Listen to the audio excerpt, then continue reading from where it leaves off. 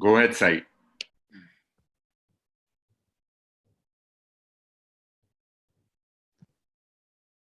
Good morning, Sai Dada. Can we start? Yes, ma'am. It is live. We can. Doctor, we are live. Good morning, everybody. Respected Padma Shri Dr. Lahane sir, respected Dr. Prajna sir, respected President of the Maharashtra Ophthalmic Society, Dr. Parikshit Gogte. Good morning, Dr. Sirish Thorat, who's the Secretary, Dr. Pankaj Shah. Welcome everybody, the faculty, the senior members, everybody who has received the awards and the orations, Dr. Aditya Kelkar, Dr. Meenakshi. And it's a privilege and an honor to host such a august gathering and to bestow the awards. We are very small people, but we get encouraged to do the work that the stalwarts have done in the society for the community of ophthalmology and to follow their footsteps. So this is a small token of our appreciation, our with wide eyes, that we ask them to put a hand on our heads so that we may be able to do the work that they have done. Dr. Parikshit Bhai is the host and the chairman of the session. Dr. Jignesh Taswala, who is the incoming president after today evening. I welcome him for a lovely, wonderful year. Dr. Parikshit Bhai, it has been virtual with Sirish, Pankaj, Swapnesh and Sumit, but it was a wonderful virtual year where we did not feel that we did not do any scientific things. Dr. Prajna sir, Dr. Parikshit has been a solid support for the whole team, encouraging us, and we worked in all the districts of Maharashtra. We can proudly say we hosted a Bombay Ophthalmic and a summer symposium in May with the largest number of registrations, and we gladly say that even this conference has more than 2,000 registrations. Dr. Parikshit Bhai, will you please take over as the host of this very beautiful session, and to tell everybody that this oration session, all the halls are open. As a respect to the awardees, there are no sessions going on in the halls at present, and everybody will be able to hear the stalwarts. Thank you very much. Thank you, Professor Ragini. I'll just make a quick mention of the award.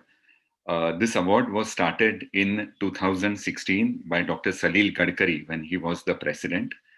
And he said we have to honor in Professor Lahane's name an ophthalmologist of outstanding stature who is outside the state of Maharashtra, but an Indian, and who, like Professor Lahane, has done great work in community medicine, community ophthalmology, public health, and also in medical education, ophthalmology education.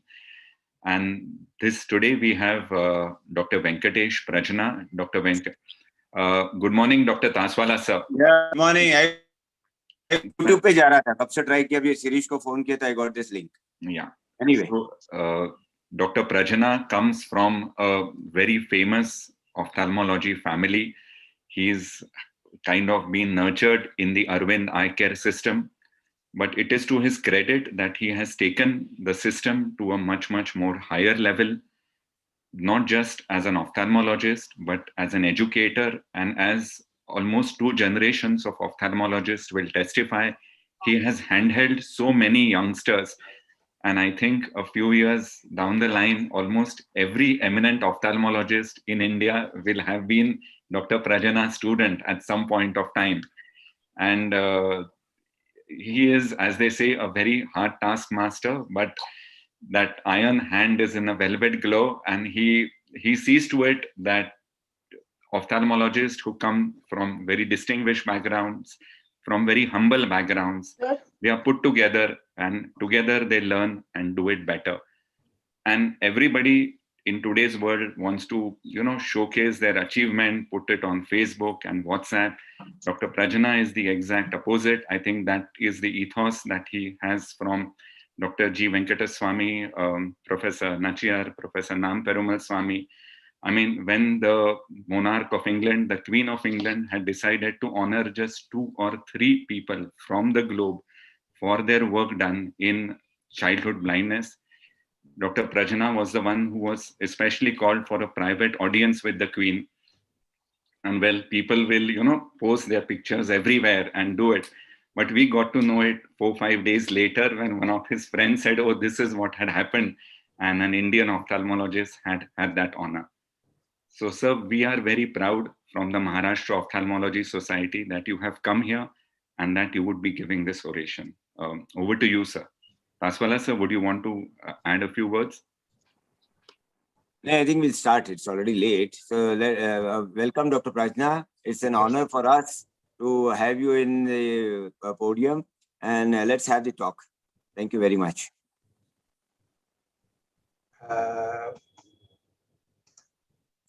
I think you have to give me permission for putting my slide, Parikshit. It's still in Madam's name. Ma'am, if you will stop your screen share so that Prajna sir can. Yes.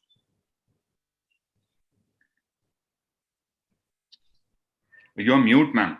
Ragini, you are mute. Yeah, now I'll share. So Dr. Lahane sir, would you like to say something before Dr. Prajna starts? Is the award is in your name, and what do you feel about this? Let him start. Let him start. Okay, so once he finishes, then you can. Can you see my slides? Yes, sir. Yes, sir. Yes. Respected Lahane sir, Ragini madam, Dr. Parikshit, Dr. Sirish, Swapnesh, and Dr. Pankaj, and all members of the Moskon family.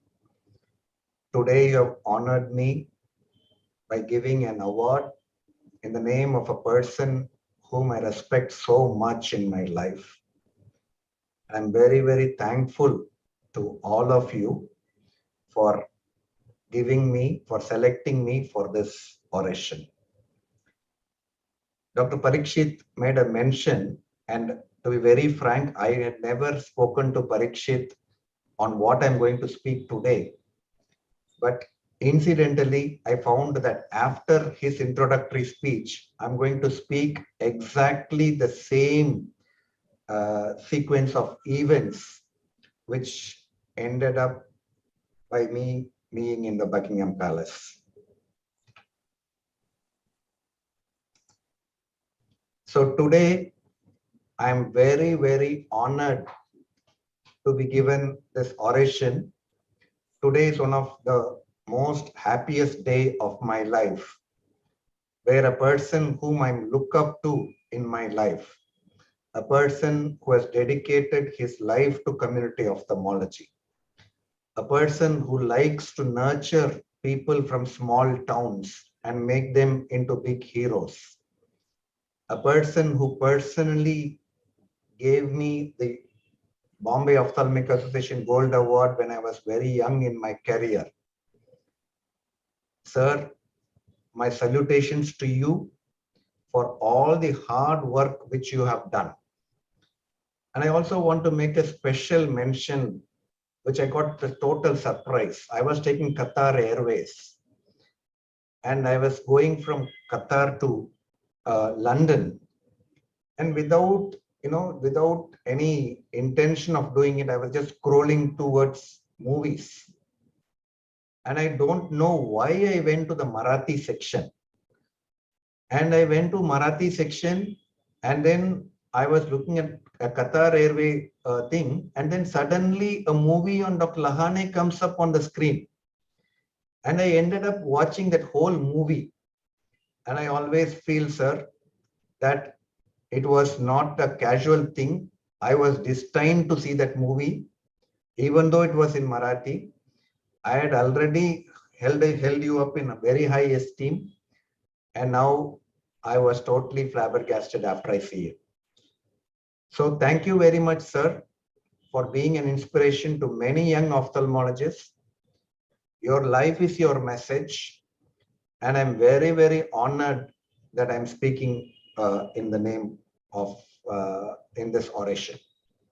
So today, actually, I'll be talking to you on two main things which I have been personally involved: the training part and the research part.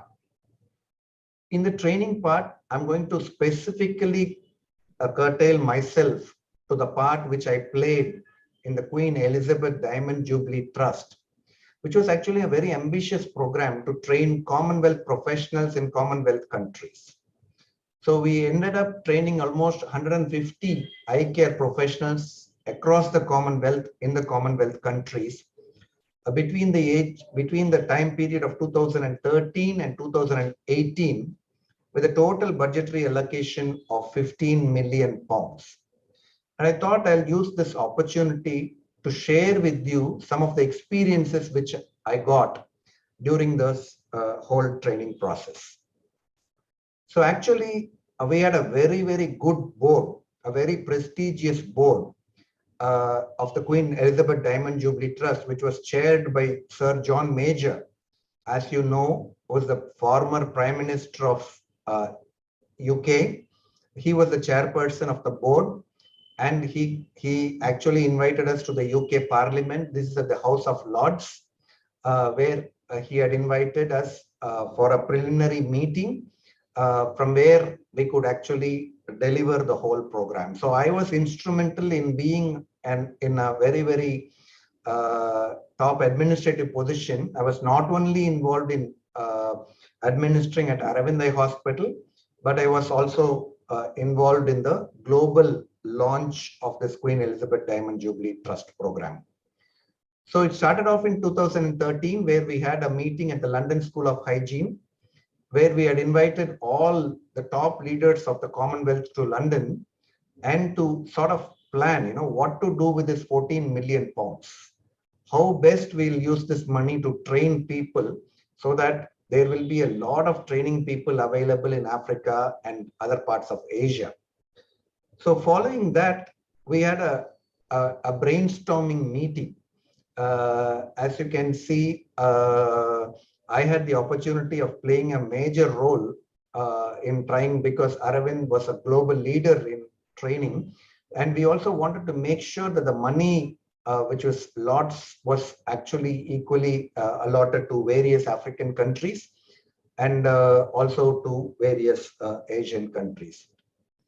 This was the meeting in the London School of Tropical Medicine and Hygiene, where you can see actually there was another representative from India who also sat in the board, Dr. G.N. Rao, and we were both in the board of the Queen Elizabeth Diamond Jubilee Trust to sort of make sure that this program was well implemented.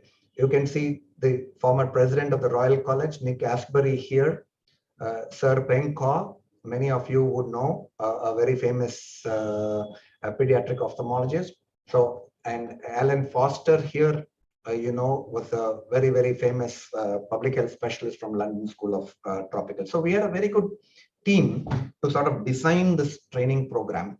And we followed up again in South Africa in 2016. We once again had a meeting on the effective planning on how we went about training all these professionals across the Commonwealth. So in essence, at Aravind itself, we trained 28 ophthalmologists. This was for long-term fellowship training. That means all these 28 people spent at least 1 year, if not 1.5 years at Aravind. And I'm going to share some of the non-ophthalmological part of the entire training program. All of us know about ophthalmology, but what are the challenges which are there for the non-ophthalmological part?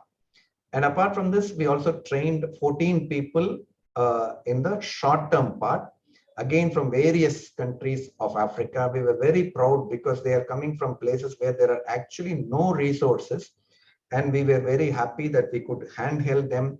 And it was India's moment of pride. India always was a pioneer in medical education, even from Sushruta's time. And we are very, very honored to play a major role so that India could play a major role in training all these people from African countries. As you can see from this, these are all the training institutions. HV Desai was there, Moorfields was there, Ransco was there, Al Shifa was there, but Aravind played almost a 50% role in training these candidates from throughout the world. But I'm going to, as I told you, I promised I'm not going to talk to you about ophthalmology, but I'm going to talk to you about certain health issues, certain issues which we faced, which would be of interest to you as well. There was a candidate who had a multiple sclerosis attack.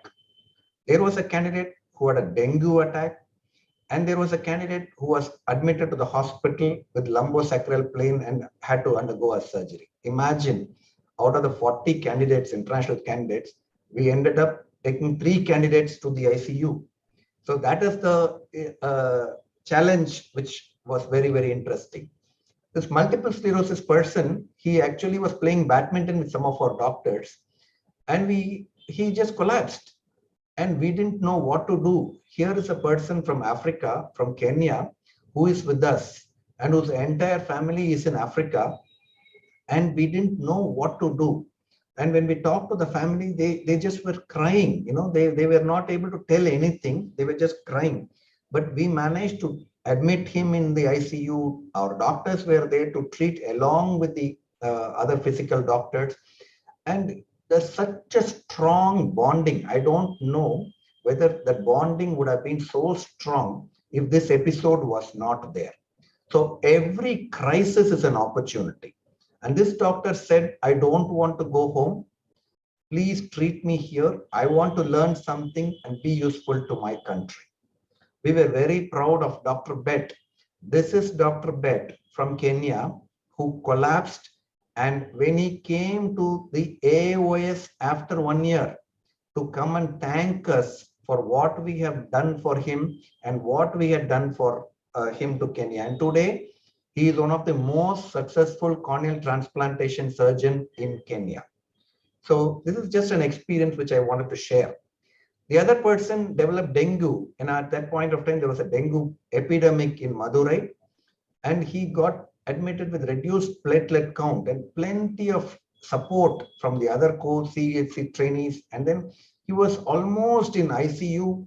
They said, he was battling death and other things. It was a very, very tricky time. He was from Sierra Leone in Africa. But again, we managed to make him better and this thing. And I want to share some of an experience with another interesting person. This person was Dr. Vasco da Gama, very famous name. And he was from Mozambique. When he came to us, he came as a doctor who wanted to be trained in just pediatric ophthalmology. And he was very, very active. You know, he was very good with our team. He used to go to the eye camps. And what we did was we found that this fellow was a star. And so we wrote to the WHO. One big advantage is since we were representing the Queen, we could get all the international permissions within one shot. So we said to him, this guy is very good, but let us train his team. You know, please send one pediatric nurse, one pediatric counselor, and one pediatric orthoptist so that we train him so that he is now equipped with a team so that he can take care of the children in Mozambique. So these were the 2 staff who came in after Vasco da Gama. When Vasco da Gama was here, we brought them here. We trained them in ophthalmic nursing, anesthesia nursing. And so they were able to support him during his surgical thing. And what we did was, we actually went one step further. And what we did was, we then helped Vasco write a proposal to his government on how to actually create a program for Mozambique. So not only did we train one doctor, we brought in a team, and then we sort of did a program for his entire country. And what we did also was, through the WHO and through the Queen's office, we made sure that officials from the health ministry from Mozambique also visited Aravind when Vasco was being trained. A senior minister had accompanied him. So we could actually change training from one person to a big program. So that is one thing which we could do in this program also. In fact, we had a very long conversation with the Minister of Health in Mozambique so that we could develop a whole program for taking care of pediatric eye care in Mozambique. What we also did in this program was, after we trained this 40 people, we sent some of our doctors back to them to see how best they were working, what was the effect of their training. And here is one of our doctors whom we sent him to Nigeria. And this is another doctor, Dr. Frederick from Aravind Hospital, Pondicherry, who went and again saw back, who went to Nigeria and saw how the training program, when the trainees, when they go back, are they able to do the job? So it is one whole cycle. It is just not training one person and forgetting about it, but it is a one whole cycle. And see the happiness in Frederick's face when one of the person whom he had trained had operated on a child and made the child see. This is a very nice photograph. This is from Dr. Everesta, whom we trained in this program. See this person with bilateral mature cataract. Even if I had wanted it, I couldn't have gone and operated. But since we could train Dr. Everesta, she went and operated on her, who was trained at Tirunelveli. And she says to us, thank you, sir, for giving us this opportunity to train them and thereby do something for the community over there. So this actually boosts our energy up. You just train one person from an underprivileged country who can go and work in the field and make a difference to that country. So this was what was very, very promising under the Queen Elizabeth Diamond Jubilee Trust. The same child who was bilaterally blind, after being treated by Dr. Everesta, having a very good vision in both the eyes. We really felt that we were making a big change in this. But what was more interesting was we made these people at home. You know, we think that we're just training them, but then for them, these are senior people. These are not trainees. So they come from different countries. So we wanted to make them happy and comfortable. You see Dr. Simon Urunga, who's now a top cornea person in Uganda, now in a dhoti, in a South Indian dhoti, and Vasco playing Raki, playing Holi at Orofarm. So we thought of this thing. And then there is another doctor who's actually doing parrot astrology, you know, getting astrology from parrots. So it was a very good cultural experience as well. So what happened after all this was the Buckingham Palace was very, very impressed with what we did. And in 2018, I was invited to the St. James Palace, which is actually closer to the Buckingham Palace, not the Buckingham Palace per se, where the daughter-in-law of Queen Elizabeth, that is Princess Sophie, had a reception for us, thanked us.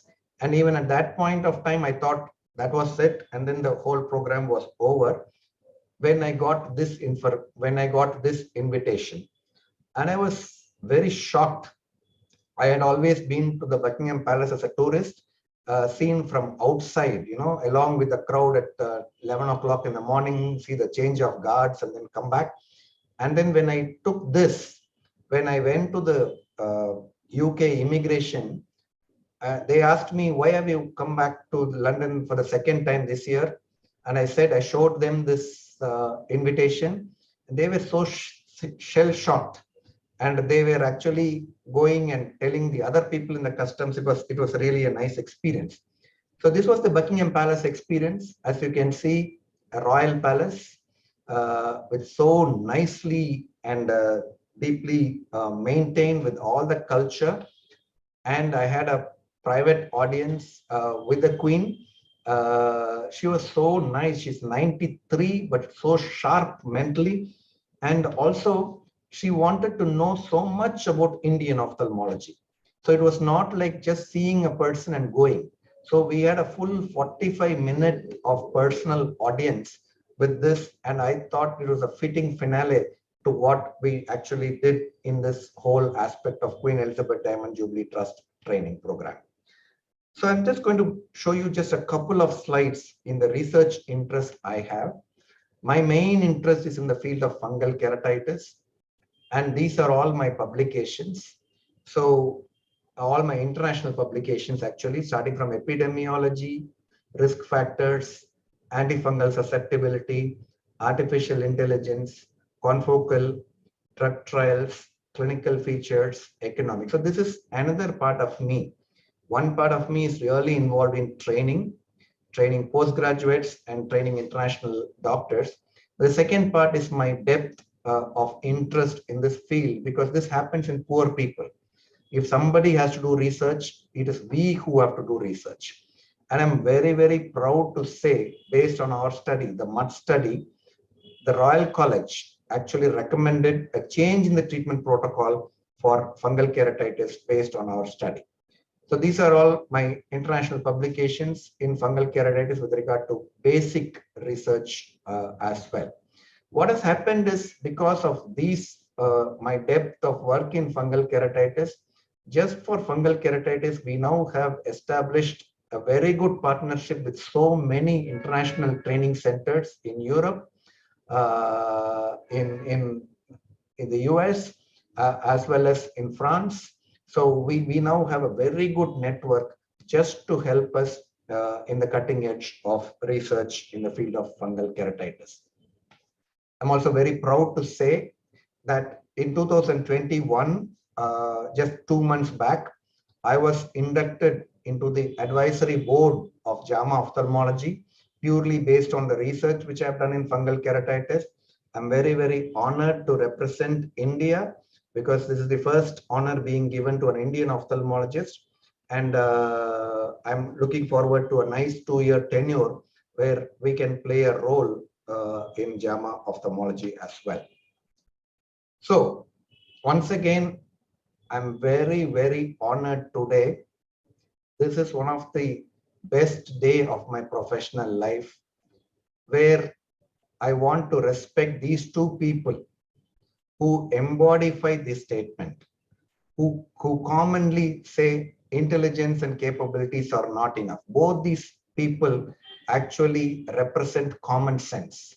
Both these people represent courage.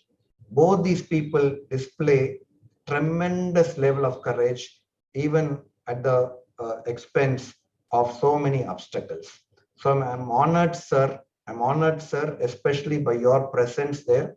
I'm very, very, I would have been more happier if I was there physically along with you.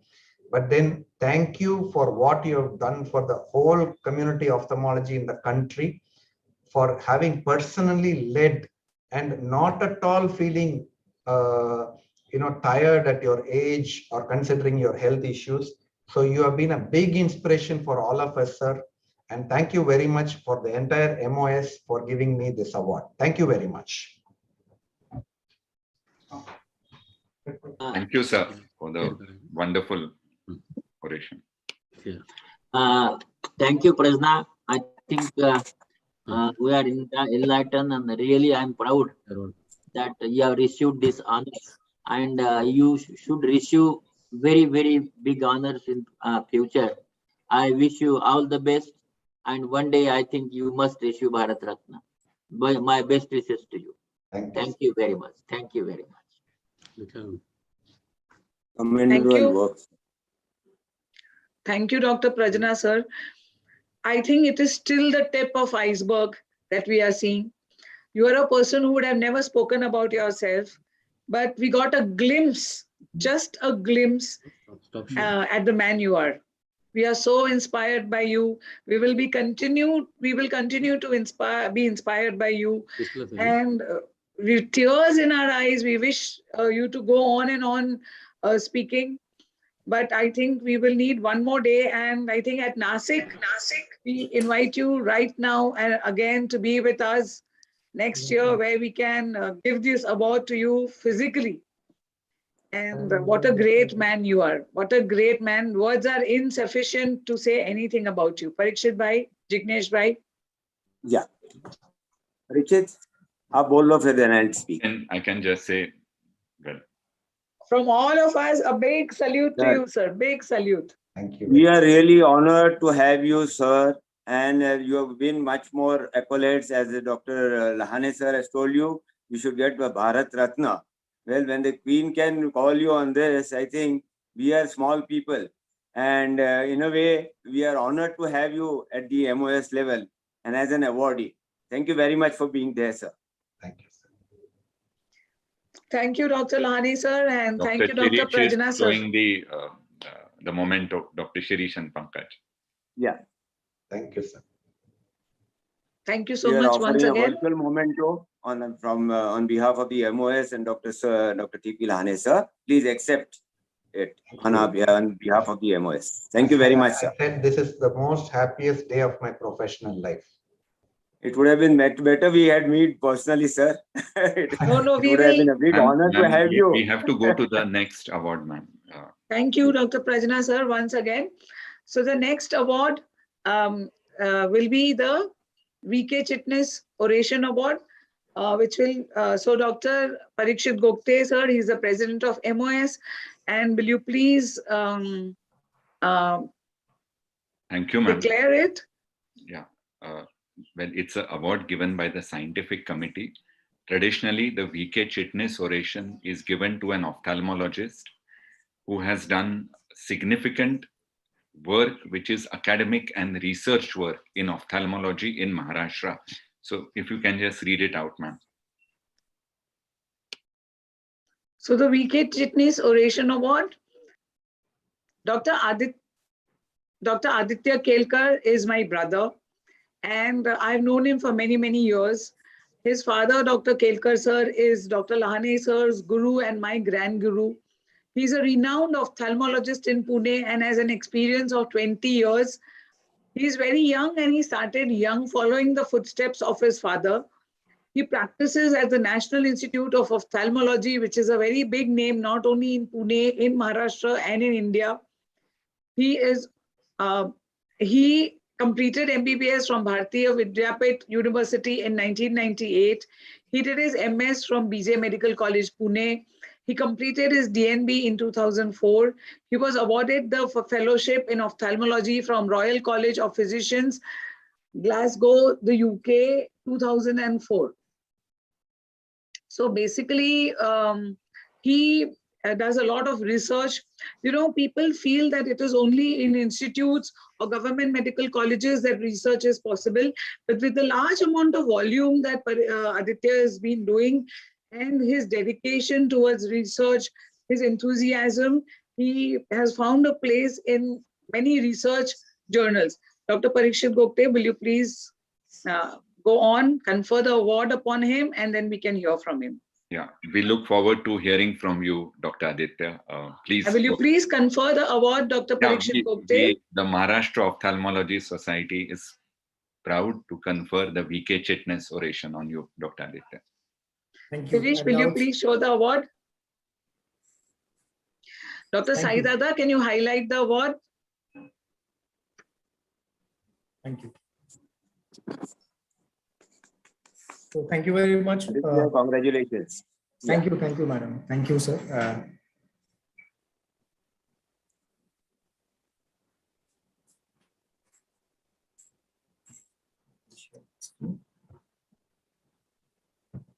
So at the outset, I would like to thank Maharashtra Ophthalmic Society for this award that they have bestowed on me. And I obviously want to thank Dr. Lahani sir and Dr. Radhini madam for their blessings. So I received a call a few days ago from Dr. Gupte sir congratulating me on being awarded the prestigious VK Chitnis Award. So I was very happy, and obviously I wanted to share it with my near and dear ones. And the first person that I wanted to share it with was our Simba. And that's his reaction. And he was also not very sure that it's really you or not. So I then told him that it's only me. And then he was very happy to share the joy with me. So I will be talking about management of aphakia. And I believe the title is It Still Hangs by the Thread. So as you know that phacoemulsification with intraocular lens implant has become extremely popular, and it's become almost a standard of care globally.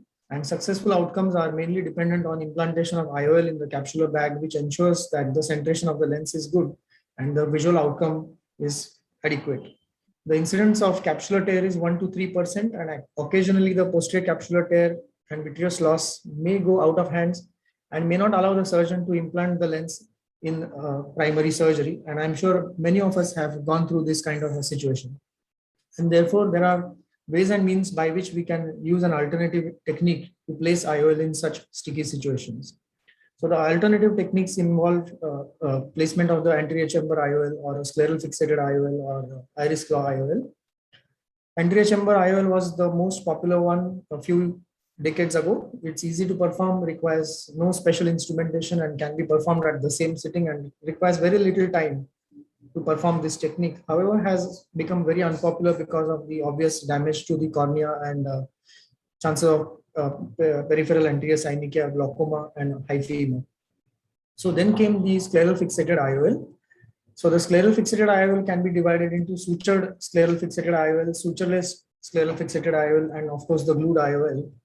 So initially in 1991, Dr. Lewis popularized this concept of ab externo suture passes, and he used 10-0 prurine suture with 28 gauge hollow needle.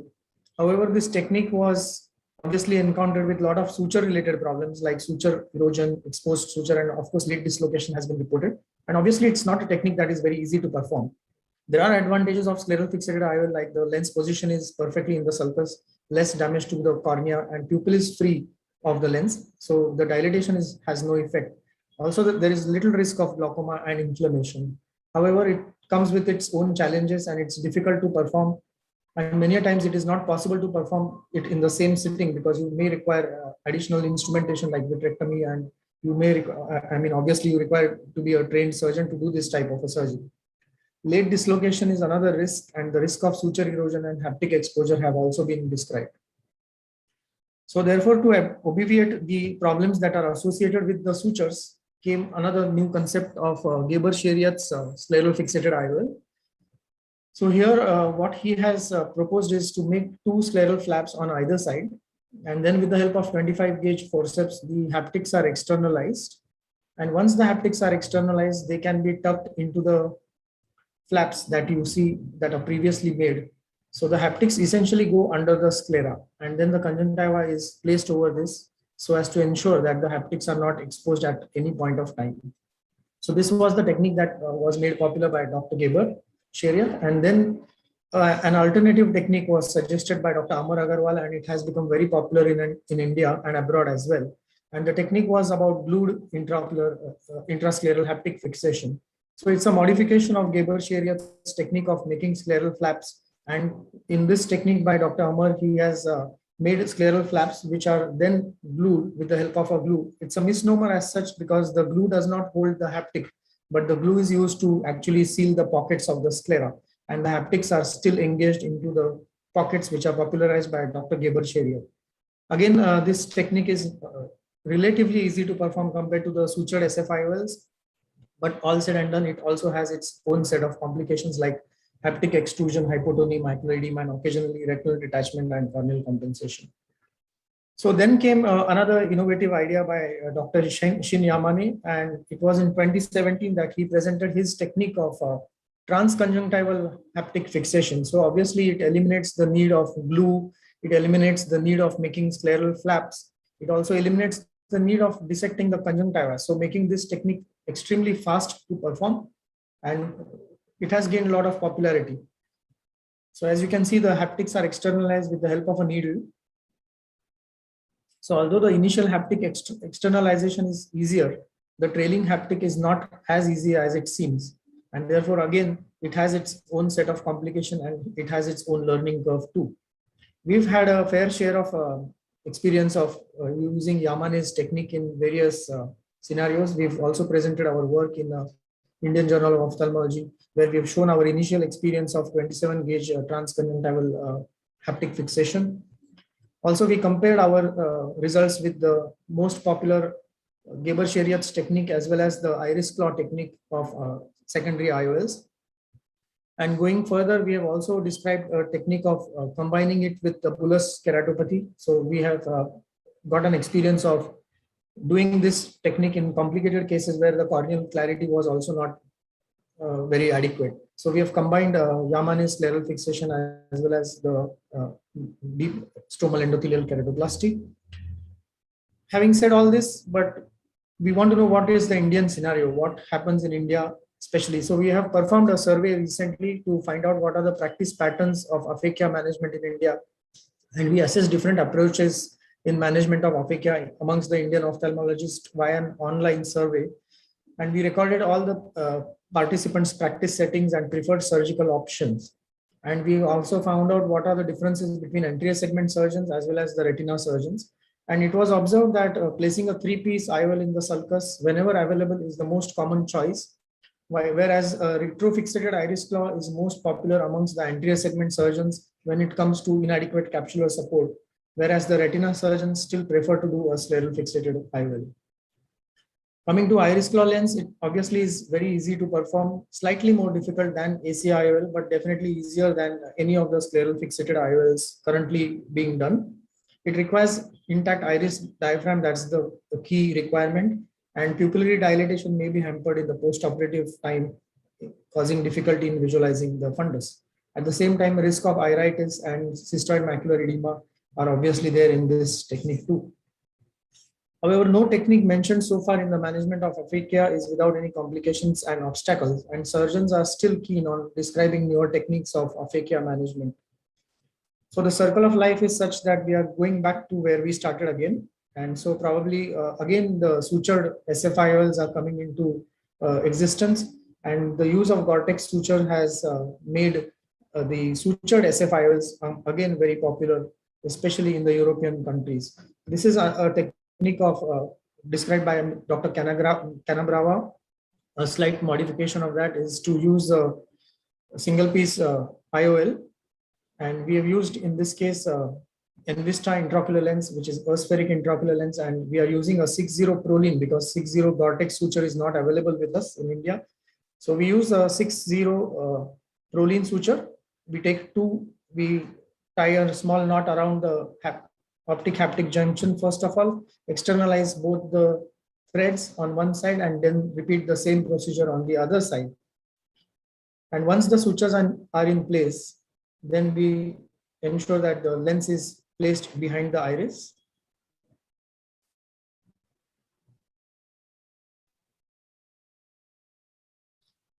So this is how the lens is pulled back into the iris, into a plane behind the iris, and the sutures are then cut, and again they are flanged. So this way the lens is more or less stable in its own natural position.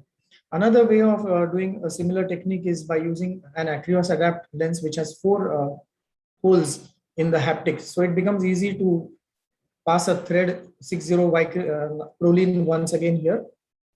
But this technique requires a conjunctival dissection again and use of 4 25 gauge Procar cannulas that we have used. So we externalized the 2 threads on either side. And once all the 4 threads are out, the lens is placed behind the iris. And then you can tie the suture onto the sclera and titrate the positioning of the lens. You can see how well centered this lens looks. Again, one of the popular techniques abroad and still gaining a lot of popularity in India as well. So what does the future hold? Probably again, we may go back to a lens which does not require a suture or fixation onto the iris. So this is a new design which has now recently been launched, and it has a small plate of haptic here which gets engaged into the sclera, and this obviates the need for having any sutures onto the sclera. So coming to an end of this presentation, obviously I thank my family support system for encouraging me and always being with me for all that I go through, ups and downs, of course. And of course my mentors, Dr. Lakshedwar sir, Dr. Nagpal sir, and of course Dr. Lahane sir and Ragini madam, who are the source of inspiration for all of us. And of course Dr. Manish Nagpal, who has been more like a friend, philosopher and guide to me. I cannot finish this presentation without thanking our team of NIO staff and NIO doctors who have always been with me through thick and thins. And last but not the least, that's how the journey started with my beloved friend, Dr. Chirag Bhatt, who I miss sorely every day. And talking about the philosophy of life, this is how I see life as. So obviously we don't want to give up at any stage of time. And yes, whenever you feel low on motivation, there's always something that you can indulge in, and that is some amount of coffee that I with this, I thank my presentation. Thank you again. Very Thank you. nice, Dr. Aditya. Fantastic the way you are as always, and really energetic. For the people who are not aware, he has already won the Riz Butler Award this second time. And a big congratulations, such a young age, a lot of achievements Thank you. at the world and the international stage. Thank you very much for being part of this and accepting the award. Thank you, sir. Thank you. Thank you, sir. Dr. Prajna sir is here still. Dr. Prajna sir.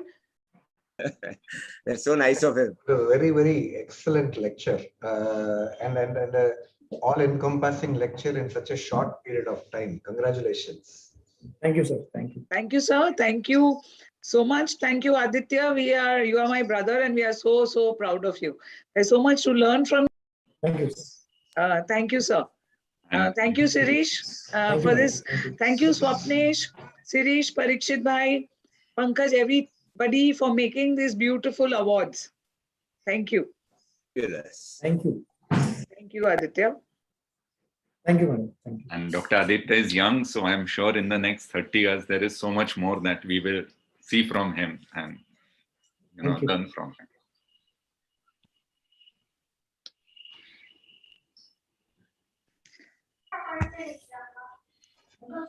The next award is the Dr. S.N. Cooper Oration Award, which is given to a non-ophthalmologist physician who has worked in the field of ophthalmology, a medical specialist or a research scientist who has worked on ophthalmic aspects. It is, this pandemic has really ravaged us in the last 18 months.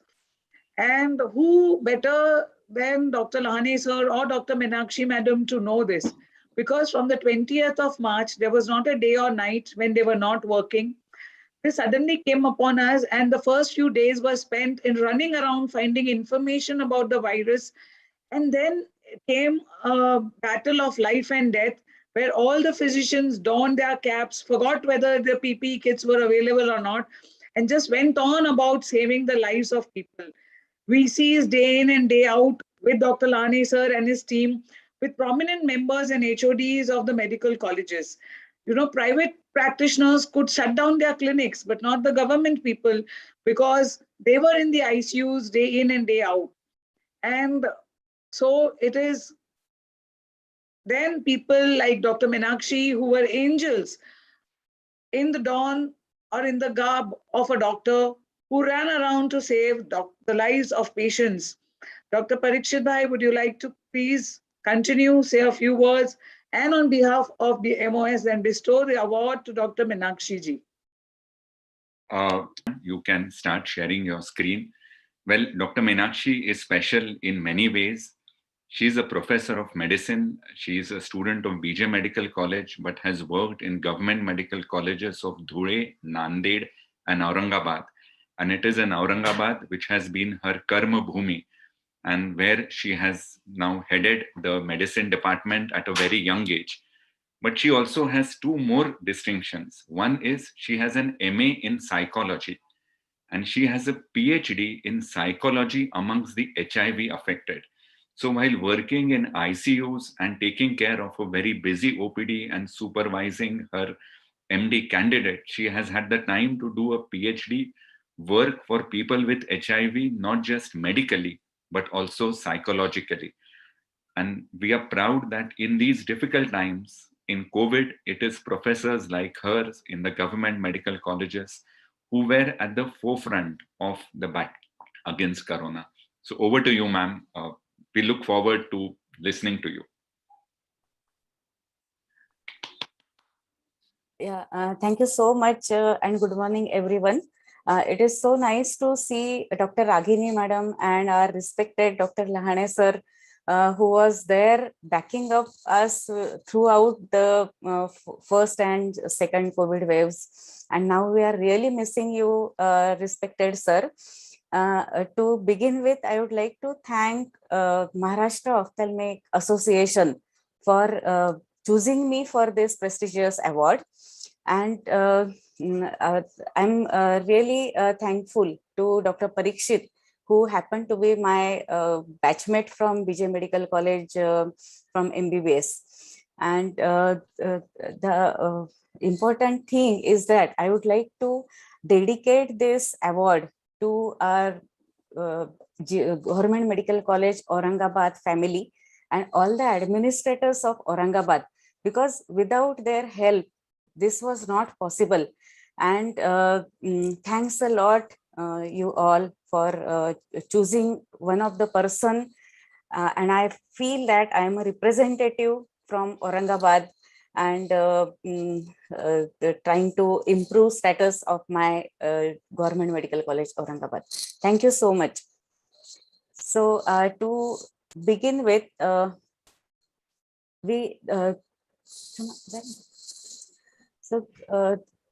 COVID-19. I can hear you and see you well. You can make it full screen, doctor. Yeah. If you can go to slideshow and say. Yeah.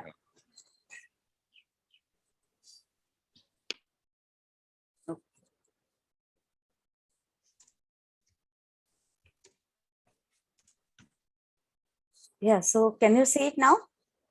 Perfect. Yeah, thank you so much. So COVID-19 is not the only pandemic we all have faced till now. AIDS and HIV was the one, followed by swine flu since 2009. And till we saw first case of COVID-19, we were facing COVID-19, the swine flu cases also. So it remained as an ongoing endemic. Yeah, I'll try to share my next slide. Just a minute. Can you see my next slide? No, ma'am. Below that, if you can click, there will be a small icon. Yes, there is an icon at the bottom left side, which is forward. Yeah, perfect. So you all have seen this virus, and the importance, what I want to highlight is that this virus has a lipid membrane, and that's the advantage, and it's an RNA virus. And because it has a lipid membrane, it helps us to destroy this virus with soap and water, as we can do it with HIV, the hepatitis and rabies virus also.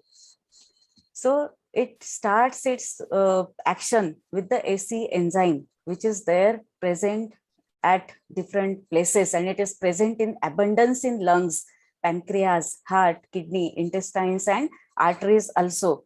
So what was so special about this pandemic was everywhere in the world, there was disaster and mass casualty of severely hypoxic patients coming with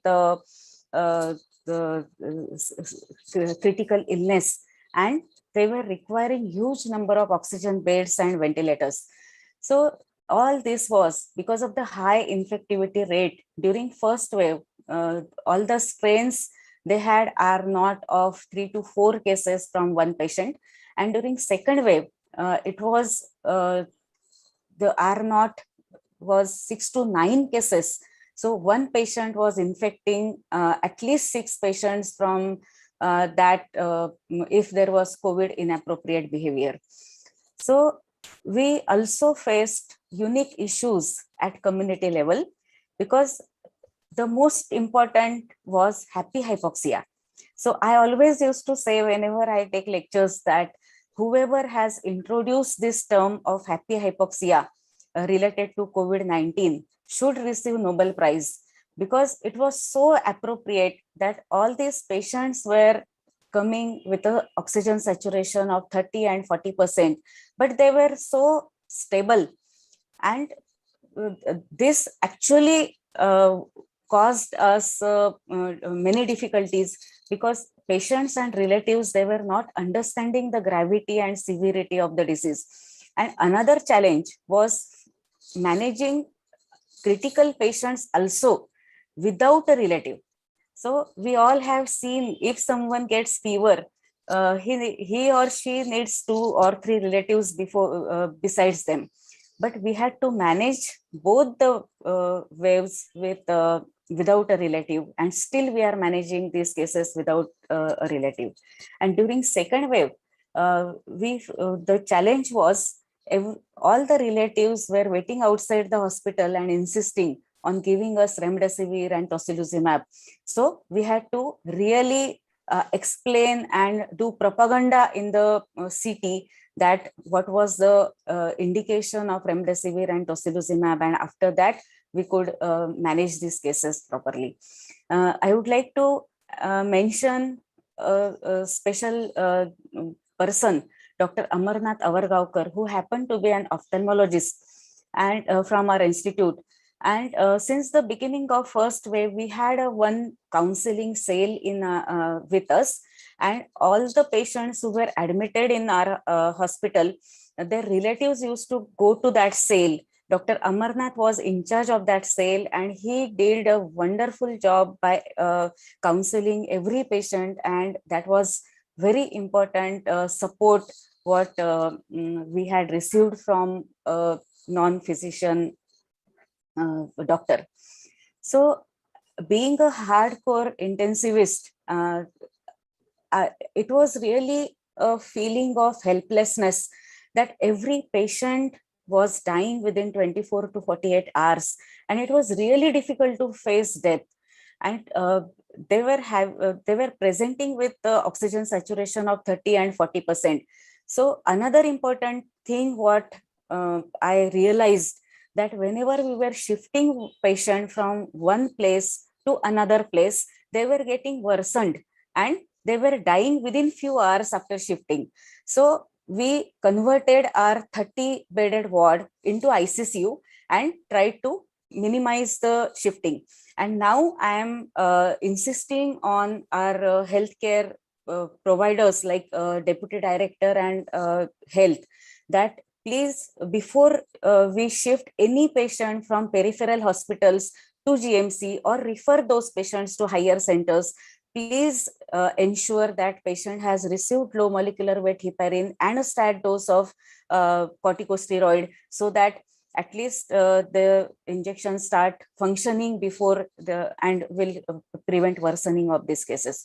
So initially we were intubating every case, but eventually we learned that NIV, non-invasive ventilation, is the only option for these cases, and intubation was causing fatalities. So once we received a few references and publications from China, and we understood that it is all cytokine storm. We had not seen such a severe cytokine markers in any of the disease since we have learned, and even in Harrison we have not found any mention of such a severe cytokine storm, which we found that ferritin of more than 2000, which is the normal level is 400, CRP of more than 150 when the normal level is 6. So all this we understood eventually.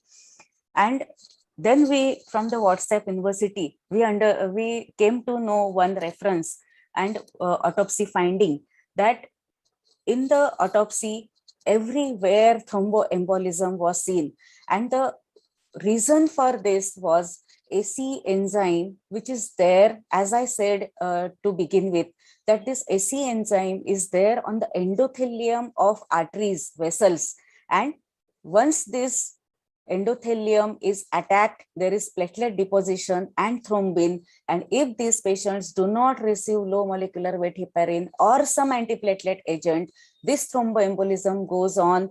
And we had faced, and we are still facing, few cases of anterior mesenteric artery thrombosis, peripheral digital ulcers, and myocardial infarctions and stroke patients. So this autopsy findings really taught us, and we started managing these cases with low molecular weight heparin and corticosteroids. And then the actual thing began, and we could discharge many patients of moderate to severe illness. And the newer things what we learned in medicine were 6-minute walk test, where we try to decompensate body and find out whether this patient has hypoxia, prevent further worsening of these cases. Another was CAR protocol. As we see that anteriorly we have only upper lobes, and lower and middle lobe is on the posterior and lateral side. So this COVID appropriate proning protocol helped us to understand better management. We did lot of research activities in JMC Aurangabad. We were part of almost 10 research trials, and ultimately we understood that we used HCQs, lopinavir, ritonavir, doxycycline, ivermectin, and whatever medicine which was coming on WhatsApp University, we tried to use it. But then eventually we have understood that remdesivir is one drug which really has promising effects in mild disease and preventing and worsening of the this disease. It might not have mortality benefit, but it has definitely helped us to discharge patients at earlier date. We have baricitinib and tocilizumab injections also. So another promising drug which we found, that antibody cocktail, as you all have heard about Regeneron. We used it on 100 cases, and we found that it is effective in the patients who have comorbidities and require passive immunity. So how we all tried to face this pandemic was the strengths. What I feel that we had a strong infrastructure under the able guidance of our respected director, Dr. Lahane sir, and our dean, Dr. Eikar madam. We could continuously keep on expanding our oxygen beds and equipments and ventilators, and try to provide care to these patients. So I'm confident, and I'm really proud to say that in Aurangabad, there was never a deficiency of any oxygen bed, and we could manage and help this Aurangabad population very well. So the teamwork, what we did under our director sir and Dean madam, really helped us. We all, from all different departments, we worked as a family, and we tried to help these patients. So everyone was a doctor and not a specialist. So even one ward of 45 beds was given to our ophthalmology department and rest of the departments, and they had taken care of these patients very well.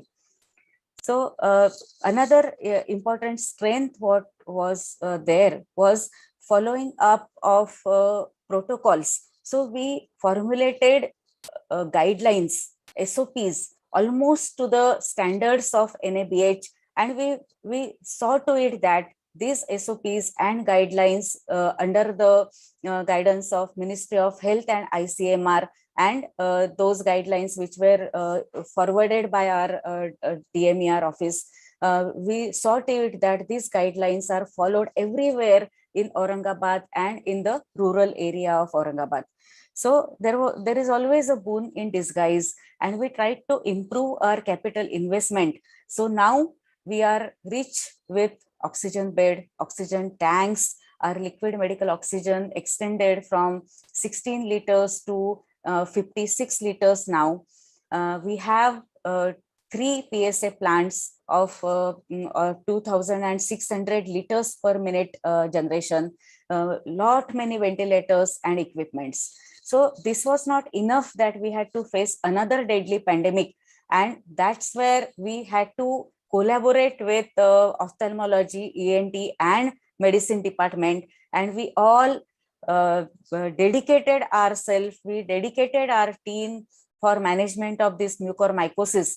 And under the robust and energetic leadership of our astute ophthalmologist, Dr. Shubha Zawar, who was our leader of our mucormycosis team, we managed around 352 patients of mucormycosis, out of which 278 patients required minor and major surgical procedures. Major surgeries done were ENT, that was face, which was done in 173 cases, and the retrobulbar injection of amphotericin B was given in 53 cases, and this helped us to prevent further disfigurement of eye and further progression of this disease. So local orbital debridement was done in 3, and orbital drainage, evisceration, and orbital extenteration was done only in 9 cases. So that was our strength. We had designated one physician team for taking rounds with ENT and ophthalm surgeons. So they used to take rounds together.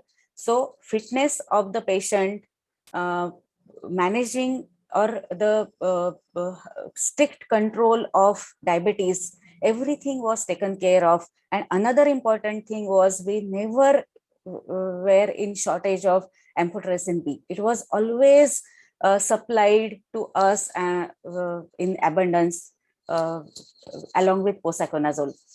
So we also increased number of wards to accommodate these cases. So we could manage these cases for minimum 14 to 15 days. So there was no hurry in discharging these cases. So these patients received proper amphotericin B antifungal agents for a appropriate time, and we prevent relapses in our of those cases coming to us. So the fatality rate of our institute was very low, that was 18.4%.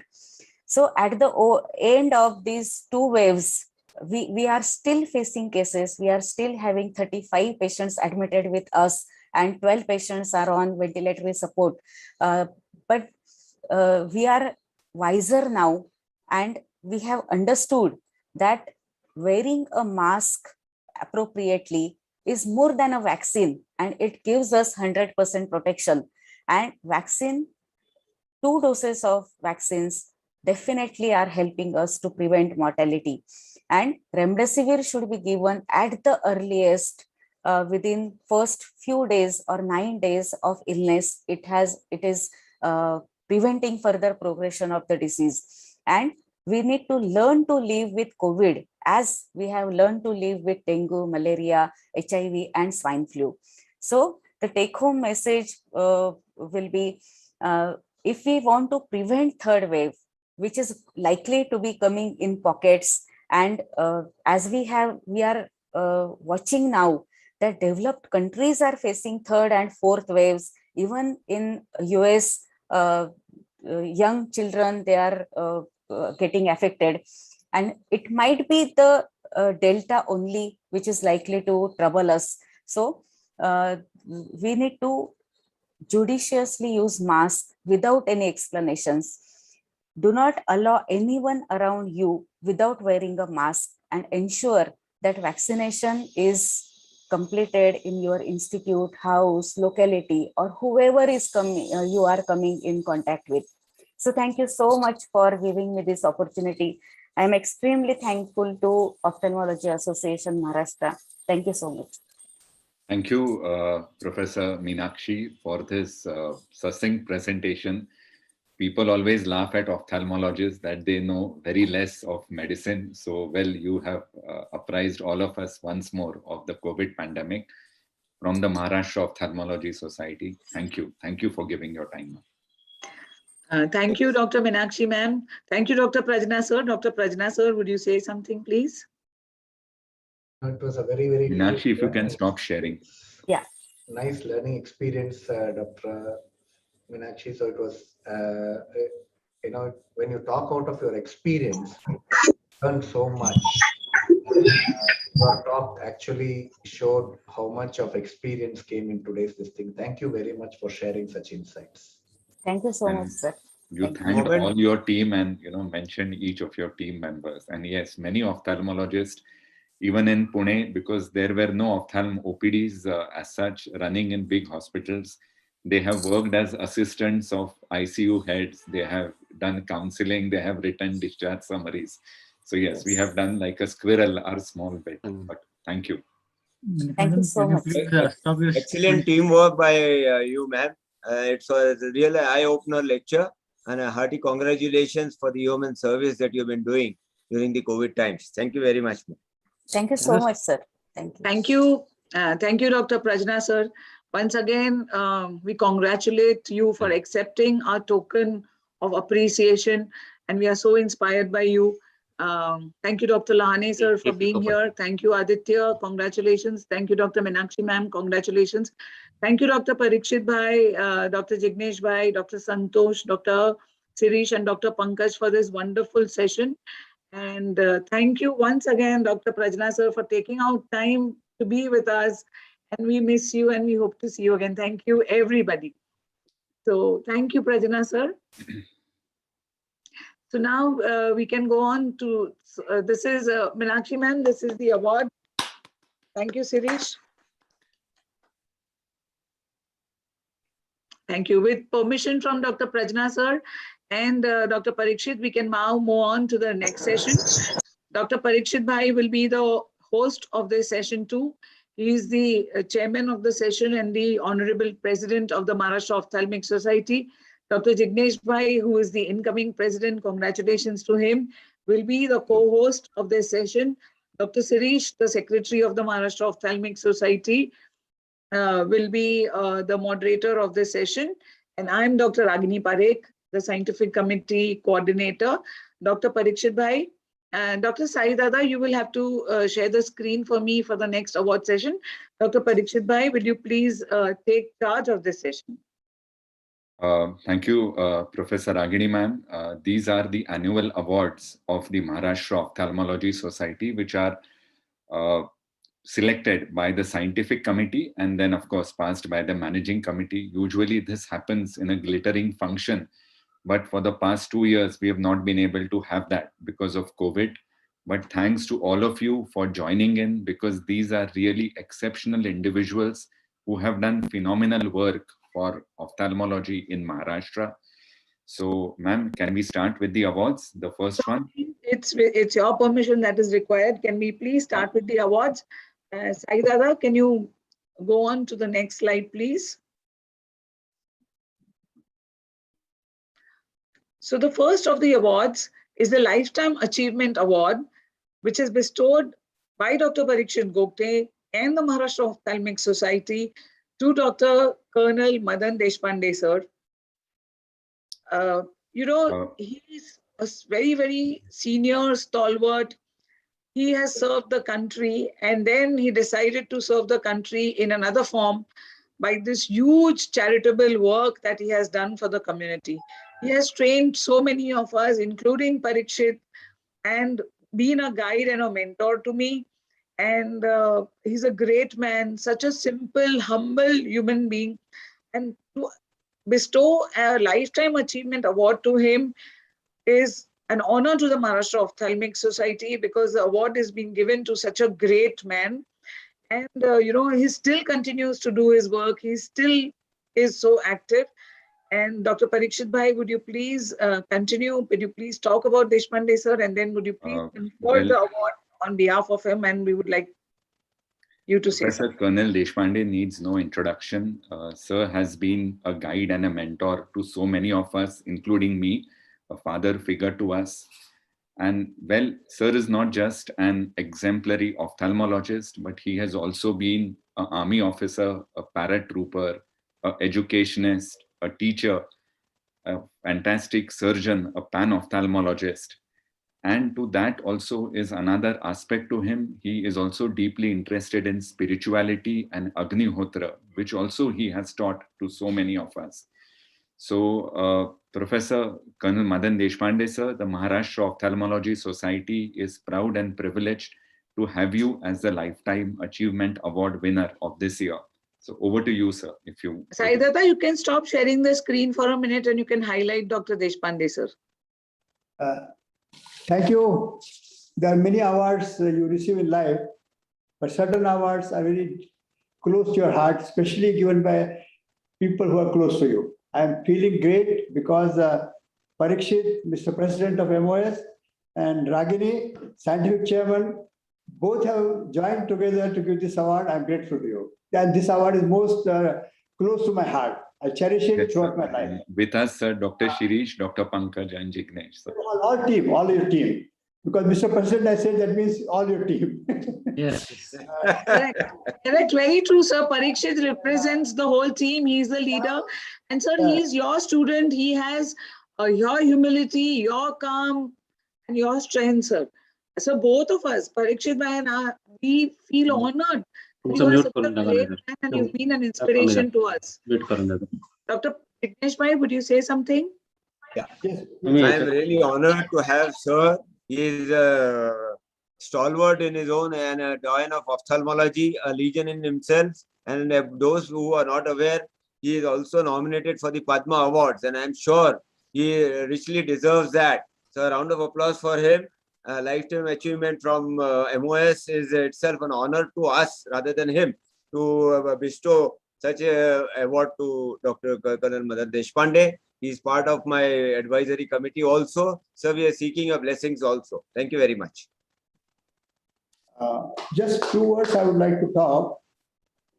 When you say the Lifetime Achievement Award, you start counting, looking back, what I have achieved. And a thought came to my mind that achievements are a little selfish. Definitely, they are adorable, they are used to be celebrated, but there is sort of a selfish touch on that I'm doing something for myself. Then I said, why not I think what I contributed to others. And if you see that, achievements were very tall, contribution will always be dwarf. And again, contribution is, when your achievement, I'm indebted to so many. I cannot achieve anything myself. I'm indebted to my students. I'm indebted to my mentors, my professors, my society, my patients. There's so many have made me these achievements. It's not a singular task. Contribution, yes. You have to be focused. You have to be your own. And that's how you can achieve these contributions. So I'm thankful to you all for having allowed me to contribute something. I don't say it's very tall, a small thing, but I cherish this. Once again, I'm grateful to you, thankful to you, both the presidents, team, your team, Shirish, of course, I know him since long. Sumit also, I met him and your team. So thank you very much. And of course, our Jignesh Bhai, incoming president. Thank you, sir. Natran is there. Thank you, sir. Thank you so much, sir. We are really honored to have you as a guru, mentor, and guide always, sir. Thank you, sir. Sai Dada, you can start screen sharing. Yeah, the next award, please.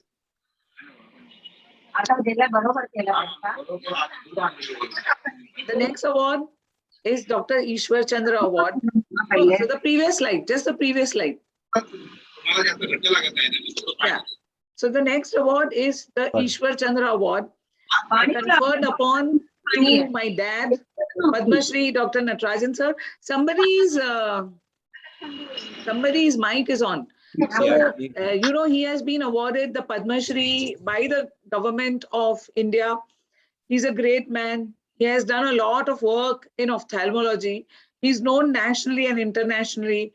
He has traveled from Chennai, got a degree from his mentor and his father, Dr. Badrinath sir, and came to Mumbai the same time as Dr. Lahane sir.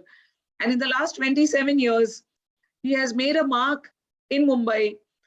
He is always dynamic, active, young at heart, and still believes that he's 18 years old. He has contributed by traveling and made the mark of India all over the world. by visiting, I think, almost all the countries in the world and giving presentations there. And he finds time to go to the gym, be with his mentor, Mr. Shivanandan sir, with his friend, philosopher and guide, Dr. Lahane sir. And he's the first one to reach you in the morning, whether you are at home or in the hospital, with a huge card and a bouquet of flowers on your birthday, because he's so humble that he doesn't think that he's a Padma Shri. He will be the first one to greet you, and he's always there. So it's an honor for us to do this. Dr. Parikshit Bhai, would you please say a few words, and on behalf of MOS confer the award on Dr. Natarajan. Dr. Parikshit Bhai and Dr. Jignesh Bhai, would you please both speak a few words? And Sai Dada, you can stop screen. Ishwar Chandra Award has been started with the Vidarbha Ophthalmology Society, and it is given to someone who has done almost like a lifetime contribution to ophthalmology. So it comes just next to the Lifetime Achievement Award. But then we cannot give the Lifetime Achievement Award to Dr. Natarajan because he's still so young, and you need to be slightly senior to do that. So, well, we have to give him the Ishwar Chandra. Sir has also guided not just the MOS as its president, but the AIOS, and he has the unique distinction of being the chairperson, scientific committee, the chairman, ARC, the editor, all of them for 2 terms, and the president, where only 1 term is allowed. Otherwise, I'm sure there would have been more for sir. So thank you, sir. You are a member of MOS, past chairperson, scientific committee MOS, president MOS. So thank you for all that you have done. Confer the award. Hello. So we confer the award on you, sir. Yeah. We are from the same tree. I am the alumni of Shankar Netralaya. He was the consultant when I joined as a fellow, and we have been together since then. And he is the one who had developed the leadership development program from America. He was the first one to institute, and we are all of us, me, Parikshit, and many more in India, have learned a lot from him.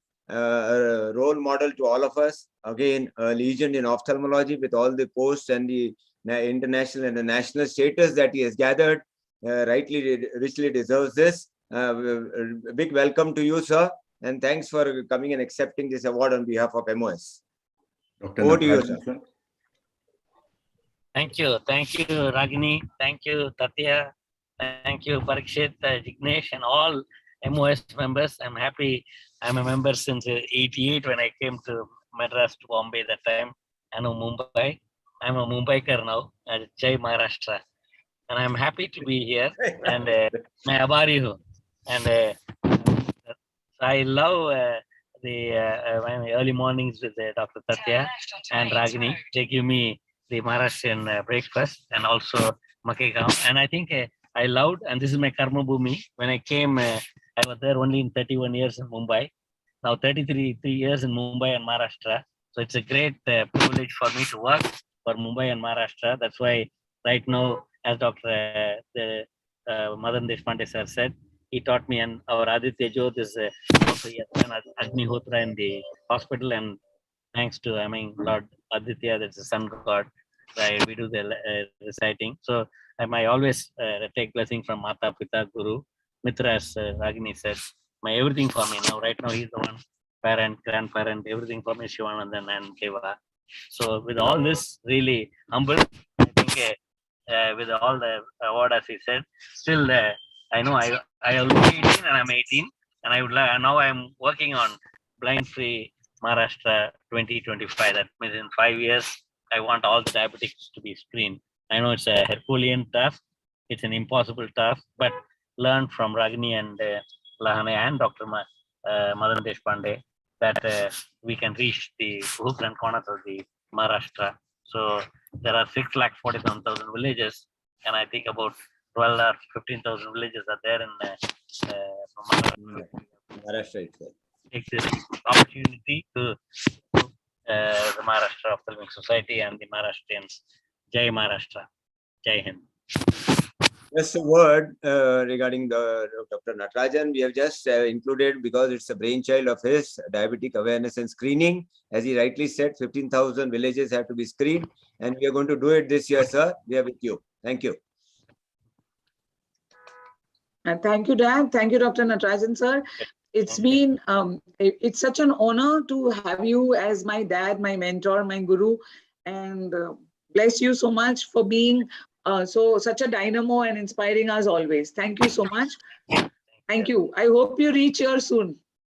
Yes, yes, I'm already reaching Pune. Yes. Yes. Dr. Sai Dada, can you share the screen now? Yes.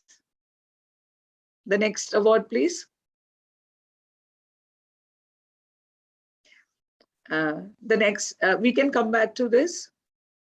So the next award is the Best Academic Private Practitioner Award, which goes to Dr. Anil Shah from Nandurbar. Dr. Anil Shah, I've met him so many times. I have worked in Nandurbar. For everybody who may not know Nandurbar, it's a very difficult place to be. It's a proper tribal and an Adivasi area. The people are so wonderful and so good, but they, for many, many years now, before when he started practice, they were cut off from the main society. They did not speak our language. And it is a very difficult place to start work and do work in such a society with the means, very poor patients who cannot afford. So even though you are in private practice, you end up doing mostly charity. He's an innovator. He has invented so many things. In fact, I think that because he's always received awards for his innovation, the snare, we decided with Parikshit Bhai that, keep on giving him the same award. He deserves to be the best academic private practitioner.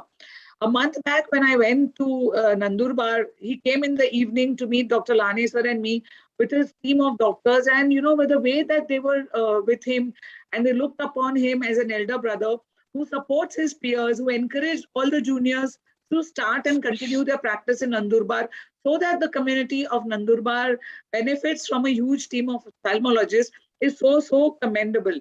We are really inspired by you, Dr. Anil Shah, sir, by your scientific work, by your outlook in private practice, and your attitude towards your peers and your juniors.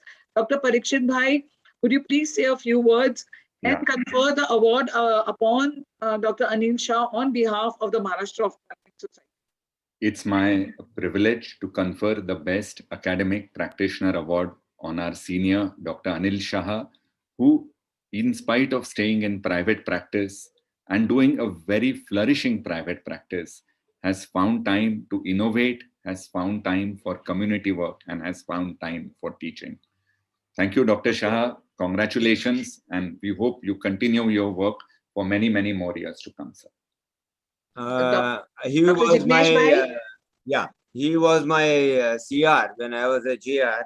I have learned a lot from him, and I have seen him, his innovative mind right from the college days. And here you are, he is receiving the Best Teacher Award for all the work and the dedication that he has done. And in private practice at Nandurbar, he has been an innovator, as rightly said by Dr. Ragini. Even small little steps during the he used to modify it, and that used to make a huge difference during the whole of the results. That is what we have been observing from college days. Hearty congratulations, Dr. Anil Shah bhai. Mota bhai sho tome hamara mate. Thank you very much. Dr. Shah sir, would you like to say a few words? We would Anil like bhai, to bolo. hear from you. You are mute, sir. Muted. You are muted.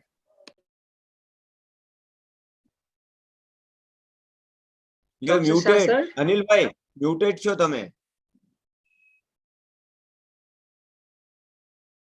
We are not unable to hear him. Anyway. His mic is not working. Mic is not working. Hello. Yes. Can you hear you?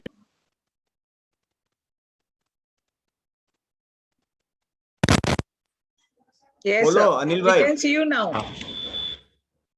Can you hear me? Yes, sir. Yes. I am thankful to Dr. Lahane sir, Dr. Parikshit Gopte, Dr. Ragini Parekh, and Dr. Swapne Thorat, and Dr. Swapne Shawant, and even Dr. Pankaj Shah. And I am also thankful to Dr. Jignesh. He is my batchmate and he has praised me so much. One thing I wanted to tell me that regarding my innovation, when I started my practice in 1986, Nandurbar, I was the first ophthalmologist, and that time the situation was very poor.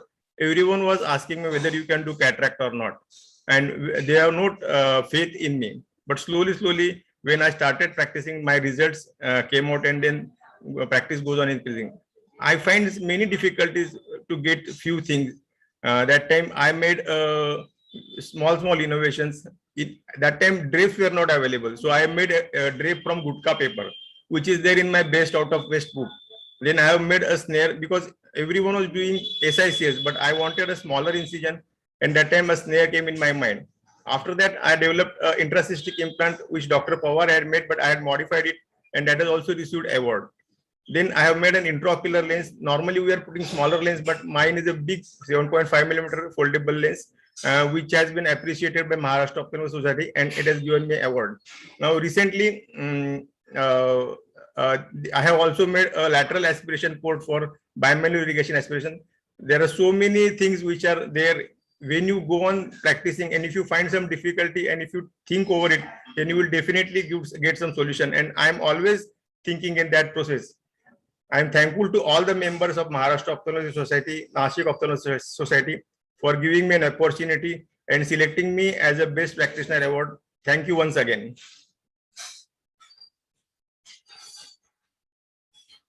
Hello.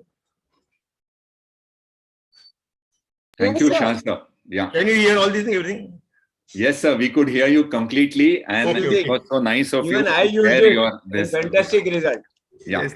Thank you, sir. Thank you very much, sir. Thank you. Thank you.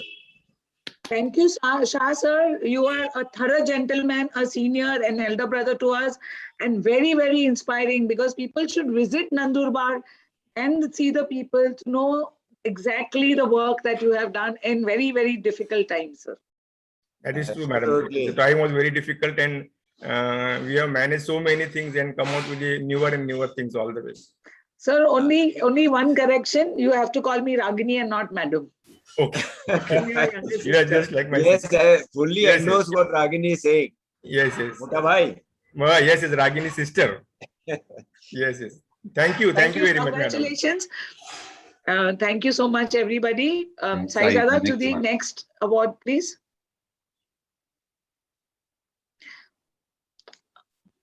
So the next award is to the Best Medical Teacher Award. Goes to Dr. Shrikant Joshi, sir. And, it's very difficult to be a teacher, because, you always have sleepless nights wondering whether you are up to the mark, whether you are teaching enough to the students, whether they are getting inspired by you. And, there are always times when you feel inadequate, because, there's so much clinical work to be done, and there's so much teaching that is involved, that you feel that you're not just doing justice. But in these difficult times, for a large many years, Dr. Joshi sir has been quietly, humbly teaching. And I request Dr. Parikshit Bhai to say a few words about him, and then to confer on behalf of Ophthalmology Society of Maharashtra the award. Dr. Parikshit Bhai and then Dr. Jignesh Bhai. Well, the Maharashtra Ophthalmology Society is proud to confer the Best Medical Teacher Award on Dr. Shrikant Joshi, Saidada, you can stop sharing. Who has worked in the medical college, Maimar Medical College in Talegaon, and later as the head of ophthalmology in Dinanath Mangeshkar Hospital. He is not here at this point of time. I just called him, so he'll be joining in from wherever he is. So I think let's go on to the next award, and when Sir joins in, we can have him speak. Yes, thank Absolutely. you. I think we'll have the comments later. Yes, That's thank fine. you. Saidada, can you share the screen, please? So the next award will be the SD Athavale Award, which is given to a doctor, an ophthalmologist who has done a large amount of work in community ophthalmology. So I first met Dr. Mahadik sir when I was very, very junior, and he was the director of health services in Pune. And then when I got to work with him for 5 or 7 years at Manchar, when we were doing camps together, and, he was there quietly day in and day out, supporting the team, working together with the teams and providing all the support. And then, he, besides doing so much work, leading the team, and there are 21 charitable institutes in Pune whom he supported to do large amount of work in and around Pune. He still, after retiring from health services, he still continued to work in Sangli with Dr. Anil Kulkarni sir. Now he is heading a large trust at Ahmednagar, who is doing a large amount of community ophthalmology still. He continues to do so. And we are really proud of you, sir. I have worked with you on a personal basis during camps, and I have seen the amount of support and the work that you did to facilitate community ophthalmology in Maharashtra. Over to you, Parikshit Bhai. Ma'am, again, Mahadik sir is not here. We've called him up and he will join. But well, Mahadik sir has been the senior to Dr. Shirish and me, and for so many in Solapur, Sangli, Kolhapur, Pune, he has turned around district societies, and he bought up the Lions Nab Eye Hospital, Miraj. Then he worked and helped KKI Institute, and now, of course, the Anand Rishiji Maharaj. So I think once sir joins in, we can have him speak, and we can go on to the next one.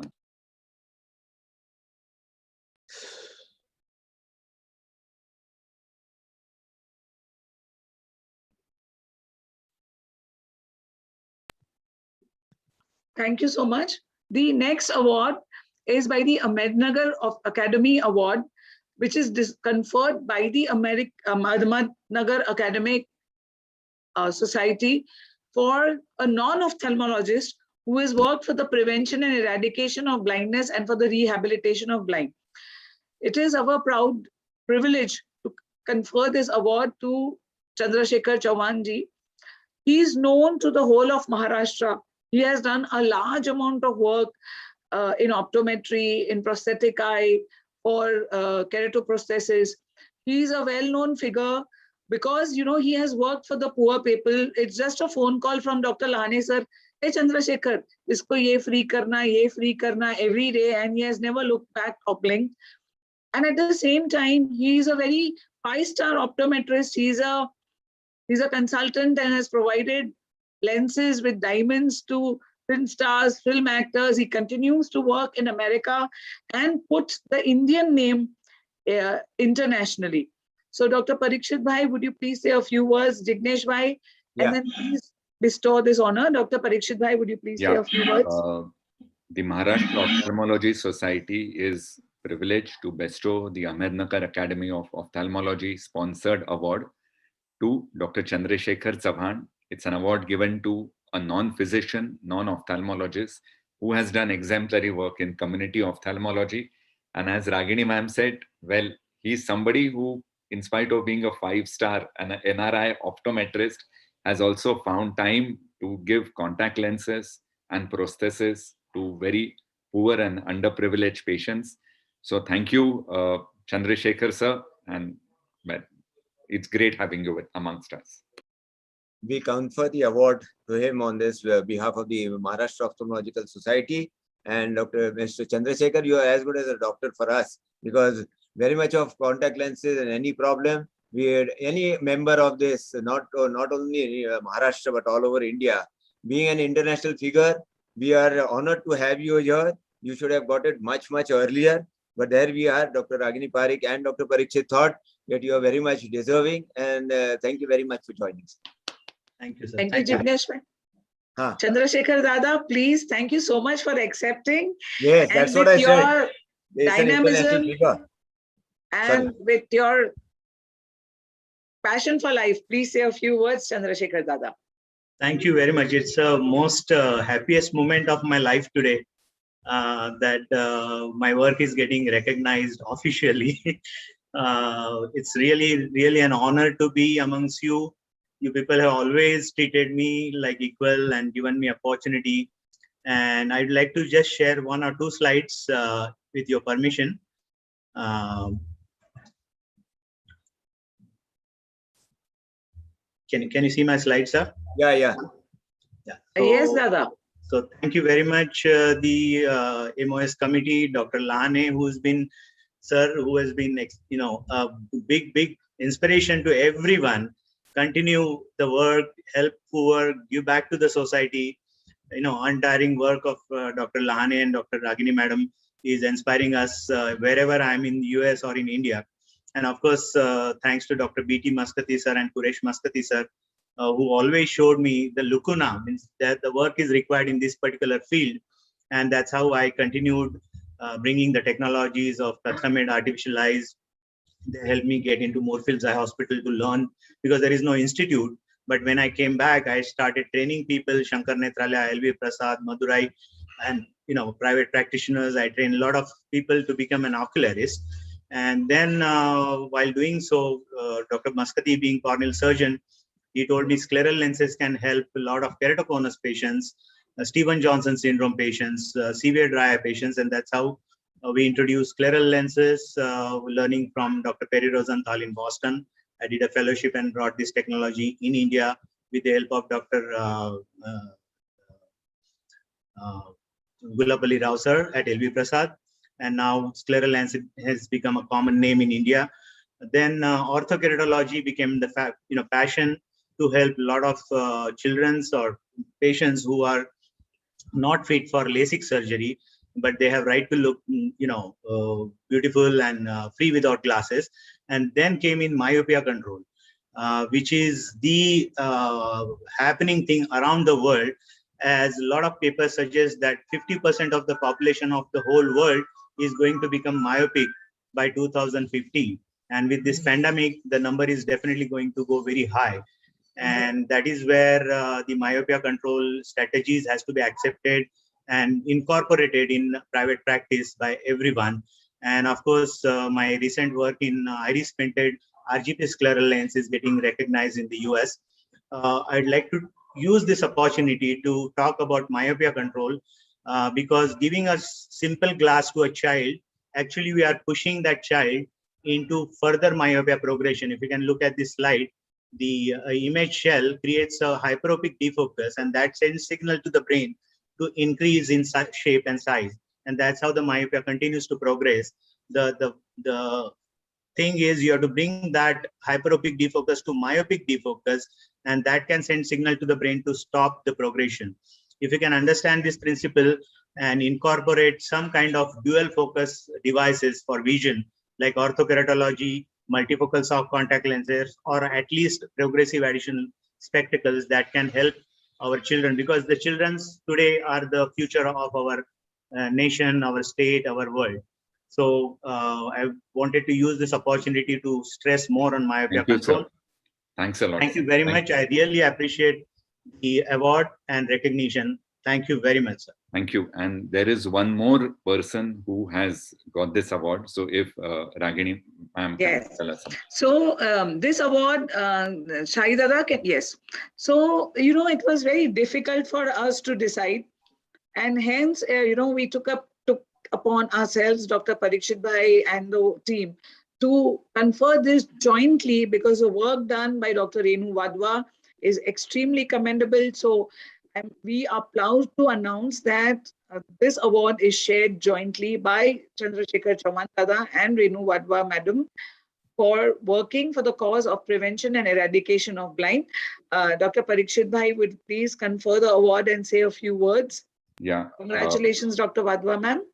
Thank you. If you can stop screen share so that Renu ma'am can do it. Renu ma'am is a management person and a volunteer who has steered KKI Institute since its inception and has made it one of the leading centers for prevention and eradication of blindness. So I think, ma'am, you are the best person to speak about it. And this is your award, which the MOS is very privileged to confer on you. Congratulations, Dr. Renu. Thank you, Dr. Parikshit Bhai. Let her share the screen. Can I speak a line or so for Dr. Renu? Dr. Jignesh Bhai, please speak a few words. Yeah, I have known her because we are just across the bridge at the KKI Institute. And when I had visited her, she was so humble. In fact, she told me, Baba, why don't you come and manage our institute?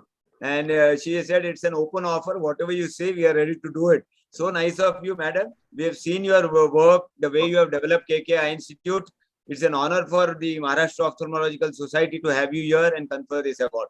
Thank you for accepting it. Thank you so much. Namaskars to all of you. I would like to thank the esteemed members of the Maharashtra Ophthalmic Society, all the managing committee members. It's really a great privilege, a very big honor for us to receive this award from the respected ophthalmic fraternity of the Maharashtra Ophthalmic Society. I received this award in the name of my master and my Gurudev, Dada Vaswani. This award is but a culmination of his grace and his blessings. As we all know, no man is an island, and all the good work possible cannot be done on an individual basis. So I would like to take this opportunity to thank all my guiding lights who have just been a phone call away. Dr. GC, Dr. Shobhit Chawla, Dr. Arvind, Dr. Parikshat Gokte, Dr. Shrikant Joshi, Colonel Deshpande, Dr. Deepak Satrangani, and Dr. Ursekar. I would also like to thank my internal clinical faculty, Dr. Amrita Kapoor, for her fabulous work and clinical mentorship, the sincere efforts of Dr. Aparna Paranjpai and Dr. Sonalika Dubey, and not to forget the super committed admin team. I'd just like to take a few minutes to share a beautiful experience that I had with my guru a few years back at New York. I was like an excited teenager. We were spending a few informal moments with him after dinner. And like an excited teenager, I was telling him all about the progress of the KKI Institute. Naturally, being from the corporate sector, I was pretty ambitious. And I was telling him, you know, Dada, we have made much progress now. And I think we should go international. We should have big collaborations. We should expand. But Dada all along was silent. He heard me, but he looked straight ahead and he had a very faraway look on his face. Everyone else also sitting around the table became very quiet. And suddenly he turned to me amidst that silence and he turned right to me where I was sitting on the floor and he said, I want you to be number one in service. That one line throughout all the glamour, all the glitter and the fancy ideas I had in my head. And that one line has made us what we are today. And that's why I will cherish this award forever because it is a reflection of my master's dream. Once again, my sincere gratitude to all of you for this beautiful recognition. And I'm sure this award will really encourage us to discover newer horizons, match several more milestones in the field of community ophthalmology. I would just take half a minute more and like to close with the ideology of the KKI Institute, once again laid down by our master. What is the one urgent, the one piteous need of the sad world today? The spirit of caring. May the KKI Institute be an embodiment of this spirit of caring. And it is this caring for the patient that drives KKI Institute to work with complete ethics, to invest in technology, to have the most competent surgeons, all of it with no compromise. It's a long, long way ahead, and I look forward to the continued support of all of you to help us on this journey ahead. I thank you and bow down and seek all the best. Thank you, ma'am. Thank you so much, sir. Thank you. Thank you, Dr. Renu. Dr. Mahadik has joined, and Dr. Joshi also. Yes, thank you, Dr. Wadhwa, madam. Thank you. Dr. Lahane, sir, I didn't realize you were still with us. Would you please like to say a few words about the awards that have already done, the Lifetime Achievement, Natarajan, sir? No. Good morning. Good morning. I'm enjoying the awards and the donation both. So I congratulate all the award winners and the both where I was not there. So good morning and go ahead, Ragini. Yes. Good morning. Good morning. You are muted, Ragini. Yeah. Dr. Mahadik, sir, has joined us. Mahadik, sir, it is nice to have you. Parikshit bhai, would you please? Lahane, sir, good morning. I'm Dr. Joshi speaking. I'm sorry I couldn't.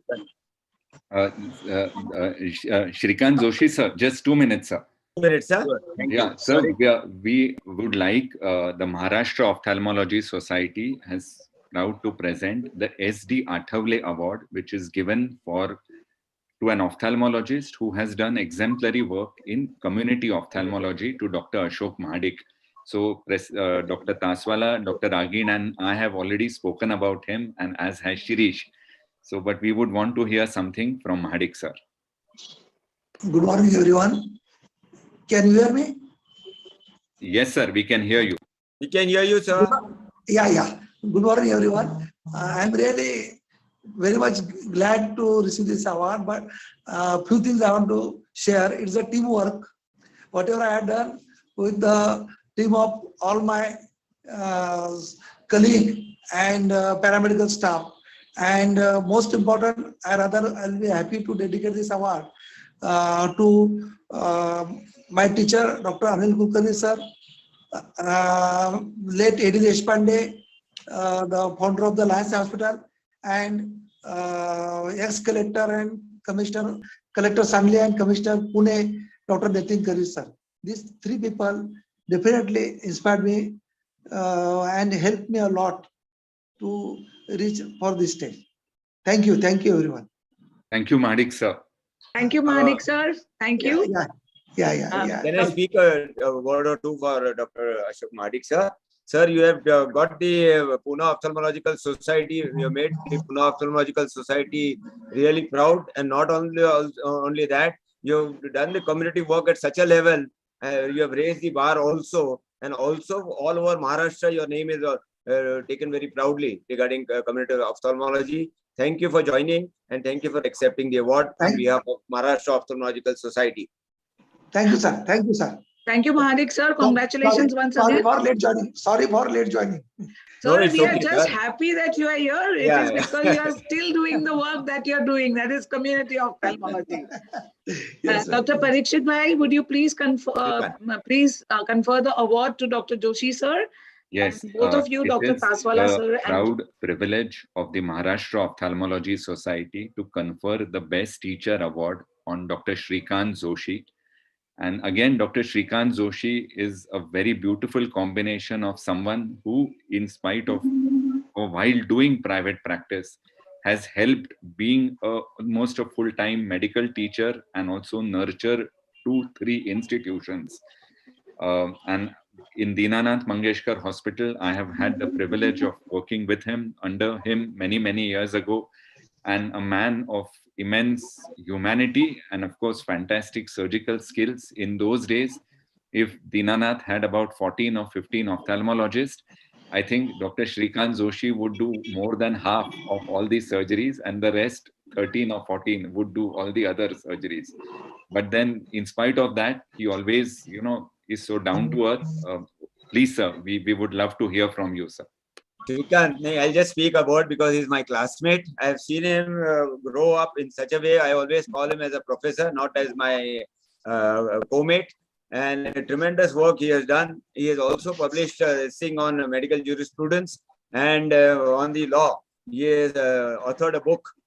We are so grateful, Shrikant. You have reached such great heights, and today you have been conferred by the Maharashtra Ophthalmological Society as the best teacher. He has an eye for the way he teaches. You have to just listen, and there is an awe the way he talks. He really like a professor. Shrikant, we are so glad that you made BJ proud and the city of Pune proud and the Maharashtra proud. Thank you very much.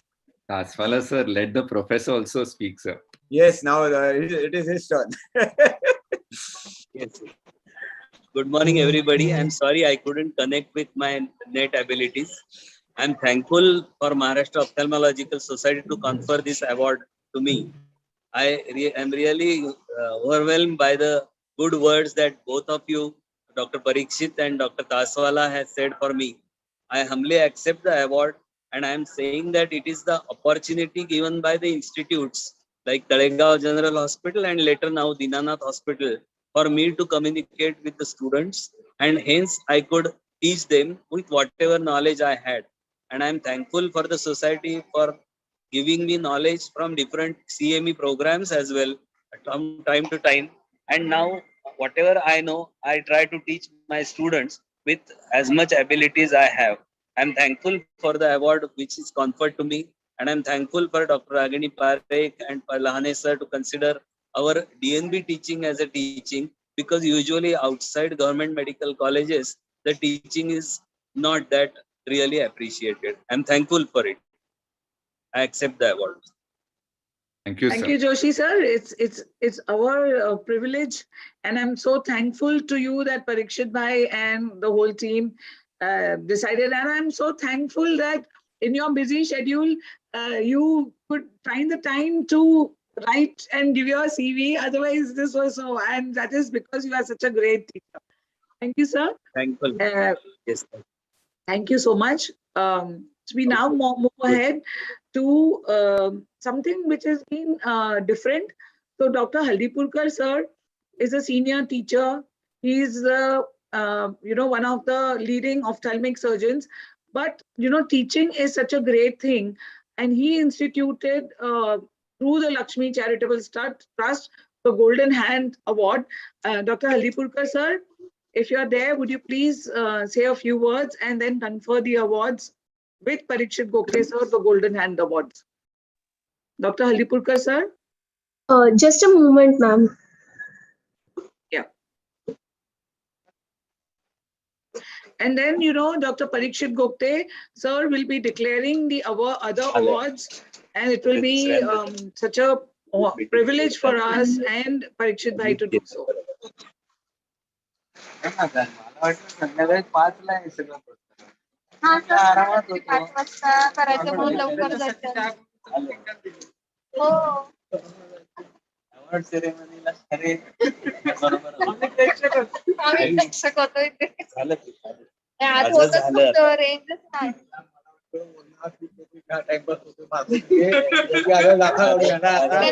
Muted.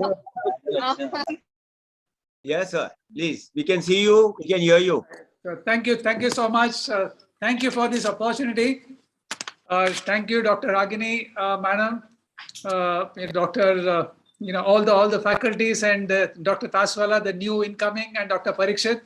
Well, Lakshmi Golden Hand Award is an annual feature during MOS conference. It is in the fond memory of Dr. M.D. Zoglekar, who was a professor and HOD at LTMMC in late 70s and 80s. It's given to the best surgical resident of the year. Applications are called from all the postgraduate centers from the state.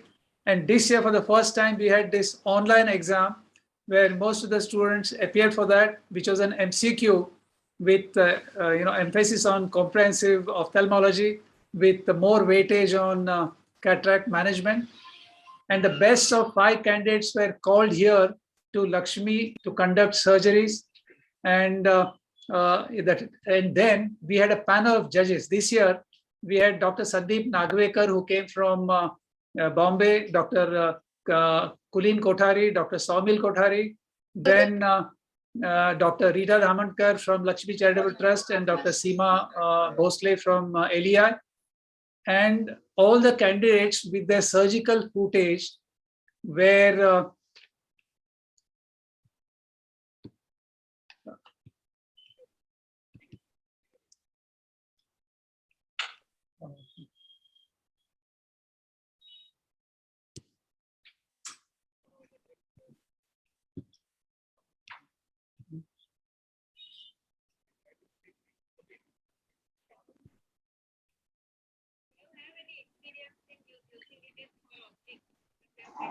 are you seeing me there? Yeah. So yes, sir, we can see it your screen.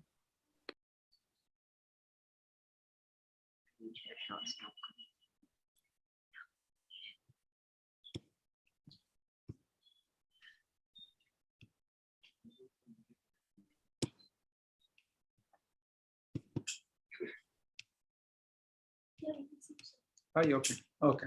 So this year's judges, what they did was all the 5 candidates with their surgical footage, they were interviewed thoroughly to understand about their surgical steps and also about their understanding of cataract management.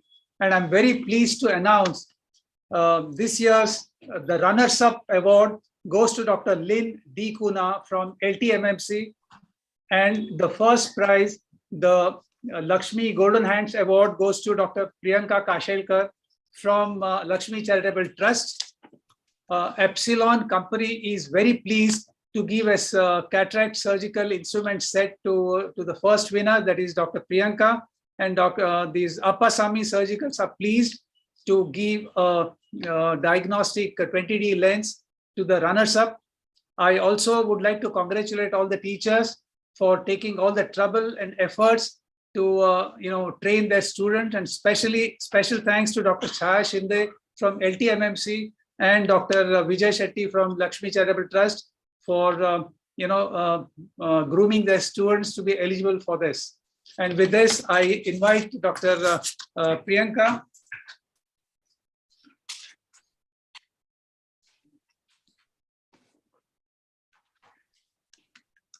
Congratulations to you. And this is a set for you. A hearty congratulations, Dr. Priyanka. Thank you. All the best.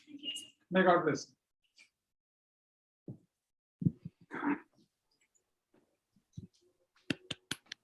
Thank you so much. Thank you, Dr. Hadipukar, sir. I mean, you are always, say, a epitome for surgical skills. I mean, whenever we were in training, I mean, we always used to look up to as someone who is the most fantastic cataract or phaco surgeon. And it is so nice of you to think of this award, because otherwise all our exams are mostly theory exams, but you actually make students perform the surgery and gauge their skills. So on behalf of the MOS, we thank you once more, sir. Thank you. Thank you so much, sir. Thank you once again. We are inspired by you. It is, you are making so many students just like yourself. It is difficult to be Dr. Hadipukar, sir, but we can be a part of you, sir. Thank you so much for this great initiative. And thank you for making MOS a part of it, sir. Thank you. I now request Dr. Gupte, sir, the President MOS, to announce the next awards and to honor them with the awards that they have received. Dr. Jignesh Bhai, I think the next session from 12 to 1 is yours in practice management, but you can ask somebody to start the session without you, because you please be here till the awards are announced, and then you can go back to your session. Absolutely. Yeah, the next awards I will be just announcing. They are the awards won in the virtual MOSCON that was held in 2020, the 6th, 7th, and 8th of November 2020. So Professor Sunaina Malik ma'am was the president, Dr. Vardhaman Kankriya, the secretary, Dr. Santosh Bede, the treasurer, and of course our esteemed Dr. Preetam Samant was the chairperson, scientific committee. So it's in that conference that these prizes have been won, but well, we would have all loved to present them on the podium today, but then this has to be done virtually. So I'll just read it out. The Best Free Paper Award to Dr. Prashant Bawankure for his presentation on the comparative study of success of various techniques of ILM peel in management of rhegmatogenous retinal detachment with PVR with MH. Congratulations, Dr. Bawankure, sir. Next, please. The Best Free Paper Runner-Up is Dr. Shruti Ladha Jagdish for her presentation on characterization of treatment response to anti-VEGF in wet AMD, OCT angiography versus SD OCT. Congratulations, Dr. Shruti. The YKC Pandit Award is a very special award. It is given to the best free paper in MOS presented by an MOS member under the age of 40. So that is where we really look and can groom young stars, is given jointly to Dr. Mayuri Patil for her presentation on ocular findings in coronavirus disease, and Dr. Salian Ratnakar for his presentation on a case of autosomal dominant cystoid macular edema. So congratulations, Dr. Mayuri. Congratulations, Dr. Salian. The Dr. Suresh Limaye Award has been instituted by Dr. Limaye based in the United States through the Satara District Ophthalmology Association, is given to the best paper in MOS on retina, also given to Dr. Prashant Bawankure for his same study that he got the best paper award for. Next, please. The best video award is given to our senior from Aurangabad, Dr. Santosh Agrawal, for his video presentation on an innovative visco chopper for automated visco delivery, a boon for complicated phaco. So congratulations, Dr. Santosh sir. He's also another innovator. And the best video runner-up is to Dr. Praveen Vyavhare, our multi-talented member from Amravati, for his video on masking the unsightly lenticular opacities, and to Professor Rajesh Joshi, our incoming secretary. Professor Rajesh is here for his presentation on a big no to the sticky visco. And I'm sure we'll be all seeing much more of Professor Rajesh in the coming year and in the years to come. The B.G. Kerkar Award is the best free paper by a postgraduate in community ophthalmology, given to the young Dr. Shivraj Tagare from Kolhapur for his presentation on retrospective multifactorial study of pediatric infections and non-infectious keratitis in South India when he was in training in Tamil Nadu. And that is also, of course, the best free paper by a PG, again, Dr. Shivraj Tagare, originally from Kolhapur and now back to Kolhapur again. And the best free paper runner-up by a PG is to Dr. Fatima Juzair Noble for her presentation on visual and anatomical outcomes of intraocular foreign body removal. She had also presented this during the summer fest of BOA and MOS, and she had got an award there too. And just the last one, and Dr. Anjali, they both of them, Dr. Anjali Singh for her presentation on visual and anatomical outcomes of IOFB removal. They both were the runner-ups jointly. So they are students of Grand Medical College. Yes, yeah, all ma'am students and trained under her tutelage. And we have Dr. Prashant Bavankure again, this time in his avatar as the private practitioner who had the best paper for the same study. And the best e-poster to Debapriya Mukhopadhyay for his poster on prevalence of ocular and visual anomalies in students with autism spectrum disorder. Well, Dr. Debapriya was our student, and this is work that he has done on children with autism, very difficult, but done very diligently by him. Congratulations, sir. Thank you. Congratulations, sir. So for Dr. Gopte, sir is a very, very active researcher, encourages a lot of work, has worked nationally, internationally, and in Maharashtra, has done camps for so many years. I have worked with him at Baramati and Kolhapur. And for his poster presentation on cross-section study of ocular manifestations amongst HIV infected individuals in Pune and in India. Congratulations, sir. Thank you. This is work that we had done with the National AIDS Research Institute and ICMR, and the study had shown that now blinding eye diseases are uncommon in HIV. And it's shared with Dr. Supriya Fadke, another colleague of mine, who has done it on prevalence of ocular morbidity in preschool children, in Anganwadi children in urban slums of Pune. Congratulations, Dr. Supriya. And the FDC award for the best paper in ocular therapeutics is Dr. Priyanka Sunil Kanekar for her presentation on study of efficacy of rebapamide 2% and carboxymethylcellulose 0.5% eye drops in dry eye cases. Congratulations, Dr. Priyanka. And the Bell Pharma Award for the best paper in surgical aspects of ophthalmology other than cataract, again to Dr. Prashant Bavankure for his study on ILM peeling in management of RRD with PVR with MH.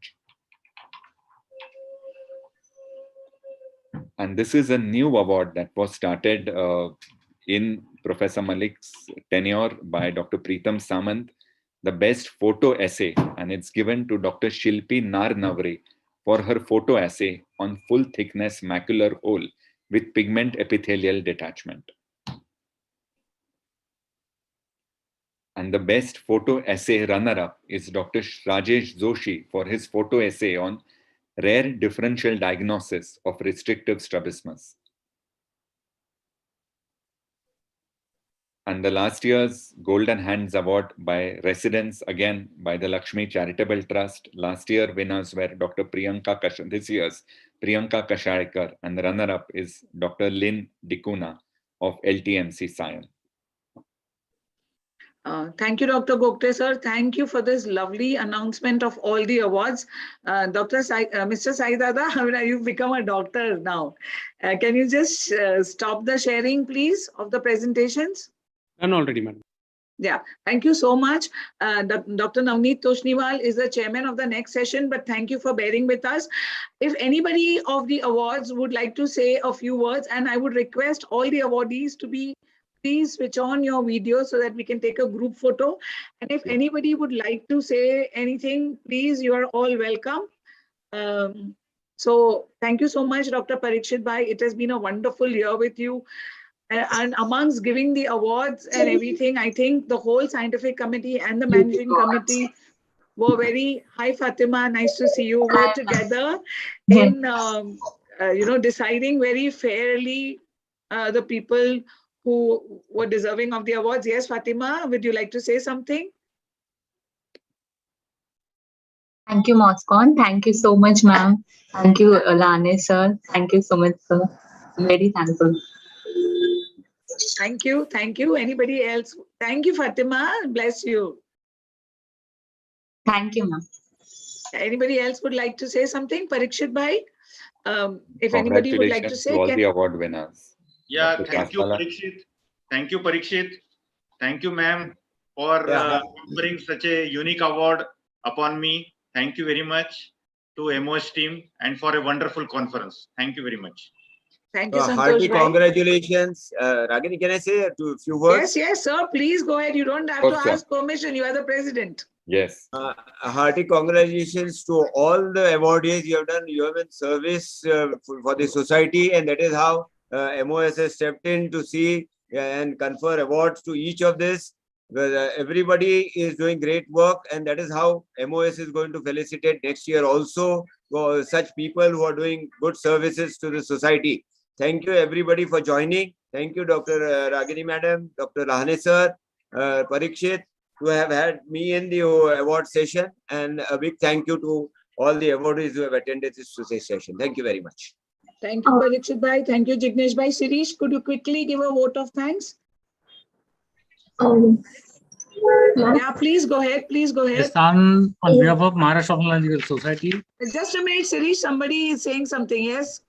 I'm Dr. Priyanka Kasharkar from Lakshmi Charitable Trust. I would like to thank Moscon and Dr. Haldipurkar sir and all my teachers here at Lakshmi Charitable Trust who have taught me valuable pearls in surgical and OPD training over the past. Thank you, Dr. Priyanka. Congratulations. Thank you so much. Congratulations.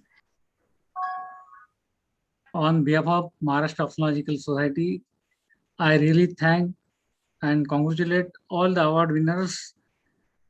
I really thank Dr. Lahane sir for joining. Thank you, Dr. Madan Deshpande sir, Dr. Natarajan sir, Dr. Anil Shah, Dr. Shrikant Joshi, Dr. Ashok Maharik, Dr. Chandrasekhar Chauhan, and Dr. Renu Vaza madam. These are the people giving sight to the patient and giving vision to us. Friends, with this, I conclude this session of award ceremony. Thank you, everyone. Thank you, Sirish. Thank you to Swapnesh, Sumit, Sirish, and Pankaj for all the efforts that they did, and the residents of JJ to make this presentation. Thank you, Parikshit Bhai. I don't think he will ever be the outgoing president of MOS. Nobody can be outgoing. He's a permanent part. Sirish, we will be a part of the same family.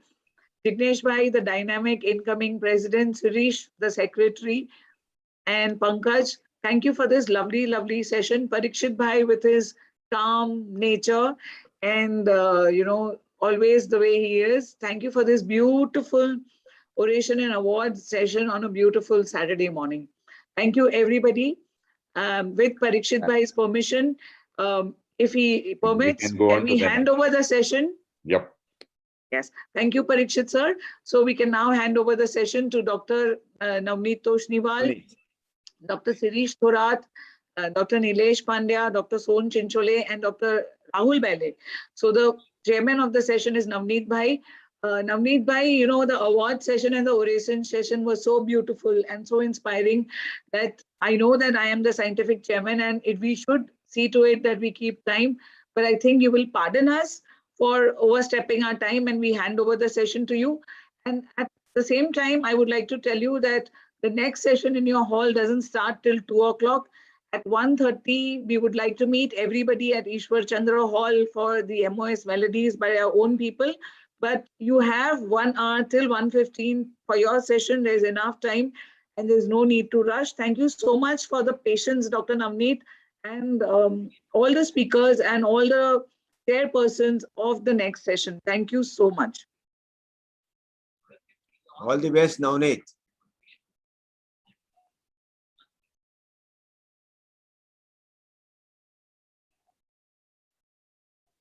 Doctor, you're muted. Sorry. Thank you, madam. And we will move to the next session, cataract and IOL, part 1 today. And with me is the co-chairman, Shirish Thorat, convener, Dr. Sean Chinsole, moderator, Dr. Rahul Bele. And thank you, Moscon team, and thank you, Ragini madam, sir, for giving this wonderful opportunity to present again back to FECO. And today we will start. It's that very different variety of cases we are seeing. All the speakers are with us.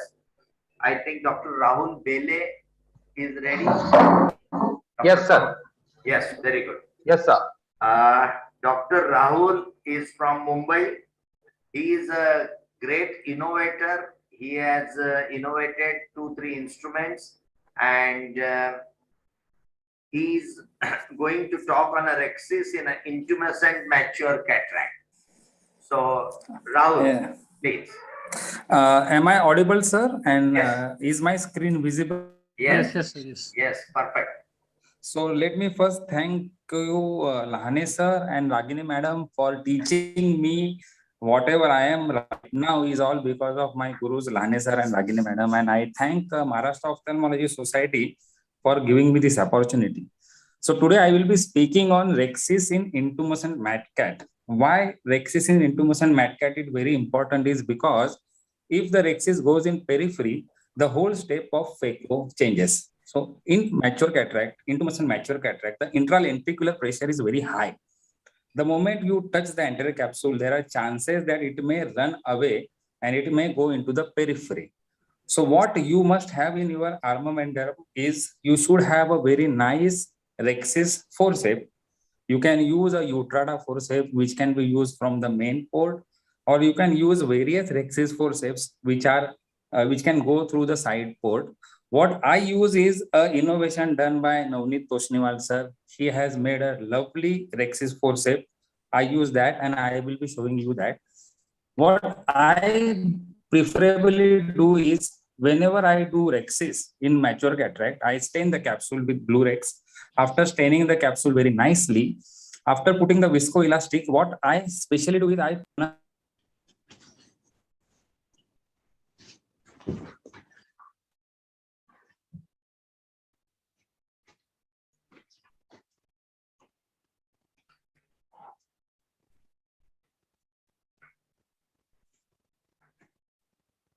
I think, Rahul, we cannot hear you.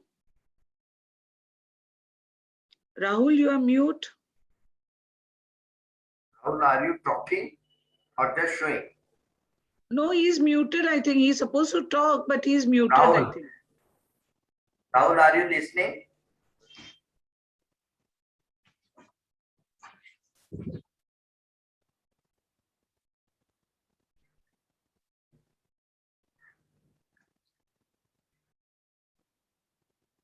Rahul sir, you are on mute. Please unmute yourself, Rahul sir.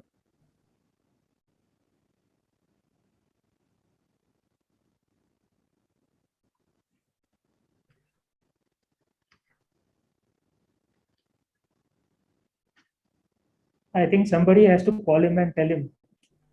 Probably he has some Team, network audio issues. visual team can unmute him.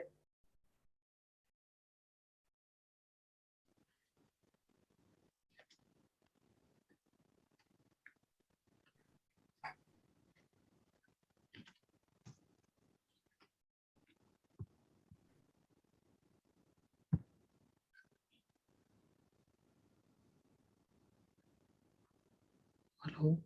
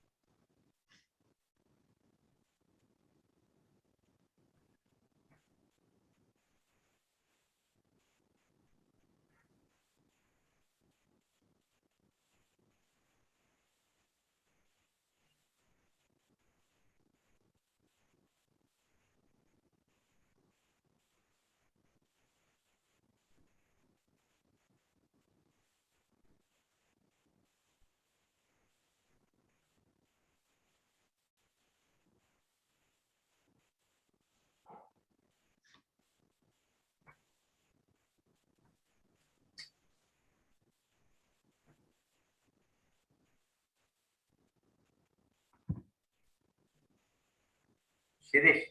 Rahul sir hello. हाँ, राहुलला बोल ना. Phone नाही होत आहे.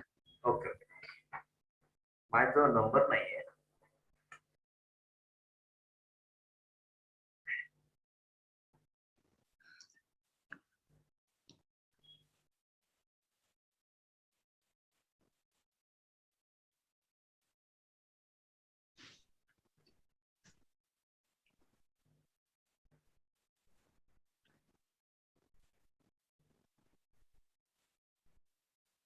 Rahul.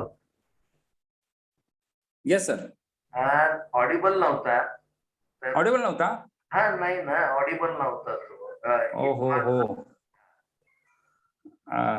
I think there was some net issue. At least you can show the one clip little bit, this audio. Sir, I will again share it if you permit me. Whatever the important points, please go ahead. Yes. Yeah. One surgery you can share. Yes. Yeah, start with this, please. Again mute. Rahul, unmute कर. शिरीष परत तो unmute झाला. Rahul sir परत unmute झालाय.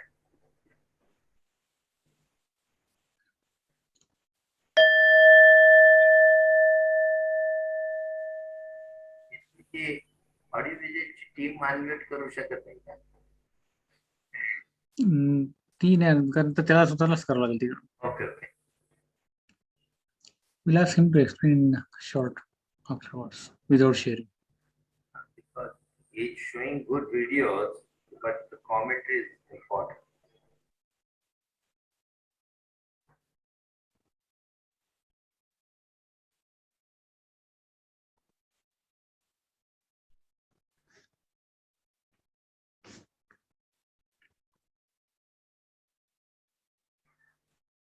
Was it okay, sir?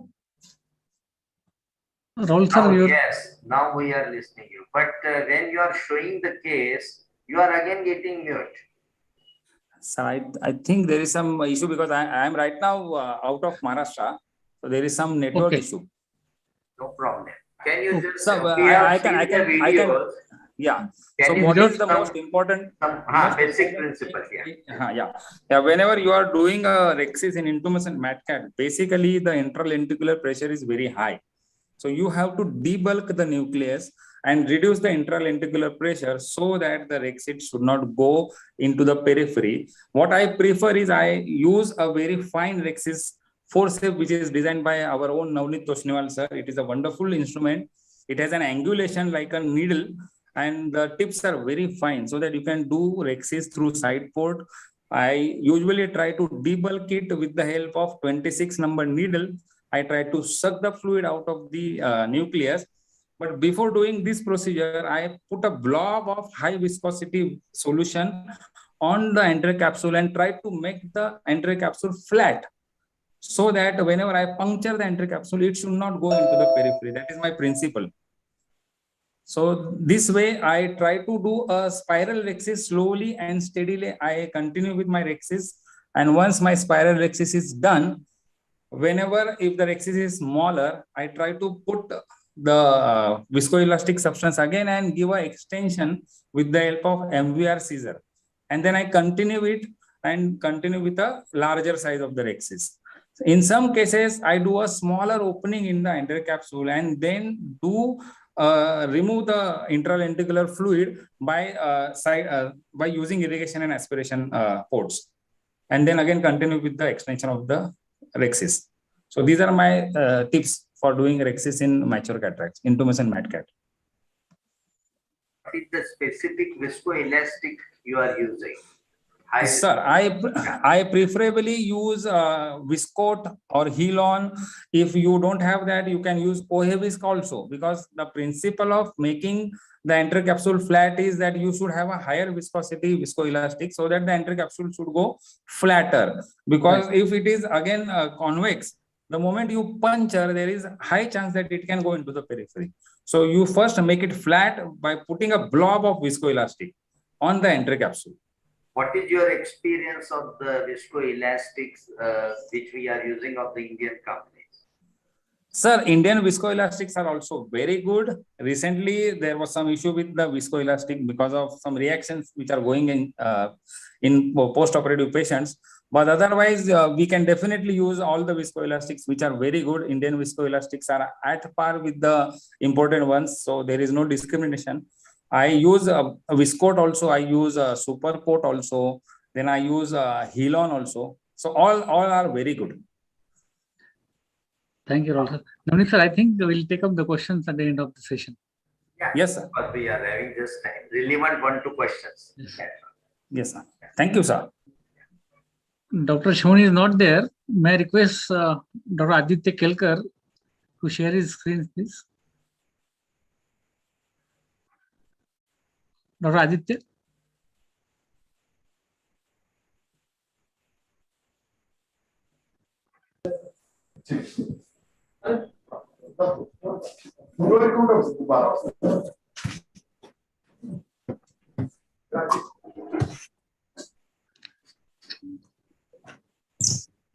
Hello. Yes. Welcome, Dr. Aditya. Good afternoon, sir. Shall I share the screen? Yes. Dr. Aditya sir is a Raymond, the complete man, doing all the surgeries right from cornea to retina. Welcome, Dr. Aditya. Thank you, sir.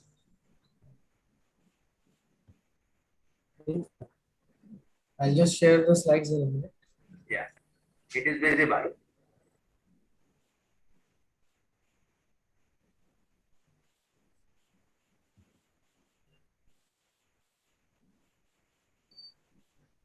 Okay. So my topic today is 3D heads-up cataract surgery. So as you know, this is how the system looks like. There is no microscope binocular system that is used here. And while we are operating, the surgeon is seeing on the large TV display, so that that's how the 3D surgery actually happens. The digital microscope works. So cataract surgery has seen a lot of progress in terms of phacoemulsification machines. As you know, they have also evolved over the time, and now we are even doing femtolaser cataract surgery. And same is the case with the lenses. They have evolved from monofocal implants to multifocals. And the operating microscopes have also changed. You may remember in the past, there used to be only 1 or 2 step magnification microscopes to now the microscope which has a zoom facility, later on the enhanced red reflex. And now we also have a digital microscope which enhances the visibility of the surgeon and also increased depth as well as increased resolution of the image. At the same time, it also helps us as surgeons.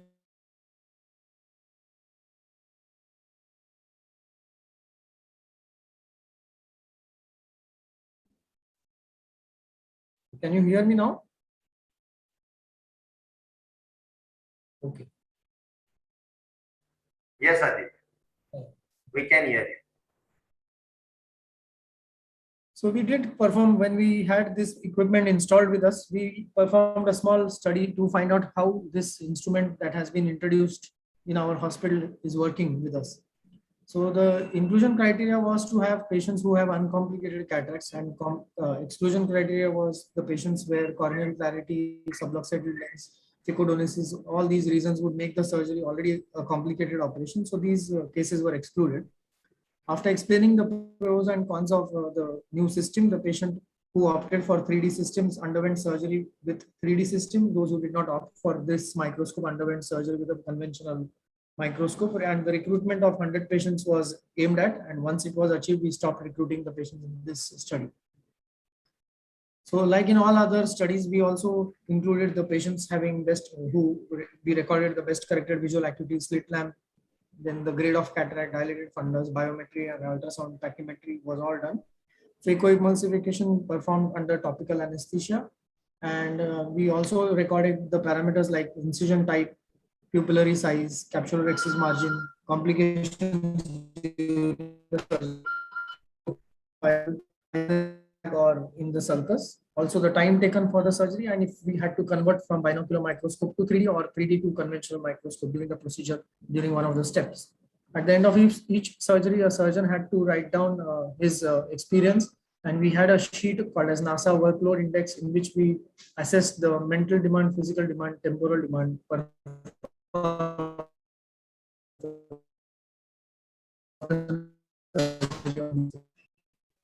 So these are the two groups. Same is the case with the gender. There were 2 surgeons, myself and Dr. Zai, and we performed roughly 100 cases with the conventional microscopes and around 50 cases with the 3-dimensional microscope. Grade of cataract more than 3 in 45% of the cases with conventional and 35% of the cases with 3D surgery. And we had 1 posterior pull-up in each group. Preoperative visual acuity was 0.83 in by conventional microscope, 0.75 in heads-up display. Central corneal thickness was similar, and the pupil size also was similar in both the groups. Surgery was performed under topical anesthesia, but 2 surgeries had to be converted to peribulbar in conventional microscope because of the patient cooperation. Otherwise, rest of the parameters were more or less the same, except as you see, the surgical time taken was little bit extra with the 3D microscope. It took around for us 2 minutes more to perform surgery under 3D microscope. So we also analyzed these 100 cases that we operated on the 3D microscope as each quarter of 25 cases. And we realized that basically as the surgeon's comfort level increases, as he starts performing more and more surgeries, you can see that the surgeon workload score also starts reducing. The first 25 cases, the workload was 45, and then it reduced to 30, 41, 36, and then later on to 28 in the last 25 cases. So in our study, we find that these 3D heads-up display system, apart from offering excellent visualization, is excellent for surgeons' ergonomics, so that he can protect his back and perform surgeries on a longer term and not compromise on his orthopedic abilities. Ultimately, he doesn't need to go to an orthopedician after performing too many surgeries on the binocular microscope. And as you understand, with the more experience that you gain with 3D microscope, you will become more and more comfortable, and it will become more or less similar to your conventional microscope. Of course, there is a cost involved to this microscope, and cost benefit analysis needs to be done by every practitioner to justify this added cost of the visualization system before this can be adopted to one's individual practice. Thank you.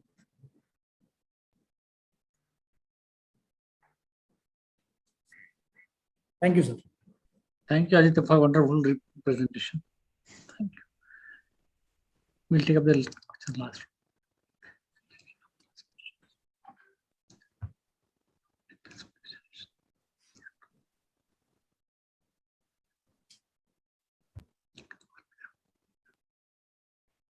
Our next speaker is none other than our chairman, Dr. Navneet Toshniwal, sir, a prolific phacosurgeon, a teacher, and I've seen him doing phacos from 1994-95. Navneet sir has invented, so many small things which are helpful in day-to-day phacosurgeries. What do you know, sir? Thank you, Shirish. Thank you, all the team of MOSCON, Scientific Committee Chairman Ragini Madam. Today I'm going to talk on a hard cataract. I will share my screen.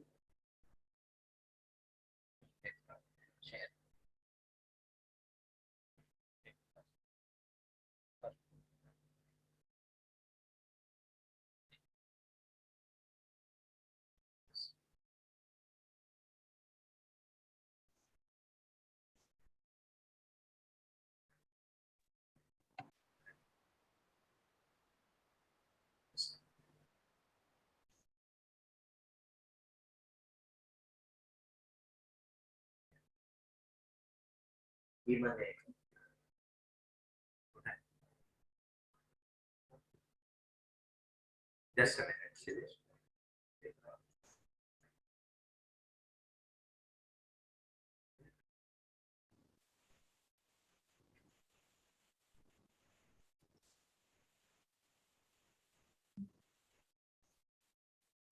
Share.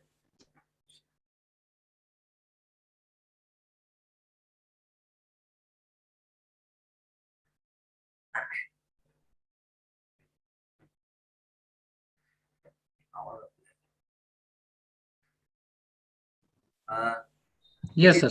Visible? Visible, And yes. I am Yes. audible? Yes, sir. Okay. So it is a just 6-minute video clip, unedited I have kept. As Rahul has rightly mentioned, these are the innovations just come with the experience, and this is the microrhexis porcel. One of the important thing in the hard cataract that when we do this rhexis, one important point what we can do is that we should feel the rhexis. What do you mean by that? When you feel means when you start doing rhexis and suppose the nucleus is moving, it means that bulk of the nucleus is more. So you are with the correct parameters to manage such type of cases. So feeling of the rhexis, and you can see here the limbal incision, no ego. If I cannot divide, if there is a difficulty to go ahead, we can convert the case very easily. So in a hard cataract, I'm trying to do the limbal incision.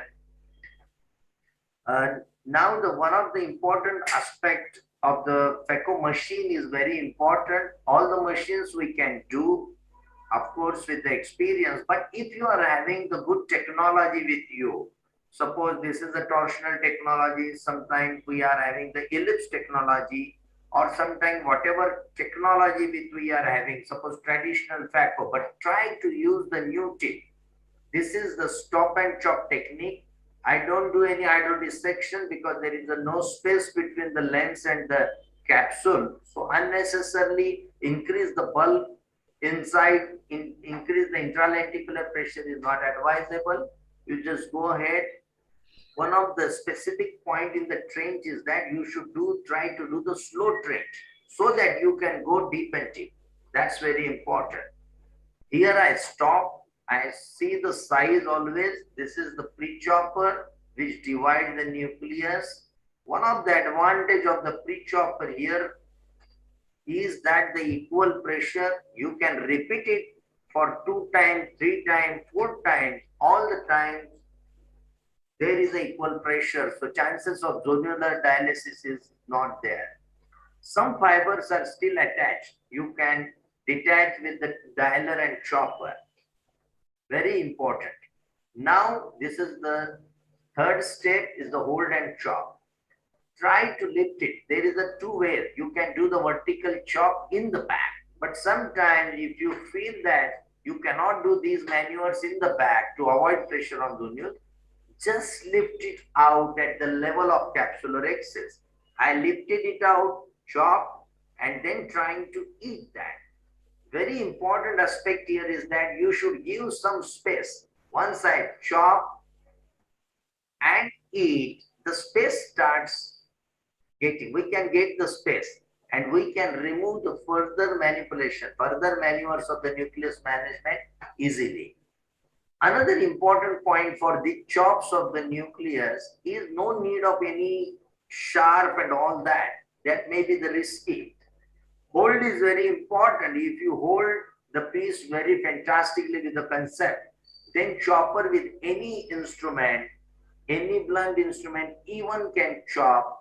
May definitely the sharp may be advantageable, but no need per se, because the hold is very important. I am showing all these things unedited so that you can get the idea. Beautiful cutting efficiency. Remove the pieces. Chopper is out, so the flow rate will best and flow rate will work 100%. That's the advantage. No need to move the nucleus, no need to move unnecessarily. Now here I am using the higher viscoelastics to again give the protection to the endothelium. That's very important because apart from routine cases, these are the cases where we are using energy more than needed. Second point is that whatever energy you are using, there are different, we should have the complete knowledge of the energy. That's very important. And the fourth book which I am writing on a FACO machine. So I am putting all the parameter, different definitions of all the energy modules and all that. So after protection of the endothelium, we are going, hold in the center, slowly just lift it out. These are the bulky masses. Try to find out the age of the nucleus for the horizontal chop. Already I have mentioned in such cases we can do vertical chop. Another very important point is that we cannot chop completely always in a hard cataract. So that's called as a partial chop. Partial chop is having the good advantage that the pieces are attached to each other. So once you remove one piece of nucleus, second piece is in that flow will come automatically. So it is attached with the apex to apex. So partial chopping is also not a bad idea, not a good idea. It's a good idea because you cannot chop. You cannot give more pressure in hard cataract. That's the difficulty in hard cataract. Once the roll of chopper is finished, chopper is out. Already I mentioned to improve the fallibility of the tissue. Phaco tip in the center or just little bit back, and nucleus we can remove it out. Another important point after this is the removal of this epinucleus and cortex. If nucleus is very hard, see there is again variety of the hard cataract. So we can remove the epinucleus cortex. Again, all the time you should consider the zone. That is very important.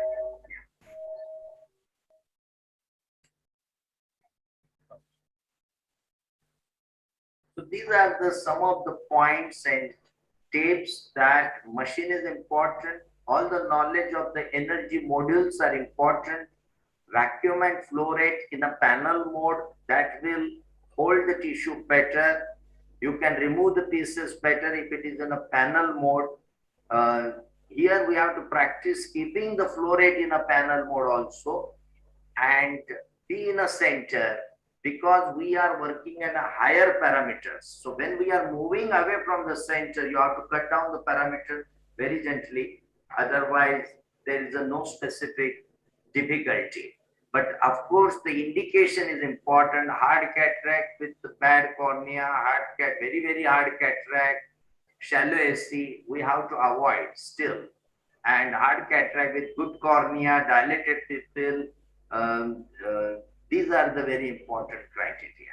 And size of the nucleus, which I notice always that if size of the nucleus is adequate for you to remove this hard cataract, that will be your surgery will be the asset. That's all. Thank you. Thank you for your patience.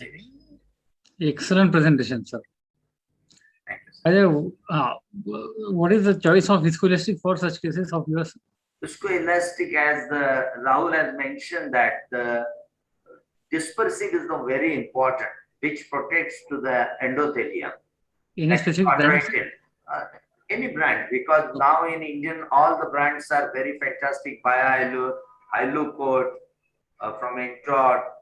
We are using all the brands. Viscot, specifically, I mentioned here that Viscot we are using mainly for the pediatric cataracts and all that. It maintains the dilatation and all that. And also it is giving the fantastic coating on endothelium. Yeah. Sir, how do you compare sequential chopping versus your pre-chopper?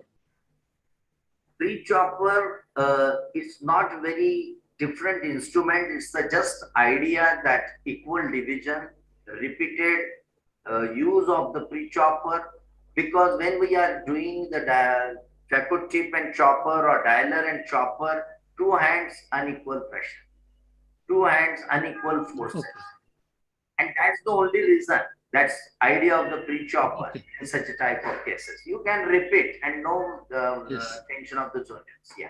Okay. Sir, what is the idea of using it upside down? Because after initial pre-chopping, there is no support of nucleus, only exposure of posterior capsule is there. Yeah. So after initial, I mean, first pre-chopper use, and if you want to repeat it, how is the idea of using it upside down? Upside means you mean to say anterior posterior? No, like your chopper is like this. Yeah. Why don't you make like this? No, correct. That is correct point. But that is the shape. What we have given is this is the shape, which is the mimics the shape of the posterior capsule. So that will put on the nucleus that trench groove very perfectly. After initial trench, I mean, after initial, if you are using it for first time, then it is okay. Yeah. Because already nucleus is getting chopped out. Yeah. But just to separate the posterior plate or fibers, what is the idea of using like this, ulta wala, upside down? That's really thinking point, and that's good point. We can think on that. Yeah, correct. Yes. Sir, I have a question. Yes. All the choppers which are there in market all over the world, they do chopping in some angle along with the phaco probe. Yeah. I have designed a chopper which works along the phaco probe. So I have given an angulation to normal chopper around 2 millimeters away from the tip of the chopper. I have given an angulation of 45 degrees. Yeah. And the chopper has started working better. It has become very easy. So have you tried doing something like that? Yeah, no, absolutely, Rahul. This is the very important point you have mentioned, because I have already mentioned that we are still listening about this, the sharp and all that, very sharp and all that. But that's not correct. What you mean is having some meaning that being a surgeon, we should know the angulation. We should know the perfect anatomy of the cornea, our iris structure and lens structure and all that. So accordingly, what you design is a fantastic point, and it chops beautifully. I agree with it. Yes, sir. Yes, sir. Thank you, sir. Thank you for wonderful presentation. Thank you, sir. Moving to our next speaker, young dynamic phaco surgeon from Yatmal, Dr. Piyush Patil, will be speaking on management of traumatic cataract with pre-existing anterior and posterior capsular tear. Piyush sir. Thank you so much. Thank you so much for the lovely introduction, Thorat sir. Thank you so much. And I really would like to thank the MOS for giving me an opportunity. Thank you, Toshniwal sir. So I would like to share my screen now. Today I will present two cases. Both are traumatic cataracts. Sir, is my screen visible? Yes. Please go ahead. Yes. So I am a cataract and refractive surgeon at Datta Netralaya, Yavatmal. So this is basically we have implanted, we could implant this single piece hydrophobic IOL in both the cases with pre-existing anterior and posterior capsular tear. So this is the first case. This person, 26 years old, presented to me on the second day of the injury. He had that penetrating trauma by a thorn. So first we gave him all the antifungals and antibiotics, and then we took him up for surgery after 15 days. So after staining the entire capsule, this is how we saw the entire capsule. It was split wide open. As the lens was very soft, we directly went in with the bimanual eye and cannulas.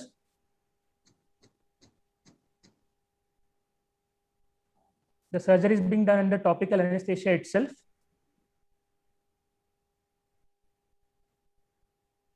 Every time while switching hands, we have to inject viscoelastic. And I created a third port for better access because I have not done the rhexis yet. I'm just going in through the split wide opening of the anterior rhexis margin.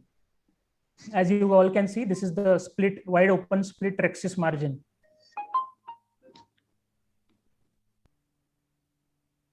Now I make a small nick and get a somewhat round rhexis.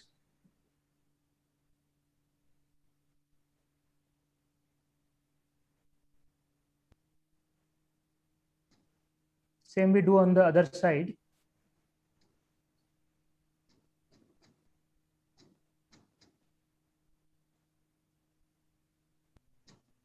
Now I noticed that there was a pre-existing this rent in the posterior capsule also.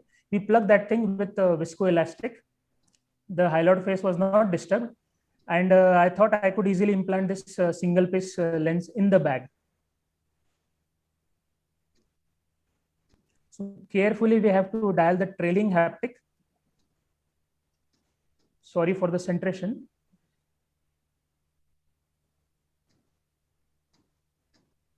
So I could get both the haptics in the bag and the IOL is also in the bag. I need not do a optic capture or anything like that. The lens is very stable in the bag. With low parameters, we removed the visco. The parameters were around 200 millimeters of vacuum and 20 flow rate.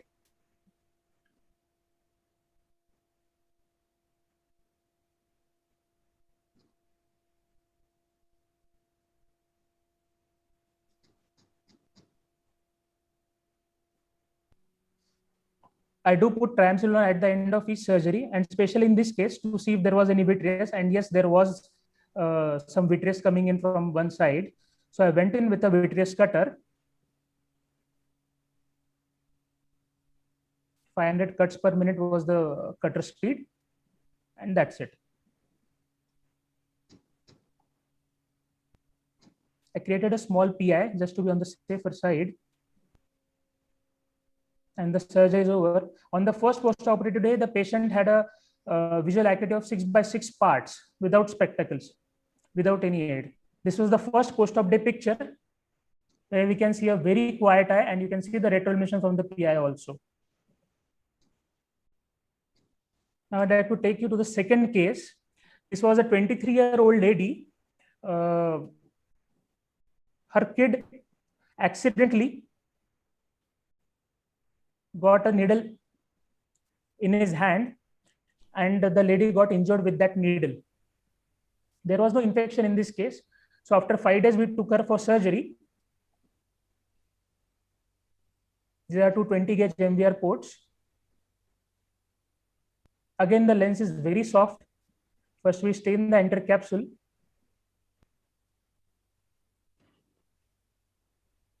And this is how the capsule was looking.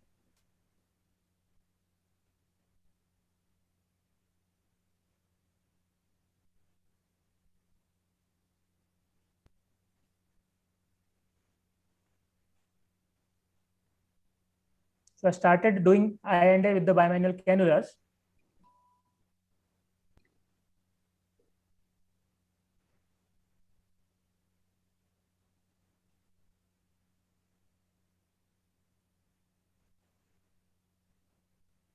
You have to do this very cautiously because you don't know till what extent the needle has penetrated in the eye. We had done a B scan for both the cases.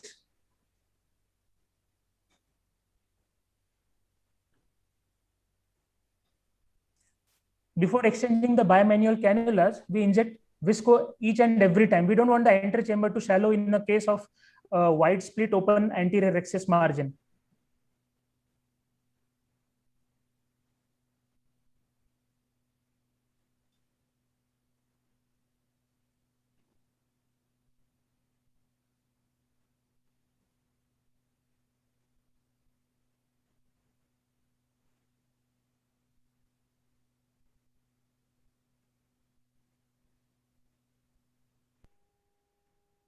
for better access to the difficult areas, we can create 2, 3, 4 MVR ports also.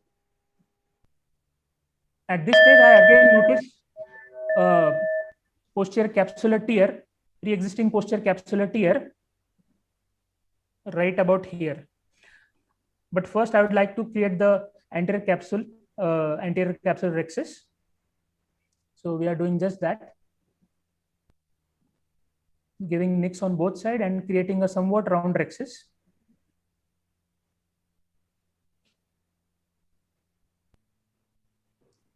I'm plugging that hole in the posterior capsule.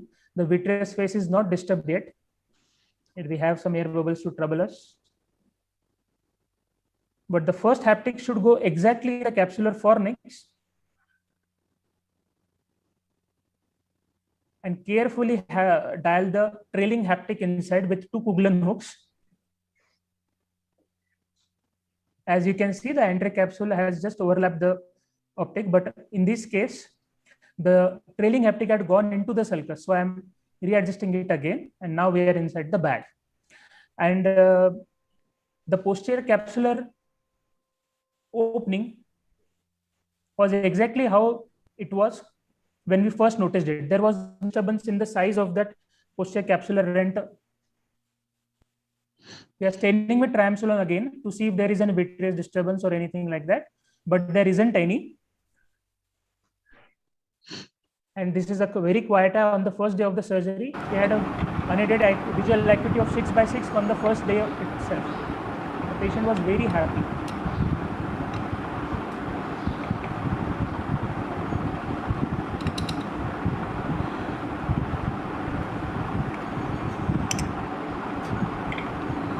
Very quiet eye. The IOP was also normal.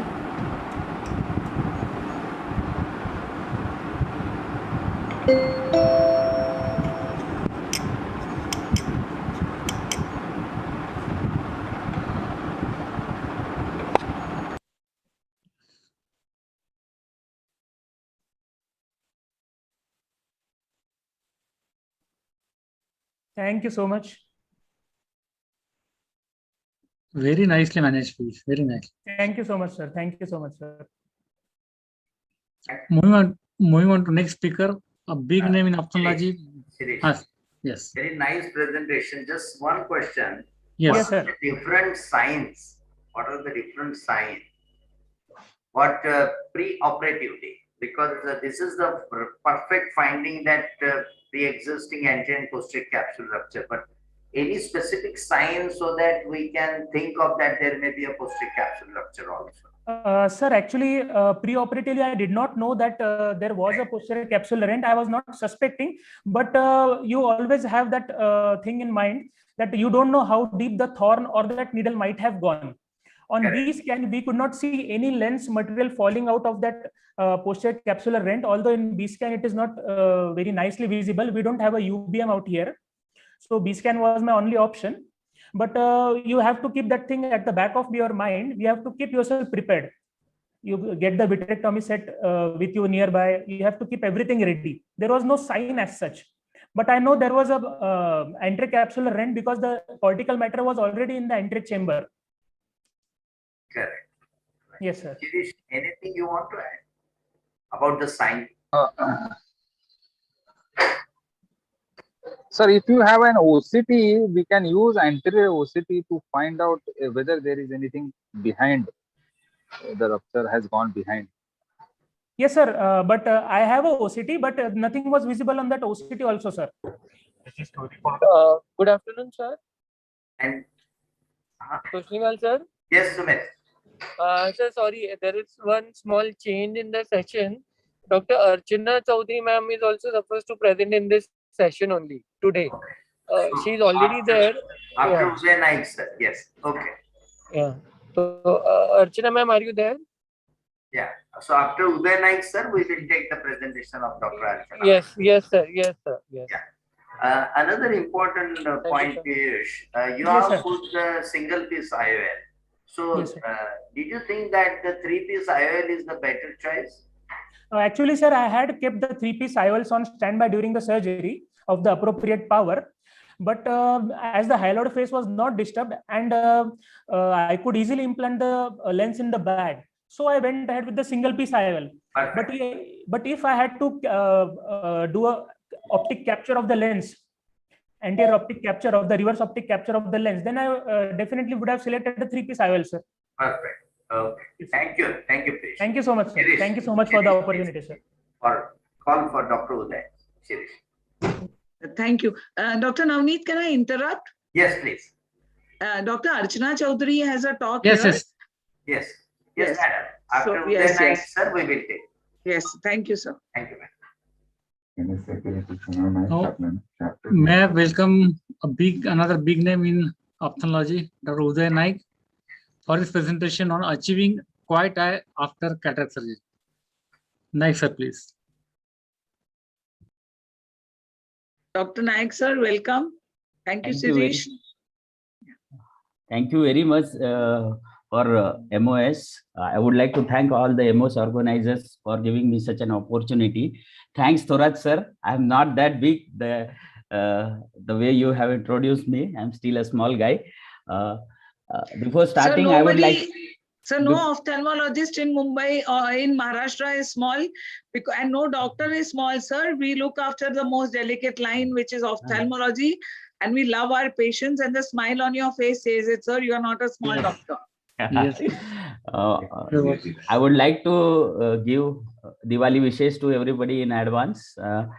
I'm very happy to see all these wonderful surgeries and wonderful infrastructures in the form of 3D heads-up system and all. But one thing is for sure that, am I audible, sir? Yes.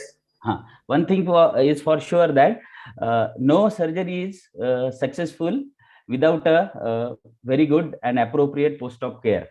So today I would be talking on achieving quiet eye after cataract surgery. There are no financial interest. After cataract surgery, we have 3 types of changes. First is structural changes, second is inflammatory changes, and third one are chemical changes. So structural changes are in the form of epithelial or non-epithelial thickenings, which have a bearing on altering the vision post-operatively. Cataract surgery, it damages ocular surface, and that can lead on to development of dryness or tear film instability, which leads to change in ocular surface parameters and leads to tear film instability, which can adversely affect our outcome. Thirdly, this cataract surgery, it also affects on meibomian gland. It alters their function, which is parallel to the structural damage, and again this predisposes to ocular discomfort and dry eye. Second type of changes are inflammatory changes. As we all know, any insult to our body leads to inflammation, and basically in the eye it is because of disruption of ocular blood ocular barrier, which causes entry of inflammatory cells and cytokines into aqueous humor. If this is uncontrolled, this can lead to pain, discomfort, delayed visual recovery, delayed wound healing, suboptimal visual outcomes, and it can lead on to long-term complications like cystoid macular edema, posterior synecdoche, raised IOP, corneal edema, hyperemia, so and so forth. The third type of changes are chemical changes. All the inflammatory cytokines, they are elevated in peers post-cataract surgery.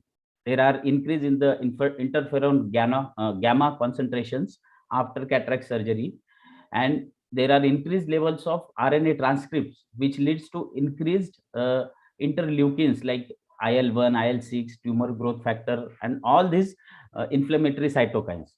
So it's a logical approach that if we target these inflammatory cytokines, we might decrease ocular surface damage after cataract surgery.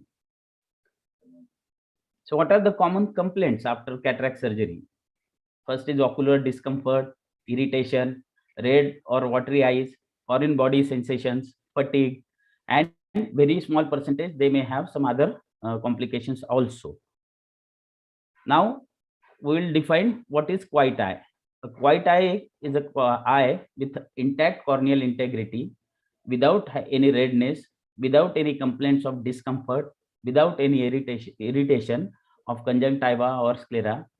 So achieving this type of quiet eye is a challenge because of the three changes which I previously mentioned. As we saw a lot many cases, like there were high risk cases like high grade cataracts, higher grade cataracts, traumatic cataracts, uveitic cataracts, in the patients who are using either anti-glaucoma medications or dry eye medications for long times. All these are small pupil cataracts. All these are high risk cataracts. So to prevent the inflammatory damage or structural damage, we can plan pre-operatively. Like we can give corticosteroids or NSAID pre-operatively to reduce post-operative inflammations. Intraoperatively, as already has been mentioned by many surgeons, we can use cohesive viscoelastics, sodium hyaluronates, low molecular weight heparins. To reduce pressure, we can use acetozolamide. So intraoperatively, these things we can do. And post-operatively, most importantly, to control inflammation, we can judiciously use corticosteroids along with non-steroid anti-inflammatory agents or drugs. If the level of inflammation is low, we can discontinue steroid even after 1 to 2 weeks, but we can maintain the patient on NSAIDs for 4 to 6 weeks. And on every follow-up visit, every surgeon has their own protocol. On every follow-up visit, we have to check for ocular surface integrity, inflammation, level of inflammation, and we have to titrate our doses of steroids. We have to check pressure, and in indicated patients like in diabetics who are not having visual improvement, we can do macular OCT also. So to achieve our quiet eye, we have to use appropriate anti-inflammatory agents. So our ultimate aim is achieve a quiet eye. It is done by controlling inflammation and maintaining surface integrity. One more thing, modern intraocular lenses, they also demand a good post-op regime because inflammation hampers or interferes with their performances, especially of performances of multifocal lenses, accommodating lenses. More the inflammation, more chances of PCOs post-operatively. So topical anti-inflammatory medication is important, especially in such premium lenses, and to get a good outcome from the surgeries. To achieve quiet eye, along with steroids, NSAIDs are effective to control inflammation, but the preservatives inside these drugs can hamper the achievement of quiet eye. How? We will see. Preservatives may increase complications because they have issues with wound healing, comfort, and vision recovery. So we need to consider the effects of preservative on the ocular surface, and we need to go for newer preservative drugs so that we introduce less of damage. So these are the common NSAID which are used most commonly. I think nowadays everybody is using Nepafenac, which rightly has lowest concentration of BAK, so that the side effects are less. This is the chart showing all the preservative which are mostly detergents, oxidatives, and chelative agents, and their disadvantages or then their bad effects on the eye. All the bad effects are on the cornea, conjunctiva, and tear system. So what is a good preservative? A good preservative is a highly effective antimicrobial with broad spectrum of activity against all gram-positive, gram-negative bacteria, as well as against fungi. As well, it improves the penetration of drugs.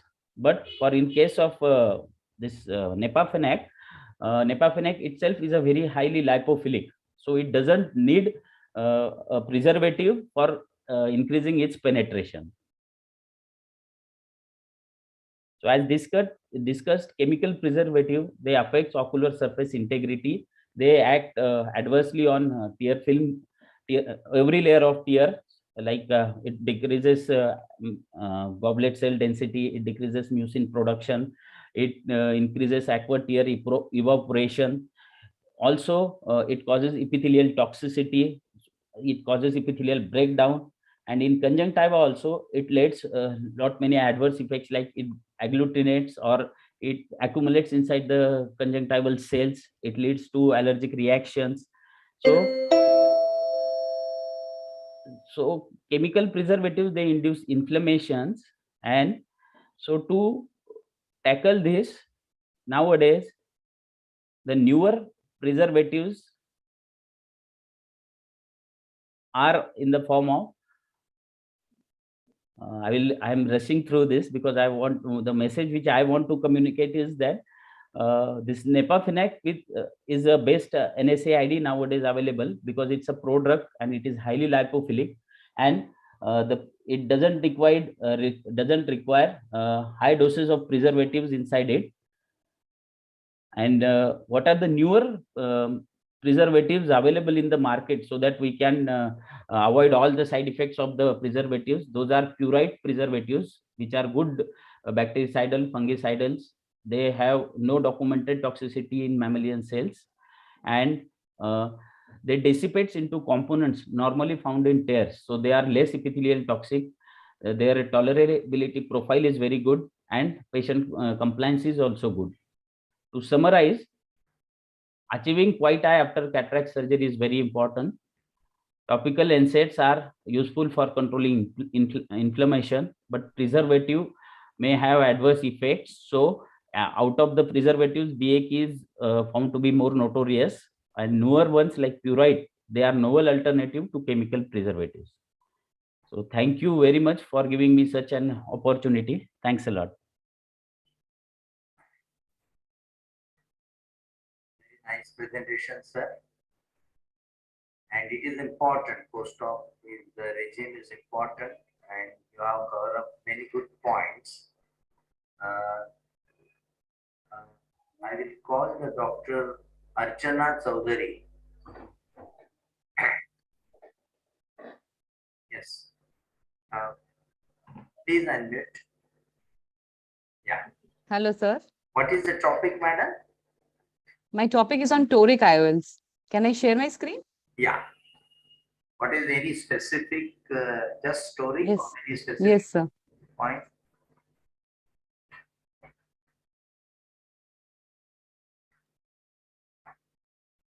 So good afternoon, everyone. And I want to thank MOS and Ragini ma'am for giving me this opportunity. And I really feel privileged to be here today. And my topic is astigmatism and cataract, and how a toric IOL can fix both.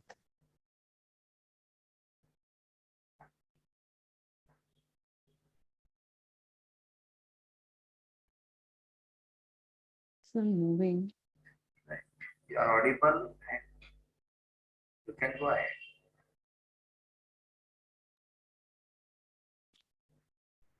Yeah.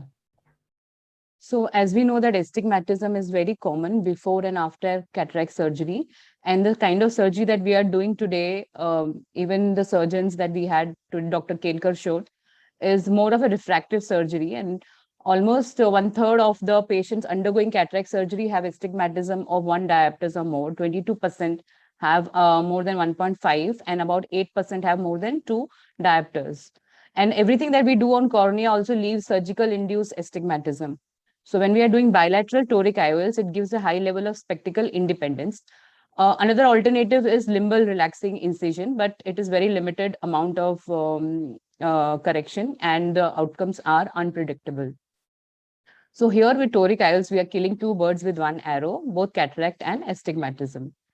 When we see the history, Shimizu et al. Was the first one to introduce in 1994, and that was an unfoldable toric IOL. But the problems were that this 20% IOL rotated up more than 30 degrees and 50% rotated more than 10 degrees.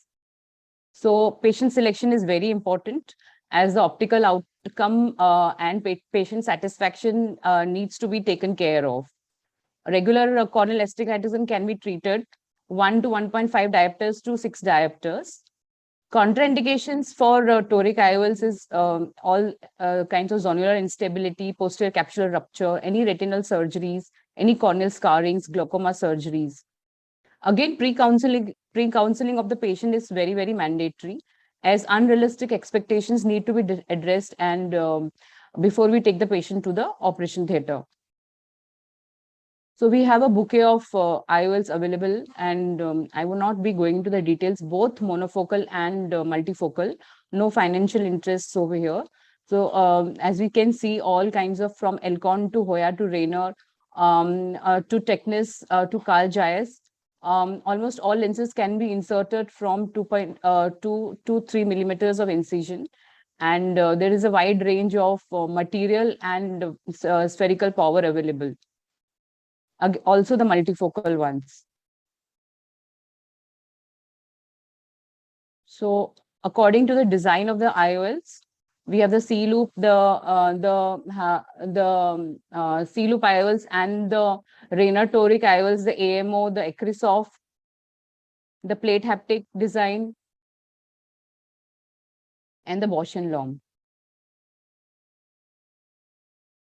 What the factors affecting the IOL stability in toric IOLs, the strength of the capsular bag is important, as the study shows that hydrophobic acrylic IOLs are better than hydrophilic IOLs, which are better than PMMA and which are better than silicone. And post-operative rotation, the immediate rotation, the study shows that the loop haptics were better than the plate haptics. And later on, the rotations, both the loop haptics and the plate haptics showed the similar results.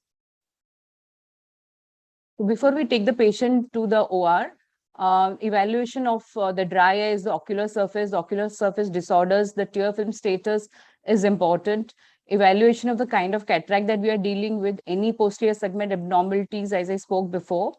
Then the biometry, immersion biometry or optical biometry, anything. Then keratometry, manual keratometry, automated or corneal topography. So keratometry can be taken as multiple measurements by 2 separate devices to get more enhanced accuracy. Then intraocular lens calculation has been made very easy by Dr. Warren Hill, and this website www.drhill.com is available. And he has incorporated the Barrett toric algorithm, and it is also available on the ASCRS website. And even the almost all kinds of lenses have incorporated this algorithm, and they have made their online calculation very simple. So this is the kind of form that we fill in online also.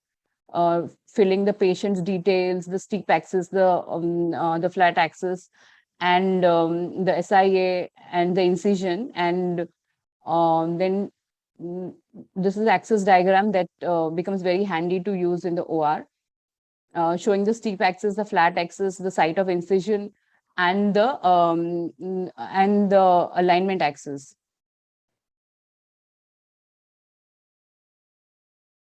So again, before taking the patient to the OT, the reference marking, the corneal reference marking are done strictly in the sitting erect position, as from supine to from sitting to supine position can induce some amount of cyclotorsion.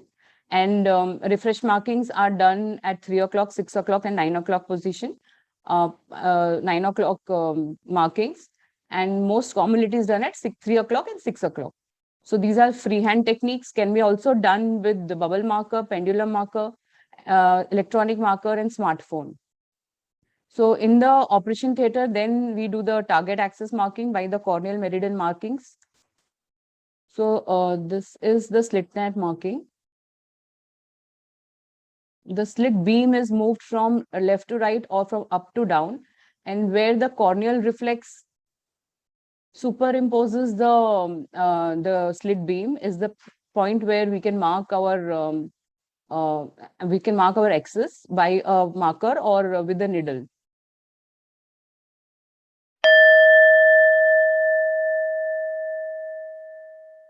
So I'll just rush through.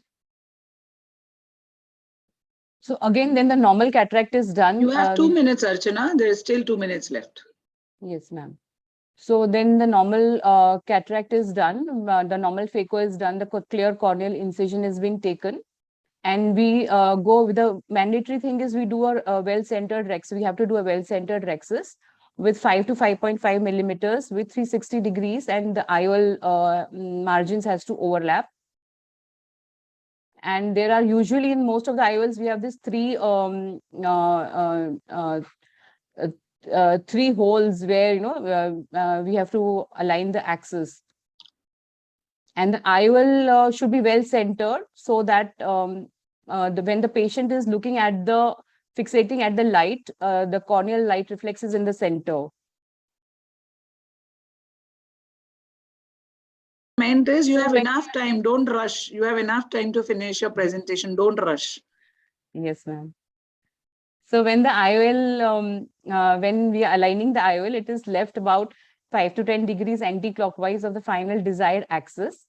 And another mandatory step is to remove the complete ocular viscoelastic so that it sits properly on the posterior capsule. And also behind the IOL, it is very mandatory to do that. And then finally, we align the IOL to the desired axis. So immediately post-op, the IOL can rotate as early as 1 hour or within first 10 days. If there is rotation of less than 10 degrees, then there is no intervention required, as hardly a 0.5 diopters refraction will be left. But if it is more than 10 degrees, then we can do that. We can realign.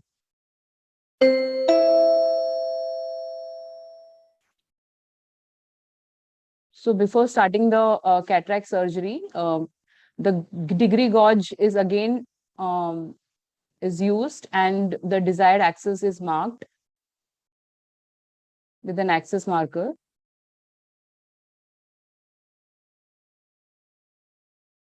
I think here it's about 175 and 5.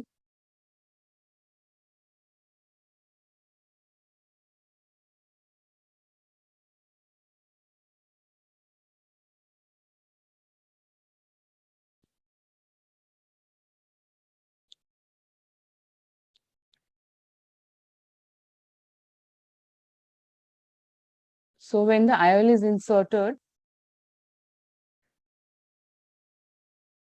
it's rotated but left behind about 10 to 15 degrees from the actual desired axis.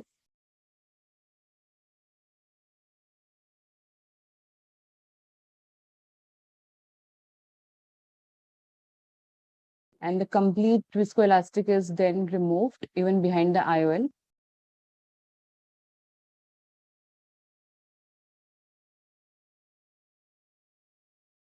And the final alignment can be done with the aspiration cannula in the eye and gently nudging it towards the desired axis, or you can use you can also use a dialer. The corneal hydration is then completed. The eye can be left a bit soft in this toric IOLs.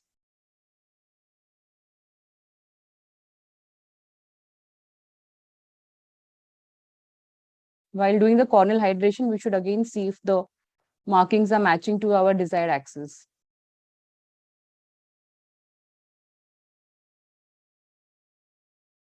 So to sum it up, bilateral toric implantation shows high percentage of spectacle independence, which leads to binocular emmetropia. Outcome is influenced by various factors, that is pre-op patient selection, investigation, accurate alignment, and post-operative care. And we now also have this newer customized IOLs, that is by IOCare Ultra Smart Toric. No financial interest again here. And this has a more varied range of diopters available. So thank you. Thank you, madam. Thank you, sir. Just to one point that post-op, you have mentioned sometime intervention is needed.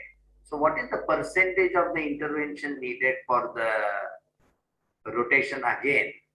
Because all these lenses, they fix so fantastically. Yes, sir. Yeah. So what is the percentage, any percentage in your cases and all that? So in my hand, I have not yet done that. And practically, it is not very recommended to go again in the OR. Correct. So yeah, so these lenses, most of them are very forgiving and they sit very well. Perfect. Any way to check this, whether we have put the lens in a perfect way apart from slit lamp examination? The refraction. Refraction. Okay. Thank you to. Sir, may I add a few Thank you, points? Archana. Yes, please. Thank you, ma'am. Yes, please. So the beautiful and the brainy Archana, for all of you who do not know, she is also the Mrs. India International. And as you can see, she's beauty, brains with beauty. Thank you, She's a ma'am. brain first. Congratulations, madam. Thank you, ma'am. Thank you so much for having me here today. Thank you, Archana, for accommodating, because, actually we shifted your talk here because, I'm from Mulund, you are from Mulund, and they don't want you to miss the cricket match. So thank you for adjusting and coming here today. Bless you so much. Thank you, ma'am. Thank you so much. Any points to be added? May I have 1 minute for adding few points? Yes, Rahul. Yeah, in myopics, whenever I do torics, I prefer to put a CTR ring so that the back gets stretched and the post-operative rotation of the intraocular lens is less. Because somehow in my hands, whenever I had put in myopics, I had got few rotations. So after putting a CTR ring in myopic patients, the rotational stability was quite good. This is one point. And another is whenever we do marking in operation for torics with the help of bubble, there is no instrument which can measure the head position, whether the head is upright. So I had searched Google and did lot of research, but never found any instrument. And somehow I designed an instrument for aligning the head. So after using that instrument for head alignment and then marking, my results were almost plano, means 0 to 0.5, almost in 96% of cases. So I have applied for the patent, Indian patent, for that head aligner. Fantastic. That's very important point. So just to sum up, and I'm thankful to firstly the Ragini madam to giving us opportunity, then Dr. Shirish Thorat, Rahul Bele, who is co-chairman and moderator for this session, all the speakers. And one of the best point is that is the session of all the variety of cases, hard, traumatic, post-operative, quiet eye, new advances by Aditya, and innovation of instruments in the intumescent. So it's went and toric. So that's we will sum up here, madam. And thank you for attending, and thank you all the speakers for stick to the time and the great session. And thank you, Ragini madam. Thank you, Navneet. Thank you, madam. Thank you, Lahane sir. Thank you, Ragini madam.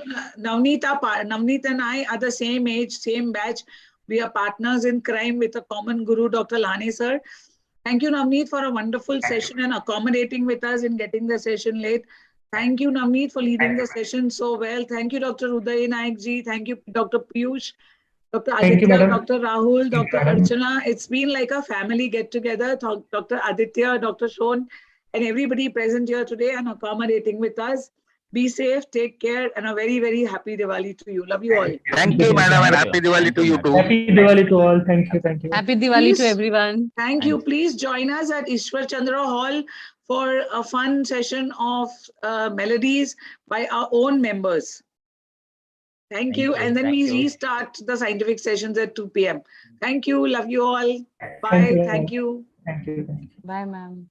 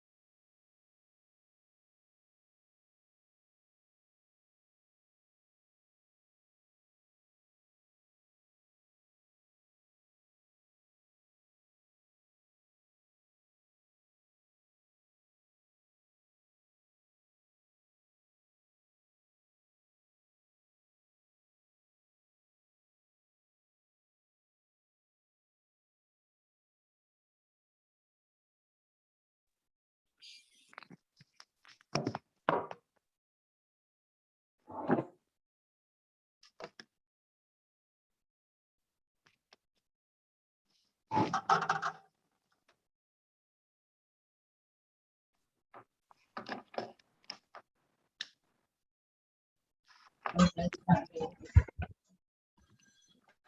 good evening. Good afternoon, Dr. Vaishal. Good afternoon, sir. Sir, that's better now. That's better now.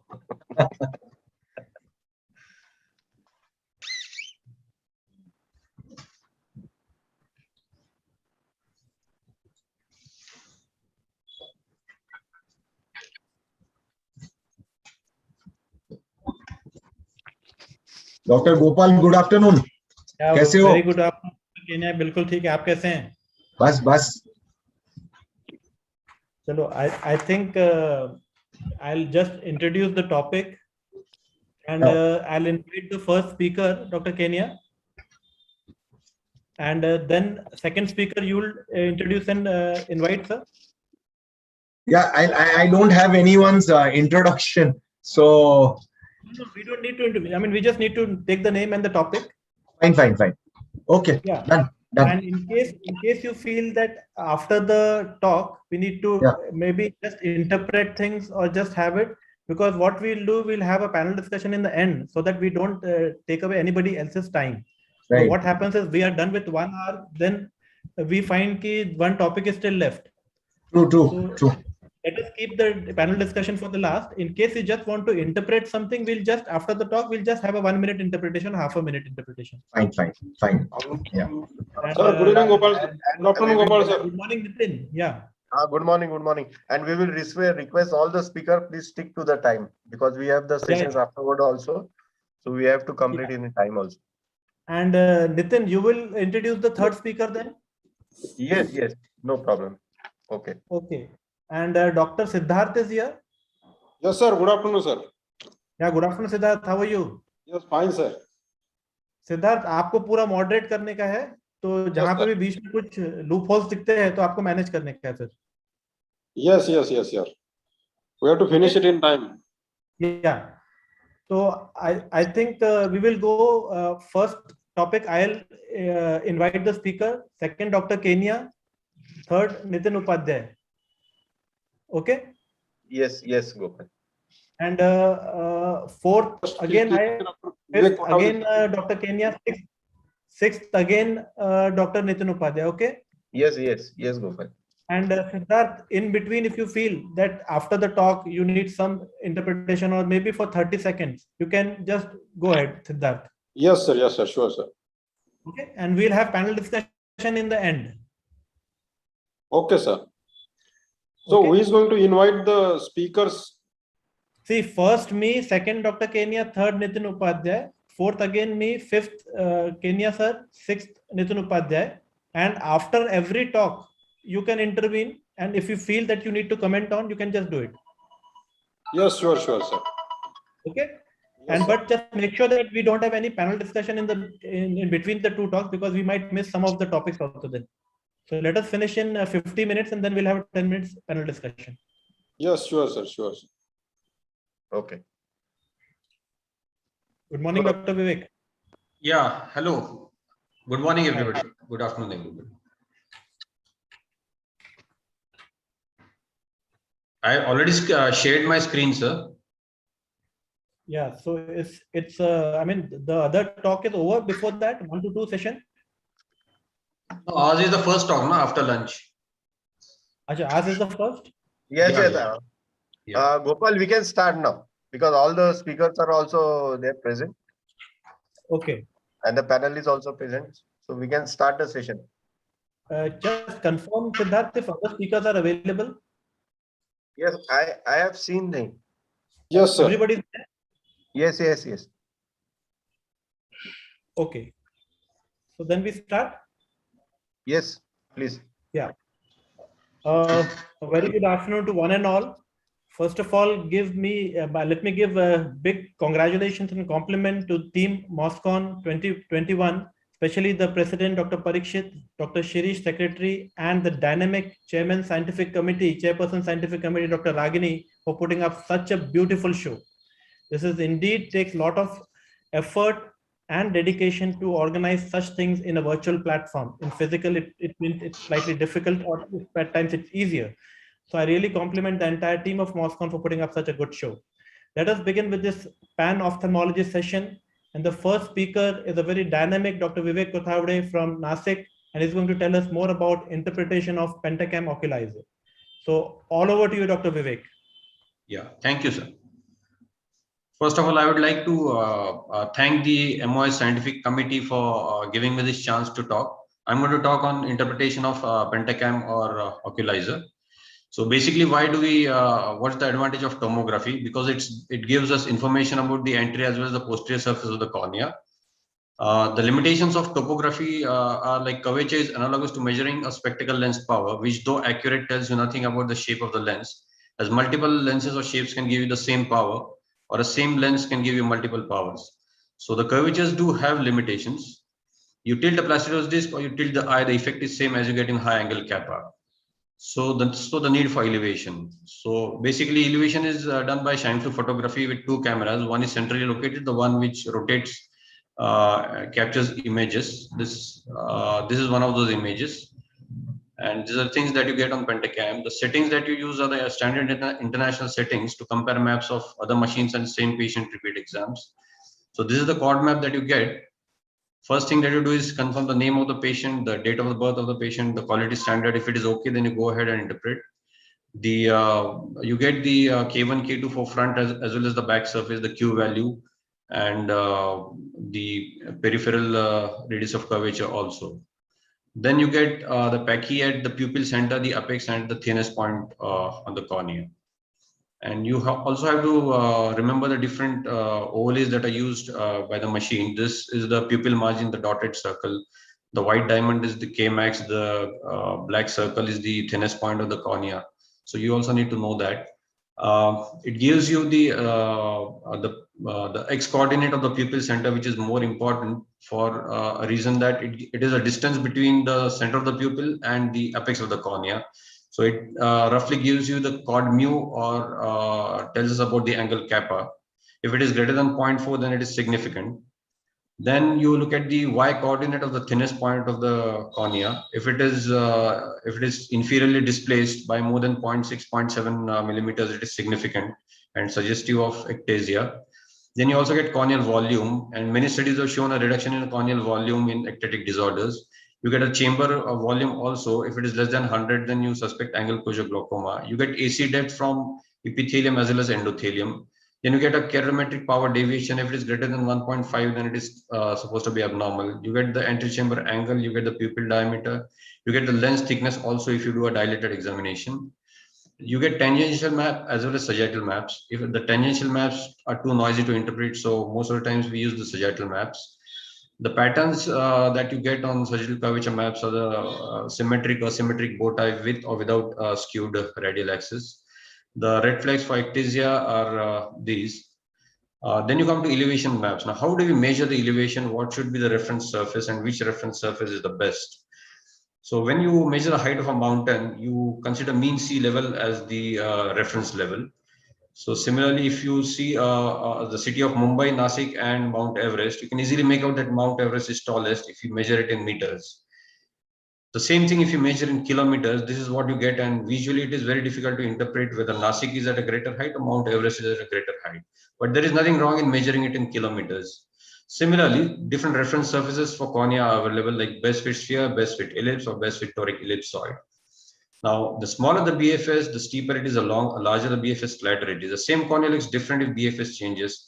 If you use large BFS, more corneas will appear ectatic, making it difficult to screen. A change in reference surface, though, doesn't affect the accuracy, sensitivity, or specificity. So all the reference surfaces are correct, but for easy understanding, 8 millimeter BFS is or should be used most of the times for quick visual interpretation.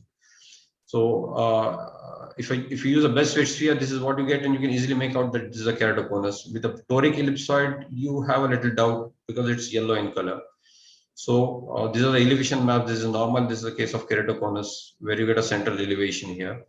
In high astigmatism, you get elevation, but it's at the periphery. So you need to ignore it. So these are different cutoffs used for anterior as well as the posterior elevation maps. Then you come to pachymetry maps where you get the dotted lines, the above and the bottom dotted line, it signifies the 95% confidence intervals. The patient data is shown in red line, which should fall within the two dotted lines above and below. So the gradual increase in corneal thickness from center towards periphery in healthy eyes falls within normal range, and this is used as an identifying criteria for ectasia. The corneal thickness spatial profile uses 22 concentric circles centered on thinnest point with 0.4 millimeter steps. And these are the graphs that you get. This is a normal patient. Whereas in keratoconus, you get a quick slope or a S shape here. If the dip is before 6 millimeters, it is significant. If it is after 6 millimeters, it's less important. Then we get pachymetric progression index. Normally, it should be less than 1.2. Then you get the Bellin-Ambrosio enhanced ectasia display. Like you get a standard elevation map, an exclusion map, and a difference map. Now, why is the need for the exclusion map?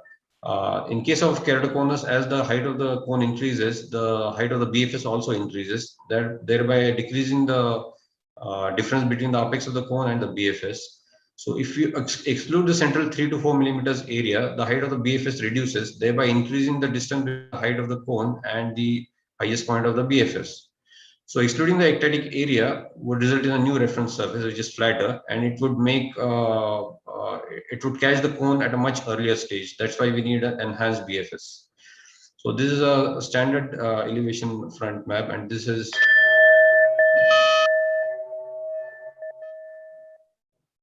then we come to the D values for the front surface, back surface, pachymetric progression, the thickness, thinnest point displacement. The overall bad D, if it is more than 1.6, it is shown in yellow. If it is more than 2.6, it is shown in red.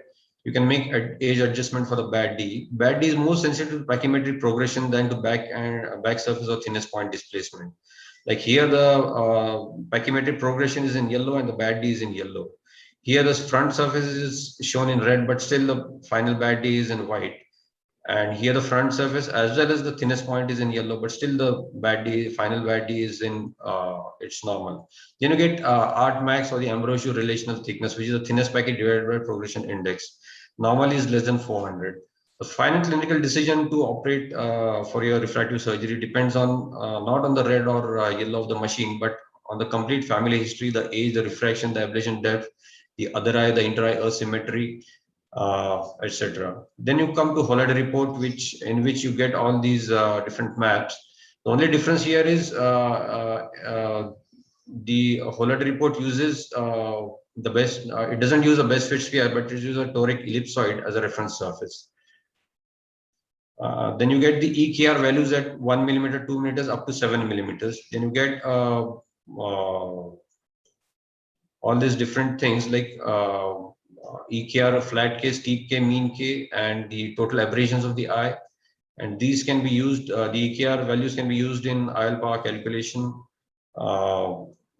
The EKR at 4.5 is more important because the study which Dr. Holladay did, they found that majority of the population undergoing cataract surgery had a mesopic pupil size of 4.5 millimeter. Then you have a Q value according to which you can decide which IOL you can implant.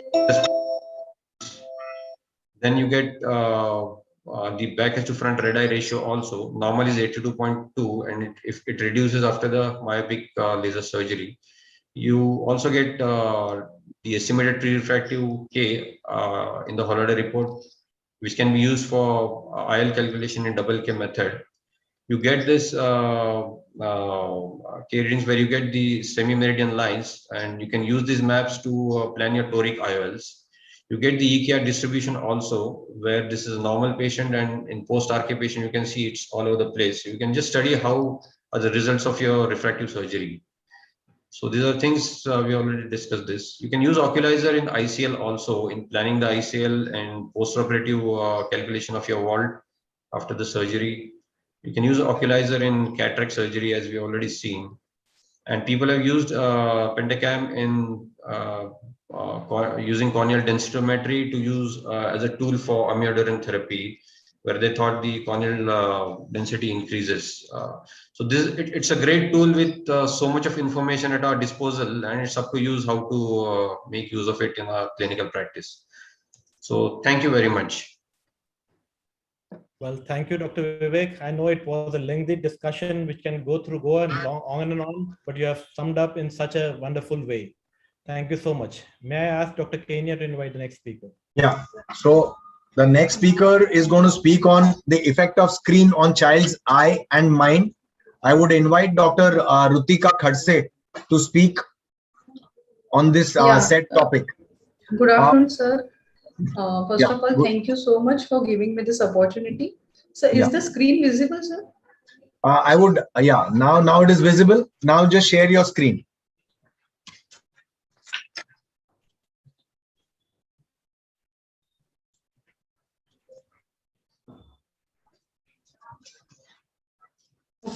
Is it visible, sir?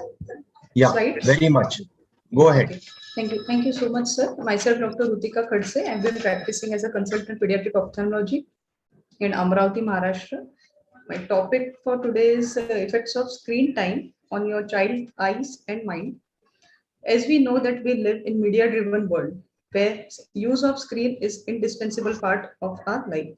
But what should be the impact, or what is the impact of screen on young brain, and how much screen time they should be exposed to? This is what we'll be going to discuss in the further presentation. So a quick review: effect on eye. We already know that generally the most common effect is evaporative dry eye, which results due to infrequent blinking. It results in grittiness sensation, foreign body sensation, burning, itching, increased glare in children. Asynopia is more common because of a constant near work for extensive period, maybe it for entertainment or maybe it is for schooling also. The eye is in constant state of accommodation and convergence, which due to which the fluidity of the visual motor system is fatigued, which leads to the accommodation and convergence dysfunctions. Generally, the patient or the child will come and complain to you that the patient is having blur vision, double vision, headache. Headache is the most common complaint. I think everyone will be seeing in OPD right now. Patient also complain of focusing difficulty. Sometimes the patient will have vision 6 and still he'll be complaining that I'm not able to read from the board or I'm not able to read from the book. So basically this is due to the accommodation dysfunction. Myopia progression is increasing and there is a much increased incidence of acute onset esotropias. Circadian rhythm disturbances is caused due to the blue light which is emitted from the devices. It secretes the melatonin from the melanocytes, which affects the human circadian rhythm and induces sleep disturbances. Here the child has difficulty to get asleep. So ocular side effects we knew before also, but nowadays American Academy of Pediatrics have more focus on what is this its effect on mind and development of a child. So basically, we'll come to one and one effect one by one. So initially, we'll discuss about the language development of a child. As we know, for language development, language is developed only and only when a child interacts with the family, interacts with the friends and the society, because it only it doesn't involve only the words, but it involves the words, facial expressions, the non-verbal clues, and the emotion input also. Babies don't learn anything from machine, but they just learn from human interaction. This is the basic thing. Many of the time we only forget as a parent, and we think that they are learning it from the screens by watching various shows. Physical health, definitely it is decremental due to the increased sedentary lifestyle of the baby or of a child. Sleep disturbances, here we have a very important part that during sleep disturbance, as we have discussed early, the main part of the sleep is deep REM part, which is very much important for a child because this is the time where all the processing of the memory takes place. So it directly affects the memory part.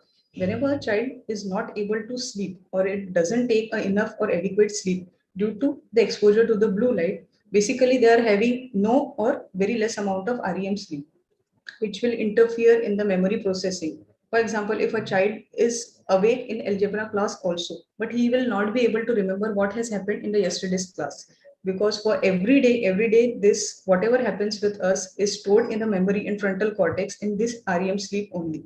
So decreasing this severely affect the development of a child. Other most common and most worrisome are the emotional and behavioral problems. So basically, screen will decrease the emotional input. The screen will decrease the control of emotions. Normally, what is the common reason for giving screen to the children is so that the child is not bored. But this boredom is very necessary because this is the time which will teach the child how to manage themselves, how to control their impulses, and this is the time which the child will develop imagination process. So everything will be disrupted if continuous stimulation by screen is given.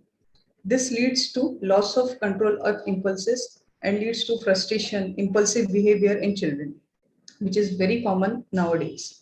So screen basically also induces what is called as pleasant reward cycle. This is the same effect as we get from any drugs or anything, because they will increase the impulse. Screen also induces the impulse and produces dopamine, which is a happy hormone for the brain. This is inversely proportional. Its effect is inversely proportional for the age. So younger the child, more dopamine secretion will take place, and more is the chances that the child will become addict to screen further onward. And after some time, it is really very difficult to take off screen from his or her life. Other factors which is very important is a child for proper development of a child. Concentration and focus is very much necessary, but due to the constant media use or due to of games are used, and the brain is then trained for the only high frequencies. Brain now doesn't respond to all the low frequency things, and then this children becomes attention deficit. They develop attention deficit disorders in future, which incidence is increasing very drastically. And other effects which we know is musculoskeletal problems. This is also ignored, but yes, many patients will come with neck pain, back pain from the age of 3 itself. Treatment is multi-directional. For dry eye, the known treatment is lubricating eye drops, wearing glasses, and most important and most effective is the 20-20-20 rule. That is, every 20 minutes, take a break of 20 seconds and look at an object which is 20 feet away. Asthenopia. For asthenopia, vision therapy is the effective therapy. Various vision therapy are available. It can be like lens flippers and heart chart, which are used for accommodation dysfunction, to treat accommodation dysfunction. Brock string and lifesaver cards are used for treating the convergence insufficiencies. These are very effective. Nowadays, we commonly use them. Position of a laptop or computer should be good. Outdoor activity promote the natural movement of the eye and hand-eye coordination. It increases the depth perception, eye tracking, and it promote the overall development of a visual system. So it is recommended that at least 2 hours of play outside is necessary for each and every child for proper visual development. Prevention is always better than cure. So these are the few tips which will help us to decrease the screen time in child. It is not very easy, but we have to do this because it has many major effects which we have not discussed or which we have not known before. So first and foremost important is be a role model.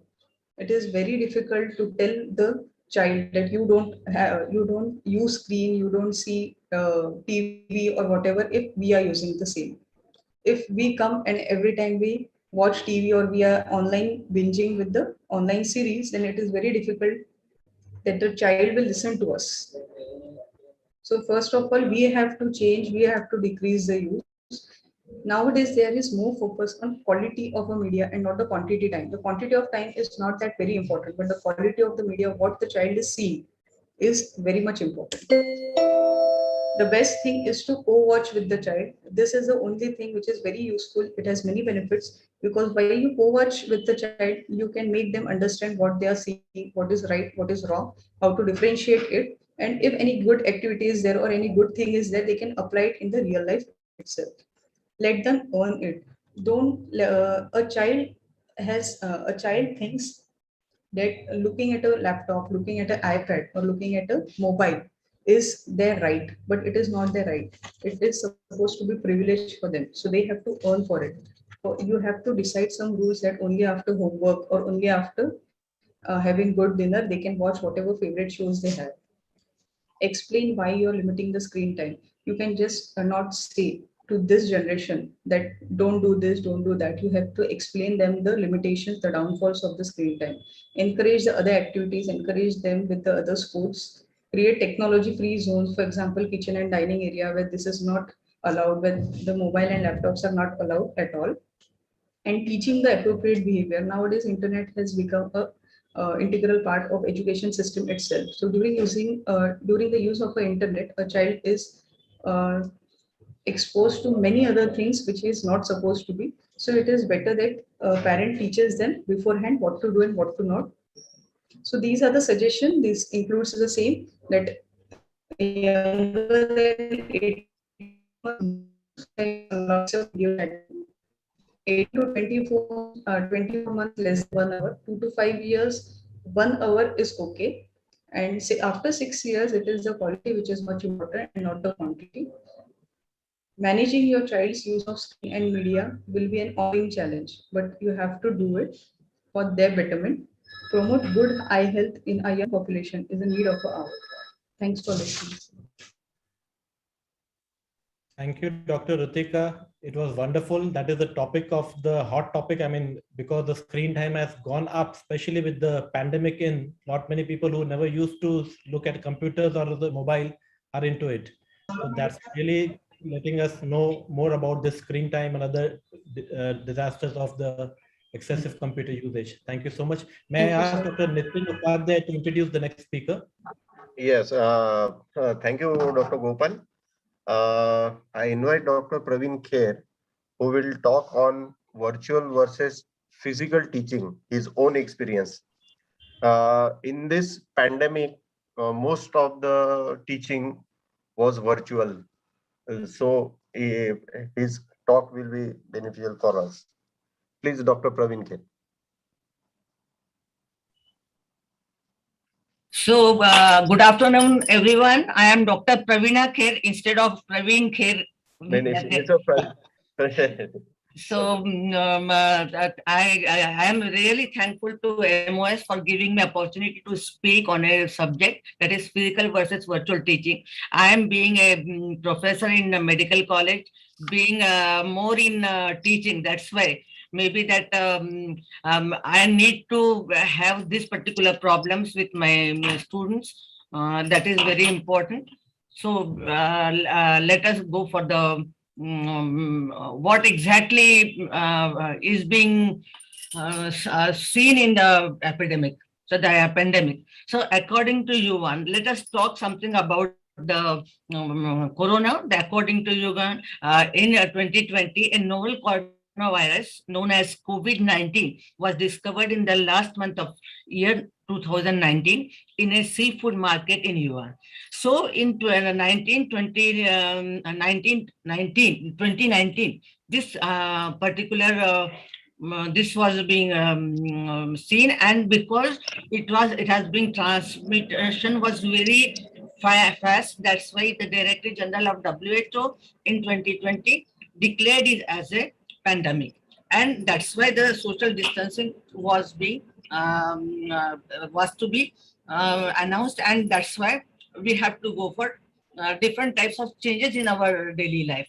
So COVID has a rapid affection in day-to-day practice. So many things have been affected. Our whole life was affected.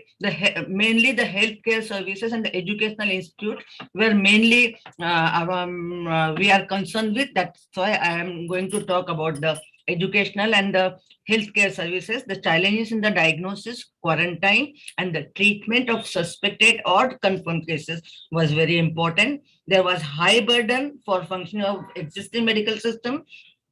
Patients with other diseases and health problems were getting neglected. There was overload on the doctors and other healthcare professionals who are at a very high risk. So requirement for high protection was also there. So when we acted, we were to use masks, we were to have a distance, that is a separation, distance must have been, was being taken care of, and also we were avoiding crowd. The healthcare workers, that is medical staff, had to go for PPE kits and all protection, where the health workers, they had also have to have the protection. Even the general public had to go for mask. So this was about what exactly they were to use because of the pandemic. The situation challenged the educational system across the world. So it is that we have to know about what happened in our educational field. We were forced to shift to online mode of teaching overnight. Training had to quickly evolve to continue providing high educational standards for the residents and fellows, not only the undergraduate students, but also to the residents who are working in the Department of Ophthalmology. They had also had a lot of problems. So educational institute, which were initially face-to-face lectures, they went on to the online learning, and that is to use of internet and some other important technologies which has to be developed for the educational purposes. Instructional delivery and management of the program was to be there. There was two type of online learning, asynchronous and synchronous. There were two types of learning that was being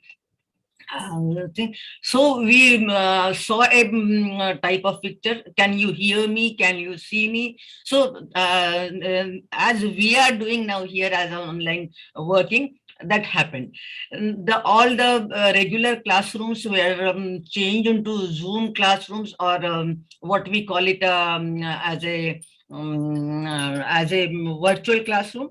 All the academics was to be changed, that all students will have access to a high quality education, no matter where they live, and educators were being treated so that they become very opt for their online teaching. So what are the advantages of online teaching? Access to many sources of information and knowledge. We no need to leave your home because you can have our online teaching.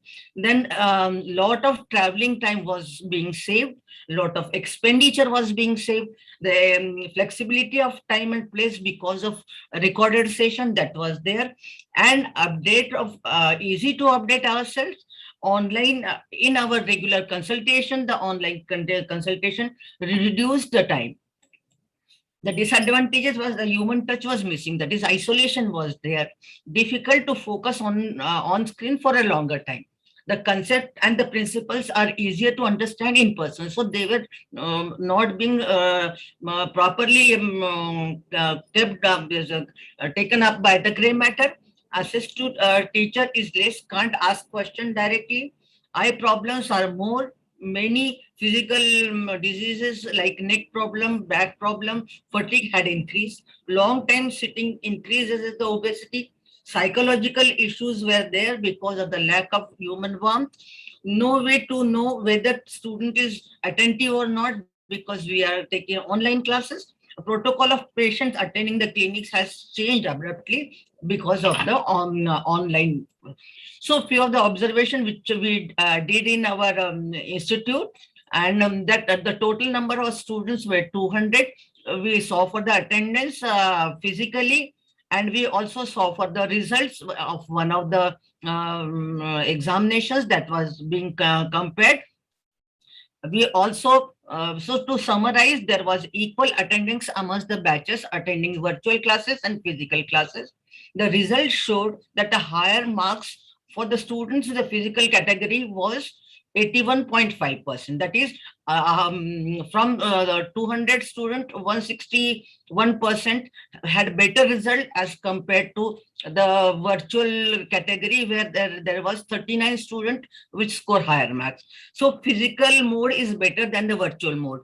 To add up here something that, but more than 90% marks, the students were more in virtual group as compared to the physical group. That means the student which were regularly and attentively attending the classes were being benefited, and they got more marks as compared to the physical teaching. Then we also did some of the surveys regarding the different types of distribution of their distribution of their symptoms, and we also saw that what are the different symptoms they had. So to see for the summary, 80 students responded to our questions, which were being given a questionnaire. Mean age of the ages of the student was 19.20 years. The maximum were 21 to 22 years age group. Mean duration of digital devices used during the COVID era was 5.5 plus minus 1.2 hours, which is more than pre-COVID era, which was 1.9. That is 1.5 hours was less. The most common digital devices were the smartphones, and nearly 168 students out of 200, they attended more than 5 hours per day. So to summarize the disorders, the mild one were 41.1, that is sometimes they had a problem. 14.4, that is moderate, often they had a problem. And 19 student, that is 10.5% has severe, that is daily they had this problem. And nearly 33.8% had no complaints. So this was the summary regarding the disorders. Some of the disorders already in child age group they have mentioned, but here we are amongst the student that we see that no complaints was there in 33%, itching was there in 37%, headache was the most important complaint, that was 52%, burning sensation was 34.4%, eye fatigue was 16.1%, and blurring of vision was about 10%. So few recommendations regarding the teaching, that's an essential element. We have to develop a system for teaching, assessing the curriculum and the technology. Trained human resources should be available. Assessing the family, that is assessing the environment where they are being taught, or the family background where they are sitting and studying. And the keynotes are the provision of strategies, assignment projects, and packages or the packets to students should be given. General education material with internet supply should be given. Material directly from the special educator and the related service provider should be there, considering making choices available to the students. Now, to ensure the quality of ophthalmic specialist training during the pandemic, following can be done. Intensify surgical skill training from the first year of residency, very, very important. Introducing virtual surgical simulators like cataract surgery simulators to all ophthalmic departments to develop practical skill amongst the trainees. Providing additional surgical training for the residents who were posted in COVID-19 unit during the pandemic. Introducing and improving virtual forms of teaching on a large scale, including wet labs, virtual simulators, webinars, podcasts, online courses, and symposia. Our institute, JNMC Savangi Mege, has well-equipped virtual lab for budding ophthalmologists. We welcome you all. Thank you all for the patient hearing, and I thank Dr. Gopal Arora and all the dignitaries for giving me additional time if there had been. Thank you so much. Well, thank you so much, ma'am. That was interesting talk. I think we can have one of the students also in the panelists again. He can tell you how to ditch teachers in their virtual classes. Well, thank you so much. Now, the next topic we have is, I don't know what headache falls into, whether it's a neurologist, a physician, an anesthetist, or a headache specialist, which has a new entity come up. So to tell us more about this, Dr. Praveen Duadupare is going to tell us about what's the general ophthalmologist approaches to headache evaluation. Dr. Praveen, if I pronounced it right, not Praveena. Yes. Yes, thank you. That's why my confusion went there. Okay. Okay. Madam, you have to stop sharing your screen. Yes.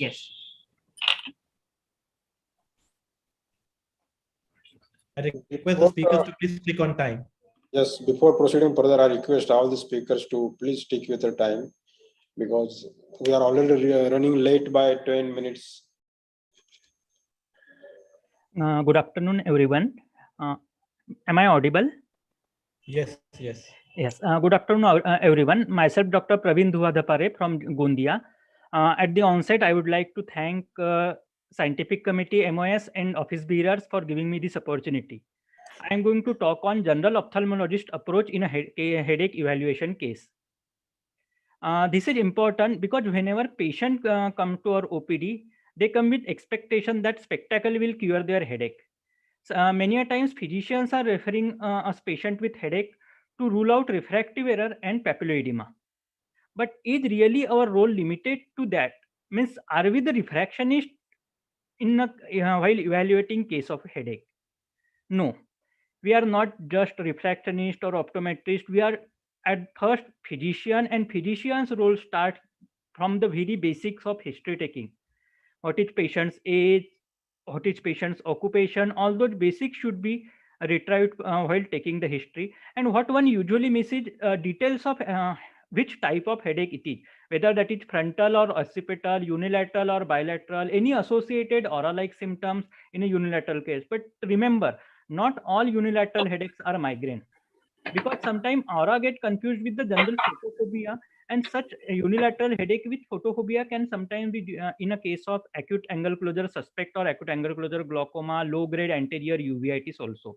And those we have a few times observed that those get confused with the migraine cases. Diurnal variation is also to be observed, and at the increase in headache in early morning, especially associated with convulsion, projectile vomiting, can be due to CNS causes. Evening time headache, especially the frontal one, can be due to the ophthalmic cause. The aggravated symptom after prolonged reading or electronic gadget use, this history is to be retrieved, because the professional need for this prolonged activity or just a leisure activity, counseling part in management will differ. Associated symptoms must be asked for, because we have observed simply changing dietary habit and avoiding hypoglycemia just before afternoon lunch time, increased acidity, hypotension, or excessive fatigue in young adults is associated with the headache, which so more common in the afternoon hours of their job, and they consider it as a because of refractive error. Even some of us consider it. So this history must be attended very carefully. Postural headache or neck pain in IT workers, which is actually the occipital or neck pain, occipital headache or neck pain, should be treated with consultation with occupational therapist or physiotherapist rather than physician's help. Recent onset fever, URI, sinusitis, etc. All those should be inquired. Irregular treatment of hypertension, diabetes, any other systemic diseases like severe anemia can be the one of the cause of hypertension.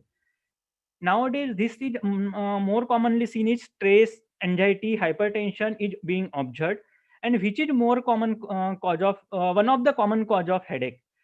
Type A personality of patient or their family members, not by questionnaire but by the body language we can observe, is also one of the cause of headache, and all this should be observed before starting treating the patient. Yes, refraction forms the basic of ophthalmologist view part in evaluating this case, and all uncorrected refractive errors, especially with close attention to their working distance for their particular occupation, should be treated properly. Hypermetropia should be fully corrected, and fewer times we have observed that rather than fully correcting myopia, especially in those people who are having prolonged near activity, if we undercorrect myopia, that do help. And we may counsel patient that your distance vision is going to be compromised slightly, but your comfort level is going to be good. While dispensing IPD, especially in a patient with high astigmatism and high power lenses, should be noted down on paper. That will help optician. Binocular balancing and comfort should be seen before dispensing the prescription. Fogging and cycloplegic refraction with postmediatic test may be done in a young patient or children, and also whenever accommodation factor is suspected. Not only refraction is important, but especially for the patient whose prolonged duration of work is in outdoors field workers, simply plain powered sunglasses of a good quality will help to reduce the episodes of headache. Now this category we have customized. Whenever basic refraction is done and if nothing is found, we try to segregate patient into red eye and non-red eye group. Red eye patient will usually have some organic pathology like uveitis or angle closure or some corneal pathology. Non-red eye patient, apart from refractive error, may have squint, foliage, convergence deficiency, meibomian gland disease, or open angle glaucoma, and sometimes secondary glaucoma like pseudo exfoliation glaucoma. So this categorization in mind, we need to do the basic eye alignment testing, which special view to fusional efforts put by the patient. Conversion testing must be done in all late teenagers and recent young workers who have started their office job newly, because a prolonged duration of near work, which they were not accustomed to, convergence deficiency may cause the headache in them.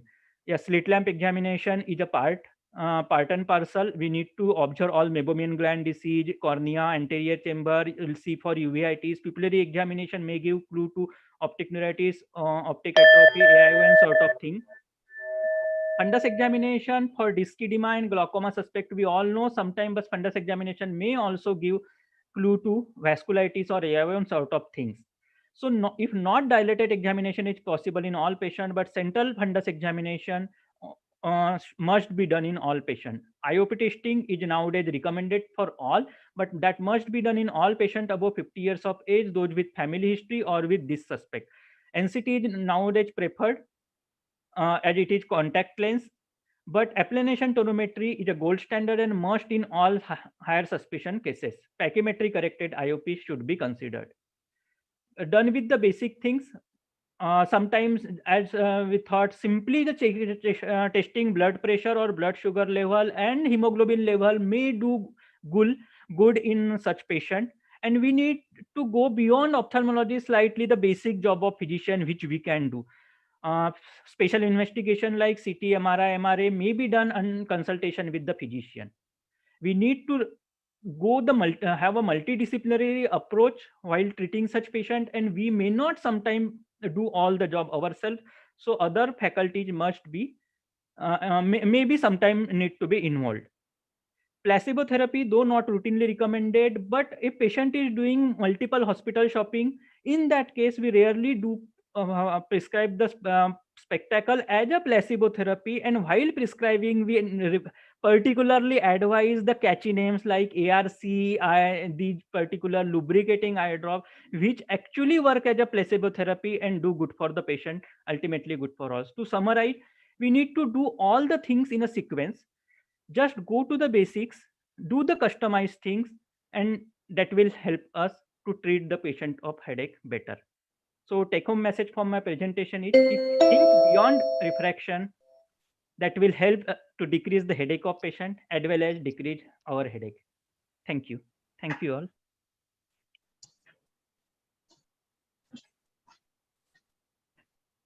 Thank you, Dr. Praveen.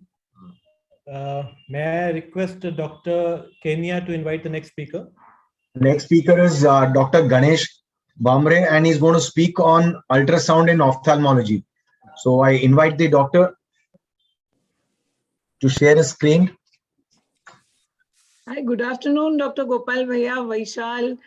Hello, ma'am. How are you? Hi, I'm very good. Good afternoon. Good afternoon. Thank you so much. Thank you to all the speakers also.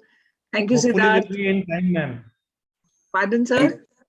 Hopefully we'll run in time, sir. Yes, no, sir, don't worry. You'll be good. You'll be fine. Yeah. Participant.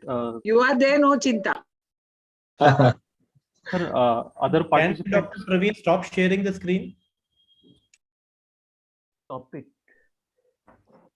So Yeah, Dr. Praveen, please stop sharing the screen, please. Yes, sir, doing it. Yeah. Yes.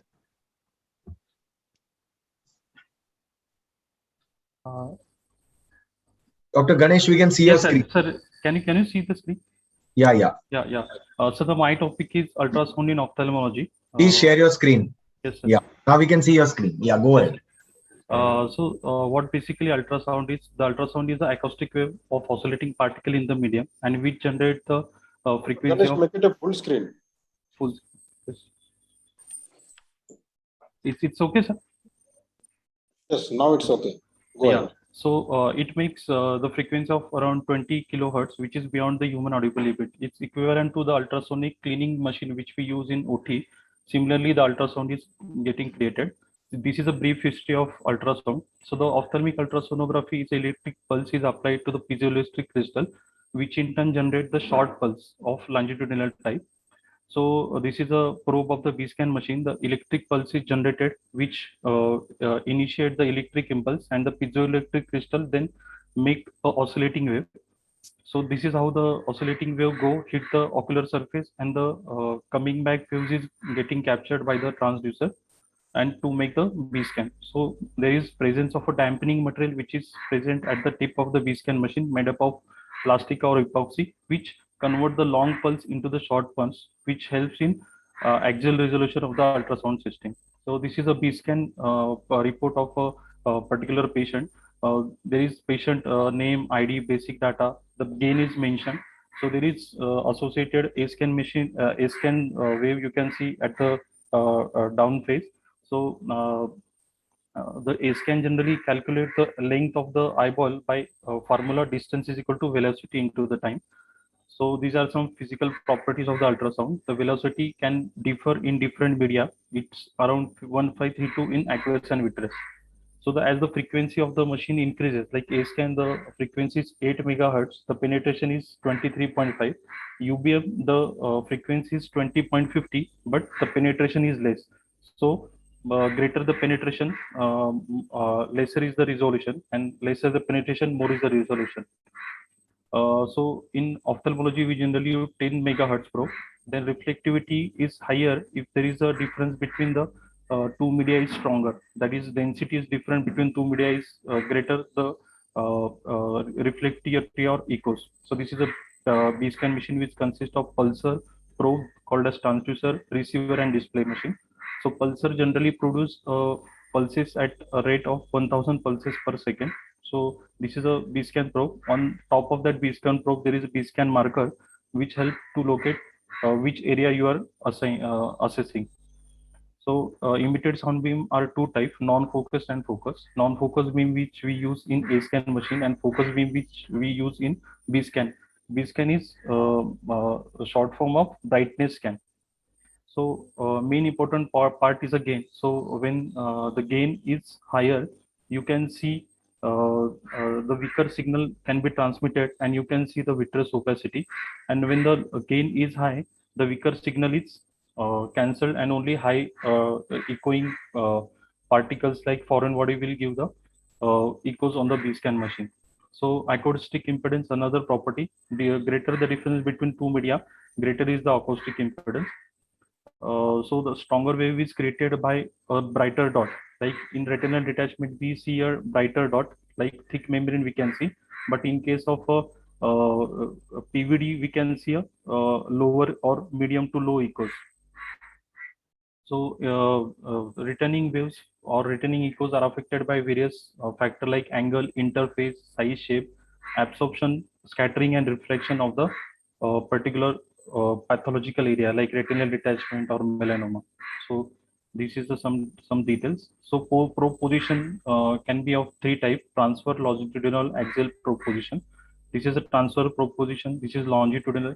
This is axial probe position. So the accuracy of ophthalmic ultrasound is higher if we do ultrasound along with the associated A scan. The accuracy is around 95%. So use of ultrasound, first we will see the ultrasound by microscopy. We put a cup on the eye, put a saline, and do ultrasound UVM scan. So it is having high resolution. It can give clear idea of the anterior segment. So this is the case of iris Bombay. You can see cornea, ankle, and the Bombay formation. So this is the case of anterior staphyloma. You can classically see a staphylomatous and outpouching of the cornea and anterior surface.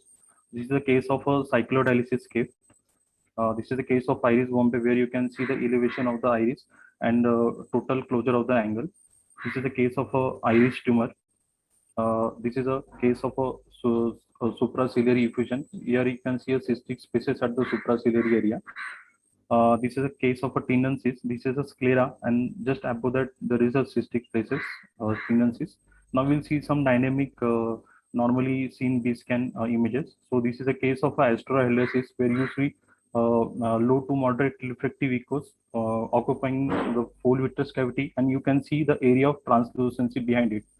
This is another case where you see a retinal detachment with associated choroidal detachment. You can see a double membrane, a dome-shaped choroidal detachment you can see with serous fluid behind it. This is a case of a choroidal melanoma where you can see classical collar stud appearance when the choroidal melanoma breaks the Bruch membrane, and you can see excavation of the choroidal layers also. Now this is a case of a complete PVD where you can see a good after movement. The dot-like and membranous echoes are not attached to the disc, which is a differentiating feature between the RD and PVD. So this is a double membrane where you can see vitreous which is organized and along with retinal detachment. So this is a case of early retinal detachment where only inferior part of the membranous echoes can be seen. The good after movement of vitreous also can be seen. This is a case of a exudative retinal detachment where you see the exudative retinal detachment changing its shape, and you can see dot-like echoes behind that serous detachment, and you also see the T signs in this thickened sclera. So this is a case of a fresh vitreous image where you see a low to moderate reflective multiple dot-like echoes in the vitreous cavity. This is a case of an intraocular foreign body where you reduce the gain of the B-scan machine, and you can see a classical after shadow just beyond the intraocular foreign body. This is a case of a shallow retinal detachment where you see the shallow line of subretinal fluid in the retinal detachment. This is a case of a choroidal detachment where you see a classical dome shape elevation at the upper and lower quadrant. And if you do associated A scan, you can see a double hump pattern on the A scan. This is an organized vitreous image where in the diabetic retinopathy, where you see a double membrane and few membranes are present, and the convexity of the membrane is concave. So it's a tractional retinal detachment. So this is a case of a PVD which is attached to the disc. You can see good after movement, but point attachment at the disc. This is a PVD with a vitreous image. This is a case of a kissing choroidal where the two choroidals are touching to each other. This is a case of suprachoroidal hemorrhage where you see the subretinal dot-like echoes of moderate to high reflectivity suggestive of hemorrhagic choroidal. This is the organized vitreous image. This is a case of vitreous floaters. This is the case of vitritis where you can see a dot-like echoes occupying all the vitreous cavity, and you can see increased retinochoroidal thickness and optic nerve head shadow. This is the case of a choroidal hemangioma. This is a case of optic disc coloboma where you can see the outpouching at the disc level. This is the case of a coat disease. Then there is a retinopathy of prematurity, short eye length, closed funnel retinal detachment. This is a T sign which you see in panophthalmitis where the retinochoroidal thickness is increased, and this is the optic nerve shadow. So it's look like a T, so it's called as T sign. This is a posterior staphyloma showing posterior outpouching of the sclera. And there is 30-degree test which is done in case of a true papilloedema. So there are various orbital indications like orbital mass, extraorbital muscle elevation, globe elevation, optic nerve head to sin, orbital inflammation, orbital foreign body. This is a case of thyroid ophthalmoplegia where the muscle thickness is increased, and when the muscle thickness is more than total muscle thickness is more than 18 to 20, you consider as a thyroid ophthalmoplegia. Thank you.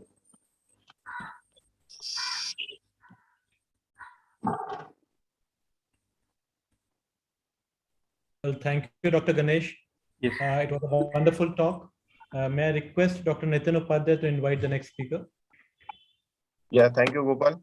I invite Dr. Nilesh Jain to speak on the traumatic luxation of globe, unusual case, a complete recovery. Dr. Ganesh, Yes, can sir. you? Yes, sir. Yes. I'm just doing it. Dr. Nilesh, are you there? Yes, I'm there, sir. Okay, no problem.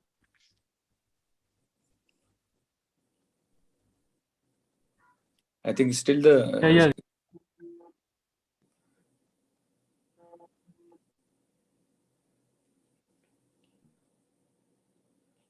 Dr. Ganesh, will you please stop sharing? I'm not able to share the screen.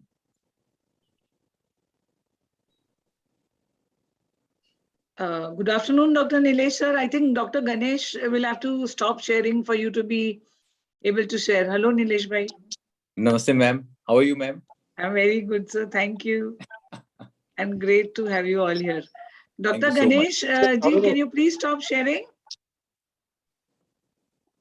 Think he has some connectivity issues. Yeah. Can the admin do the so needful? Yes, hi people, please. Sai Dada, Manjula Didi. So before starting my presentation, I would like to extend my gratitude to Dr. Ragini Parekh ma'am, Dr. Parikshit Gogate sir, Dr. Sirish Suraj sir, Dr. Swapnesh, Dr. Pankaj, and all the chairperson today. Thank you so much for giving this opportunity. And my topic is a traumatic luxation of the globe, and that too with the full recovery. Screen.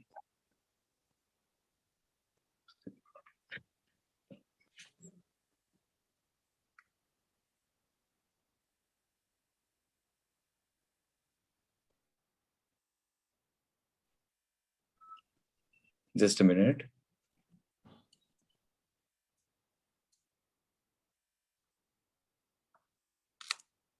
Are you able to see my screen now? Yes, we can see your screen here. Yeah, thank you so much. Yeah, so it's not moving.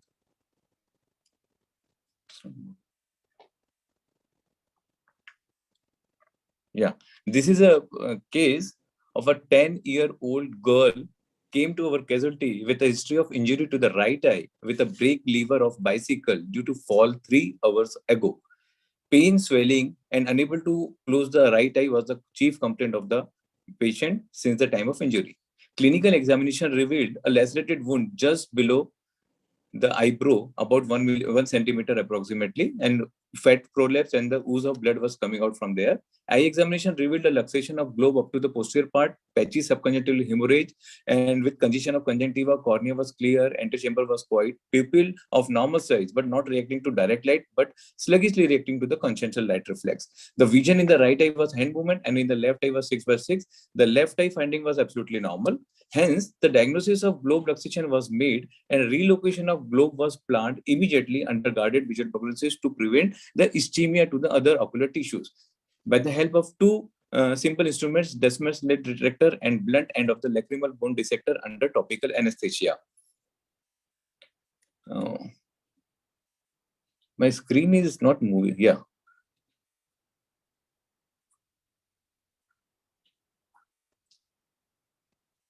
So I'll show you the video here, how we are doing this.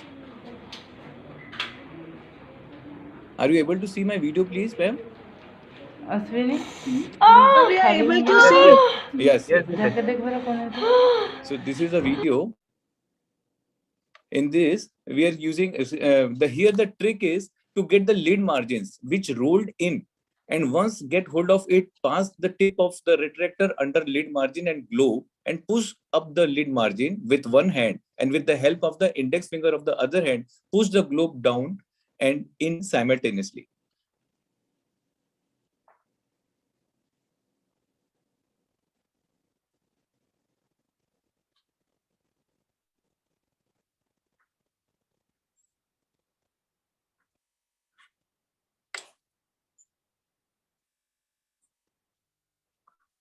I don't know why it is not moving. So this is the first day picture after doing the reposition of the globe. The fundus was normal, little bit lid edema is there, and extraocular movement shows marked improvement, and vision is improved up to 624. And this is the day 7 picture. Here you can see the stapler wound there, and it is healed up, and eyes was absolutely normal, vision is 6/6, globe was normal, and extraocular movements was also normal. So on first post-operative day, we did the CT scan orbit as well as brain, that was normal. And the discussion part is the luxation of globe. It could be can be classified as spontaneous, voluntary, or traumatic. Spontaneous luxation occurs without any conscious effort, with or without a precipitating factor. The precipitating factor can be just a lead manipulation or disease process, such as extreme lead retraction in case of thyroid ophthalmopathy, or in conditions such as floppy eyelid syndrome and Crouzon's disease, where the orbit is very shallow. Voluntary relaxation is the ability to produce one's globe at will, most often just by lead manipulation without any precipitating trigger. Traumatic relaxation, as you've seen in my case, it can also be categorized based on the clinical features like avulsio incompleta and avulsio completa. In avulsio incompleta, where the injury to the optic nerve will be there, but other structures will be normal. But in avulsio completa, where the structures, all the structures will involve, especially extraocular muscles as well as the optic nerve. The clinical features can be vary from exposure keratopathy and corneal abrasion, blepharospasm, traumatic optic neuropathy, optic nerve avulsion leading to complete visual loss, and phthisis bulbi. And extracranial complications like meningitis, intracranial hemorrhages, CSF leak have also been reported. Brain and orbital CT scans are required to exclude fractures, intracranial bleeding, and optic chiasmal injury. So, based on the review of literature, trauma seems to be the most common etiology for the luxation of globe. Trauma, however, can be accidental or inflicted, as in the brutal sport. The eyelid in their position play a crucial role in preventing the dislocation of the globe anteriorly. The mechanism, however, is in a brake handle injury has been attributed to the relatively obtuse structure of the eyelids. So when the brake handle strikes the upper orbit, the intraorbital pressure may increase while the eyelid is pushed back. This further pushes the orbital content anteriorly, using the orbital apex as a fulcrum. This process may result in the luxation of globe. Pre-existing weakness of extraocular muscles and its ligament have also been proposed as an etiology of the globe luxation. The optic nerve damage is due to the extreme forward rotation of the globe, which causes shearing of the optic nerve and damage to its fiber, which most commonly occurs at lamina cribrosa, where there is a lack of myelin sheath and supportive tissue, making it more susceptible to damage. The extraocular muscle involvement usually seen in globe luxation associated with maxillofacial injuries in leaf foot fracture. The most susceptible muscles to be injured is medial rectus, followed by inferior rectus and superior rectus. The oblique muscles are the last ones to be injured. Then prevention. The prevention of further episodes begin with educating the patients. And patients with an underlying disease such as thyroid orbitopathy should seek treatment for of their disease, and they should be instructed on the proper repositioning technique. Surgical options include lateral torsorrhaphy, lead retraction repair, and underlying diseases like grave disease or space-occupying orbital lesions causing autoproptosis should be identified before considering surgical intervention. Thank you. Thank you, Dr. Nilesh. That was a wonderful case presentation. I hand over to Dr. Siddharth Kamble. Yes, thank you, sir. Really, it is a very excellent presentation by Dr. Nilesh. Thank you, sir. And all the speakers. So, any questions from chairman and co-chairmen? Or I have a few questions from audience.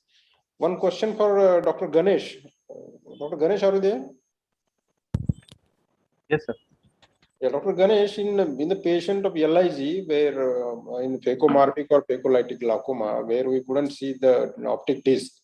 So Yes, in B scan, whether we can know the exact cupping of the optic disc before going for surgery, where you have shown nice videos showing the papilledema also in B scan. Yes, sir. So by changing any resolution, whether we can know how much cupping the patient has. Yes, sir, definitely.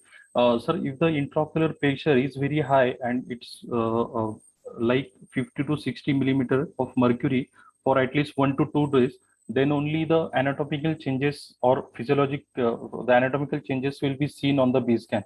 So if in the B scan, when you zoom it to the optic disc level, you can clearly see the disc cupping. But if the disc cupping is since only 1 to 2 days, it may not have anatomical changes of cupping. So if it is a long-standing LIG of more than 5 to 6 days, then only you can pick it up on the B scan machine. Okay. Yeah. Thank you. And another question is for Dr. Praveena Kher, madam. Ma'am, you have done nice study. Are you there, Dr. Praveena, madam? Yes, yes, I'm there. Yes, you have done nice study. I just wanted to ask you, the students you collected from your study, whether they were normal students or medical students? Medical student. I have done in my institute only, and 2 batches. One batch which had a physical classes, and the next batch was with virtual classes. They were the medical students. They were studying. So have you started your physical teaching now? We have started already. We have started. You have started. We have already started physical classes. Okay. And Dr. Rutika. Siddharth, Yes, we yes, may have to give away Yes, the sir. hall. So you can finish your questions and then we can. Yes, ma'am. There are no any. You can ask the question. Yes, Dr. Rutika, can she elaborate about more about lens flipper, that is to decrease the asthenopic symptoms in child? Yes, You were sir. talking Basically, about. they are used in varying powers, sir. From ranging from plus and minus. They are the 4 lenses. 2 are grouped together. One has a minus power and the other side has a plus power. We have to use it alternately. And the patient basically for convergence, insufficiency and infacility. Mainly for infacility, it is very useful, sir. We have to use the card. Different cards are there. Even heart chart can be used for the same. Hello? Okay. Can you hear me? Yes. Okay, thank you. So these are the questions from my side, ma'am. If you, I think I take this opportunity to thank all the speakers along with Dr. Kenya, Dr. Upadhyay, and Dr. Kamble, and of course our chairperson scientific committee, Dr. Ragini, for allowing us to conduct this session. Thank you one and all. Thank you, Gopal Bhaiya. You are a stalwart. You have been the president and scientific person of this MOS. You are a brother, and thank you for conducting this session so well. And thank you, everybody. Praveena Kher ma'am, Siddharth, Vaishal, Nitin Upadhyay, Rutika, Nilesh Bhai, and everybody, Ganesh, Mamre, and everybody for this, Praveen, everybody for this wonderful, wonderful session. Thank you, sir. Thank you so much. Finished, Thank you so much. have finished the fastest amongst the other 3 sessions, and the other 3 halls are running. Gopal Bhaiya rocks. Thank you. Thank So you. over Thank to you, madam. Abhijit. Abhijit is Thank you, already ma'am. here for his next session. Hi. Can you hear me? Hi, Jeevan Ladi sir, the chairman of the session is here. Good evening, good afternoon, Jeevan Bhaiya. Hi, how are you? I'm very good. Good to be here. Oh, it's all yours now. Thank you. Thank you. May I request all to attend the cataract and IOL session 2? May I request Dr. Co-Chairman Dr. Ajay Shukla, Abhijit Vaidya, and moderator Dr. Ritu Kulkarni to be there on the line. May I request first speaker Dr. Subodh Purohit to give a talk on pearls for precision in toric IOL implantation. May I request Dr. Subodh to start right away, please. Thank you. I forgot to thank Vivek. Thank you, Vivek. Thank you, ma'am. Thank you for giving me this opportunity. Thank you. We are one family. And hope to see you in Nashik next year. All of us. Yes. Sorry, Jeevan sir. Yeah, fine. Hello. Subodh, are you there? Yes, sir. So can you you go ahead with your presentation. So just give me a 1 minute, sir.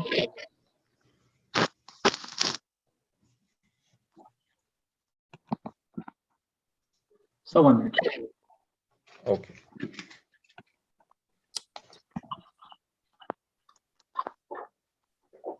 I'm just sharing the screen, sir.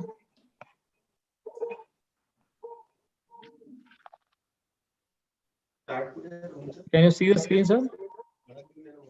Yeah. It's okay. Yes, we can see the screen. You can start now. Yes, sir. Dr. Subodh Purohit. Yes, sir. Sir, first of all, I would like to. So can you? First of all, I would like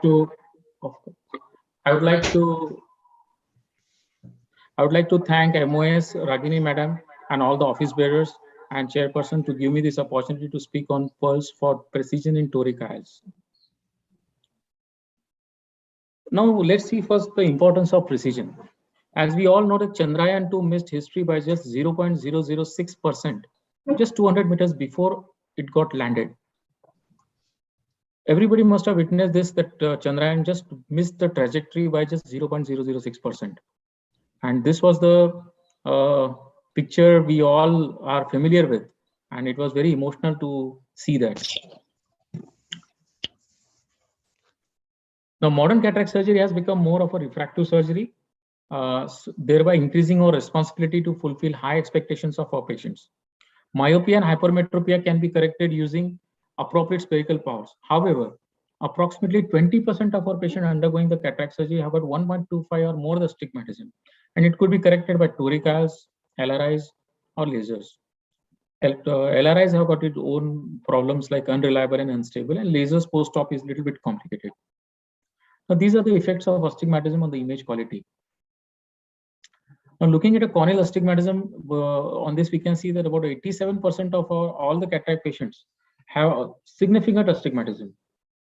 So at least 50% of our cataract patients are potential candidates for the toric IOLs. The components of toric IOL calculations, spherical IOL calculations, and toricity. We are looking for a projected corneal cylinder for the cataract surgery. For that, we need two inputs. One is surgically induced astigmatism and the pre-op corneal cylinder.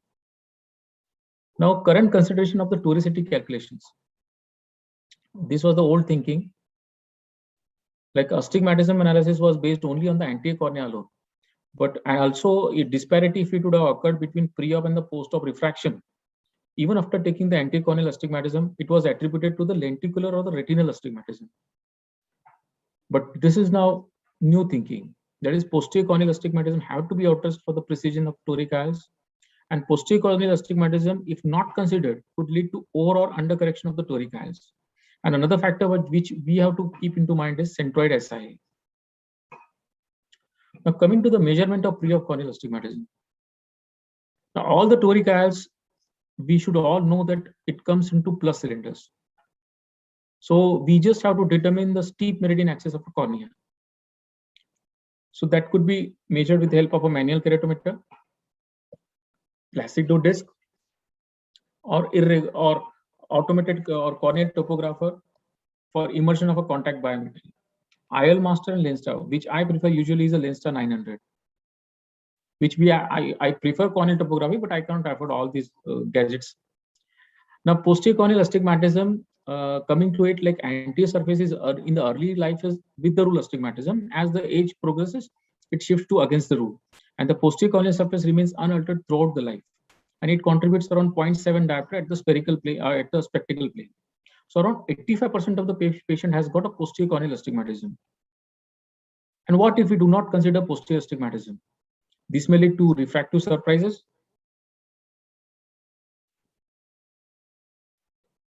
and this may lead to overcorrection or undercorrection. So these are the various gadgets we can use for measuring the posterior cornea. Now, what is SIA? Now, it is the amount of astigmatic change that your surgery is expected to induce post-operatively. Ideally, surgeons should calculate their own surgical SIA. Mean and median way of SIA calculation is nowadays obsolete. Nowadays, we go for a centroid SIA, which is considered to be gold standard. Now, centroid SIA is a vector which has got magnitude and direction. SI is a vector, as I told, that it has got both components, magnitude and direction. The previously, when we used to see two patients like SI 0.5 diopter at 90 degree and 0.5, we used to consider that SI mean SI is around 0.5 diopter. But nowadays, if SI 0.5 diopter at 90 and 0.5 at 180, we have to combine it with a arithmetic mean, and we have to take it as a 0 and not 0.5. But for our benefit, we can say that in a nowadays surgery in 2.2 millimeter or 2.4 millimeter incision, the SI is hardly 0.2 millimeter. So, and if at all, if you want to go for it, we can go for a Warren Hill site or a www.drhill.com calculations. Now we have calculated the astigmatism of a cornea. Now, point comes of a marking in a reference marking. Now, mark the eye while patient is in an upright position, and always make a patient very comfortable. And we can use any marker like gravity marker, bubble marker. Usually I prefer slit lamp marking with a BC AQ marker. And if the surgeon uses peribulbar block, he should be doing marking beforehand, before giving a block. Now, having minimum 2 reference mark is a very good thing, so that the precision will be very good, and also make it a point to mark an incision site also. And if at all, if you're not well versed, if you're a beginner, you can go for a non-toric IOL and just practice on it, and then you can go for a toric IOL. Now, this is my way of marking. I just use the slit lamp marking. This, as you can see, at a 180 degree, I just make a slit of 180 degree with the help of a Joja's BC AQ marker, and then I make 90 degree, 180 degree, and then the incision site also. Just give me 2 minutes, sir. Now, slit lamp marking at intended axis, there is no elaborate markers to be used. We can directly mark the axis. These are the higher end machines. I don't use it. I am not Amit Mahajan to use Zeiss Callisto, which is going to speak just now. Now, after marking, when we have placed the IOL, you should do a gross alignment first in the bag, and always make it a point. You should implant the lens at least 20 to 30 degrees short of a desired position before OVD removal. And after that, we can stabilize the IOL to the desired axis during the during OVD removal and after the OVD removal. This is the short I can show you. This is just I'm making it.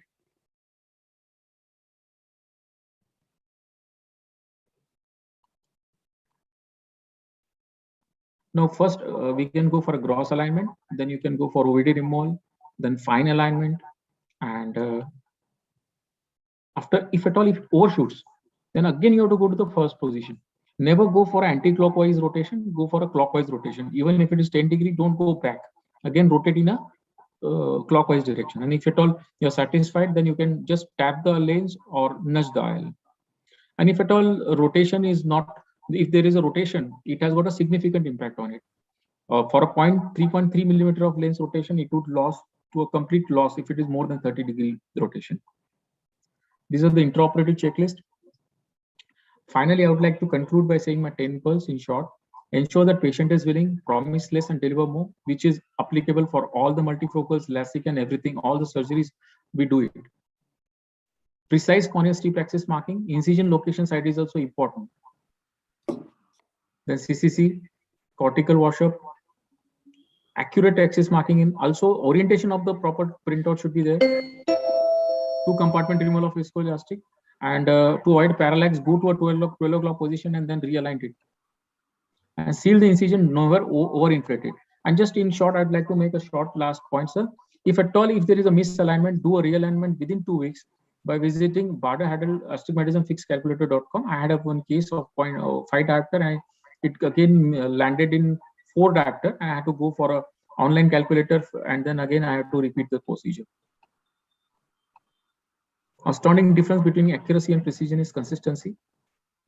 Thank you very much, sir.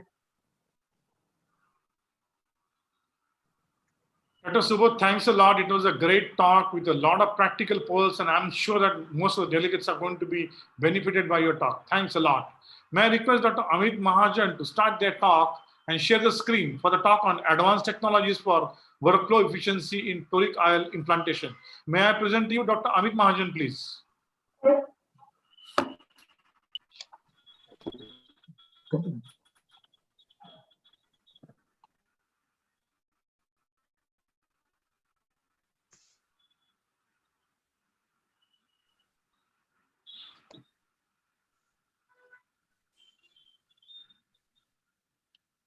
Is my screen visible, sir?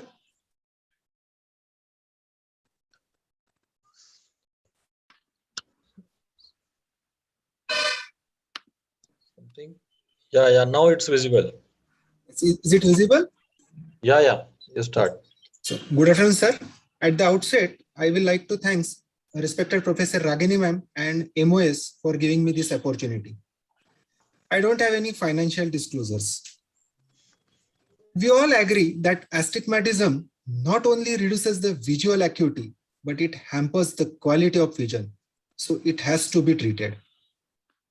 So let me share you a few interesting facts. Like as we all know that 30% of the eyes, they have more than one diopter of the astigmatism. Toric IOLs are much predictable than OCCI or LRI. But at the same time, even a slightest rotation, like a 30-degree also, can cause 10-degree rotation can cause up to 30-degree loss of final astigmatism goal. So in this interesting survey done in US, it has been found that almost 49% of the surgeons, they do not even attempt to correct the astigmatism at the time of the surgery. So why I was not so keen for the toric? So let's analyze the main issues. It all starts with the getting proper toric model, both spherical as well as the cylindrical component. And for that, you must have accurate keratometry, posterior corneal curvature, bang-on axial length, and modern IOL calculating formula. After selecting proper IOL model, you have to implant it on a proper desired target axis. And then comes the final role of rotational stability or post-operative rotation. So let us analyze these hurdles one by one. As we all know that IOL Master has been tested again and again, and it has been proved as a gold standard with a 3-zone telecentric keratometry, TK, swept source biometry, unique fixation check, and inbuilt Barrett suit. We are almost 100% sure about the toric model. So if you have IOL Master 700, then your biometry is almost always 100% bang on. Then comes the reference marking. While I am not sure about the ink marking done by me and my assistant, whether they are the same or the different, so I have to do it on myself. So it is little bit of time consuming. Again, to avoid the cyclotorsion, I have to make patient sit on the slit lamp in a sitting posture, mark it, and then transfer to the operating room.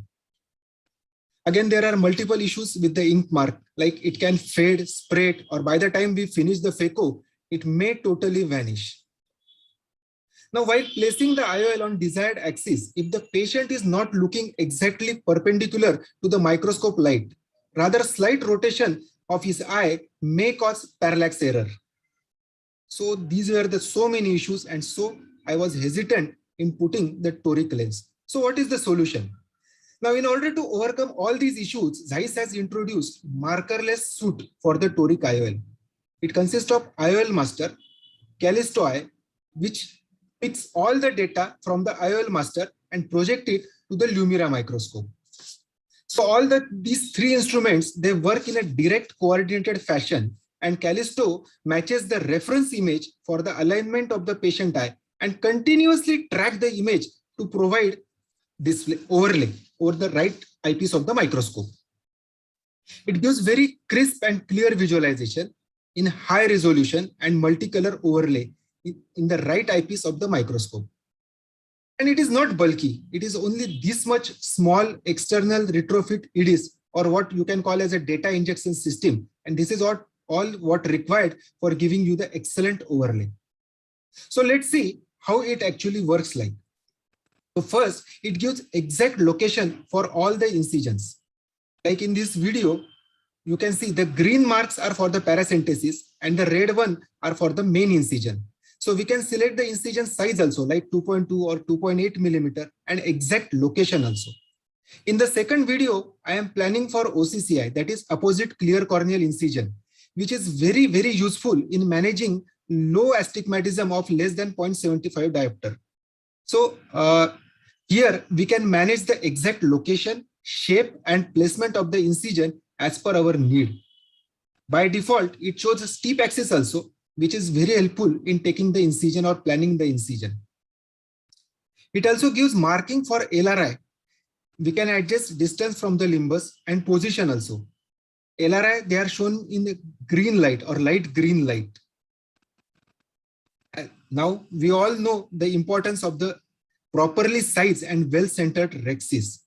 So in the right video, it is with the overlay, while in the left video, I am trying to do the CCC without overlay. It gives two circles. As you can see, I have selected 5 millimeter and 5.5 millimeter circles. So it gives absolutely well-centered rexis. as we all know that we all are very skillful surgeons and we can fashion beautiful CCC in almost 80% cases, even without overlay. But with the overlay, it is almost always 100% well-centered, circular and well-fashioned rexis. Now for the target axis, it gives 3 lines from limbus to limbus, full length. So there are least chances of the parallax. So let's see how, let's go to the video also. So now we have reference image selected on the IOL master. Callisto gives real-time overlay of the target axis, which is very sharp enough. Like in this case, it is 8 degree or 170 degree. So we have to just align the toric lens as per the marks. Remove the visco and finish the case. It is that simple. No role of parallax or nothing.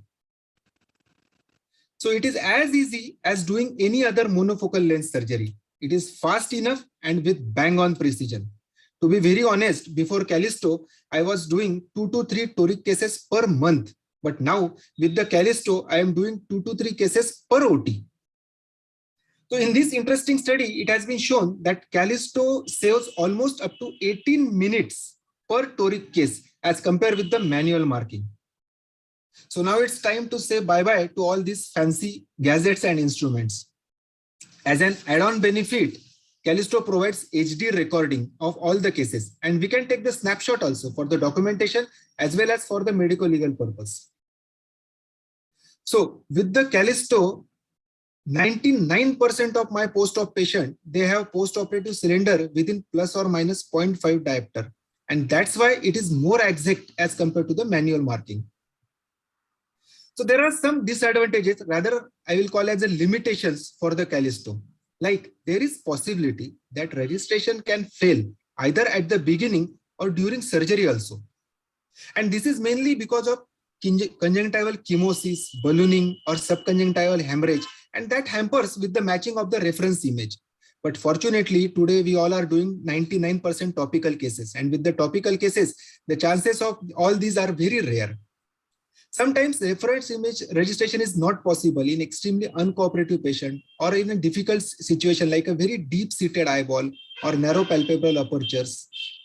But today, the real frustration for any phacosurgeon is to see the unhappy patient because of the refractive surprises.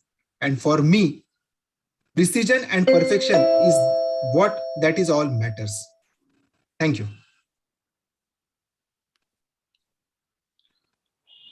Thank you, Dr. Mahajan, sir. It's an excellent presentation, really practical tips for those who are doing the story IOLs. Oh, now moving next, we have with us Dr. Vishakha Jivkate. Are you there, Vishakha? Yes, sir. Oh, she will be speaking on iris swollen. Are you ready with your? Yes, sir. I'm sharing my screen. Your start.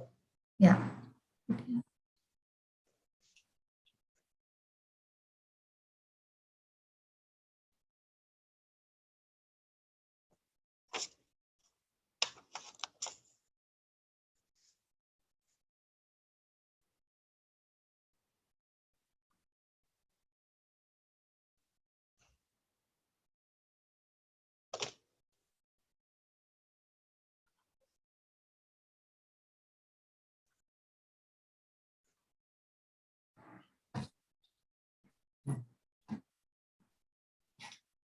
So can you see my screen? But it is not running here. We can see your screen, but okay. Can you start your presentation? Yes, sir. Share the screen, start playing, man. Yeah, I have shared my screen, sir. Just 1 minute.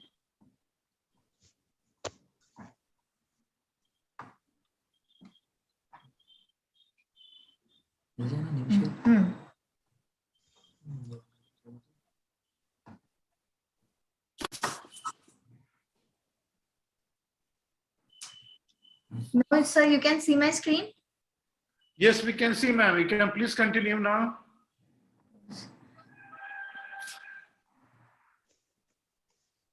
Good afternoon, everyone. At the outset, I would like to thank MOS for giving me the opportunity to present on Iris Claw IOLs. I have no financial interest in this presentation. Whenever the large precedent occurs, the first thing comes in mind is get stuck. We have three options: ACIOL, in which there is a lot of corneal edema and so rarely done nowadays.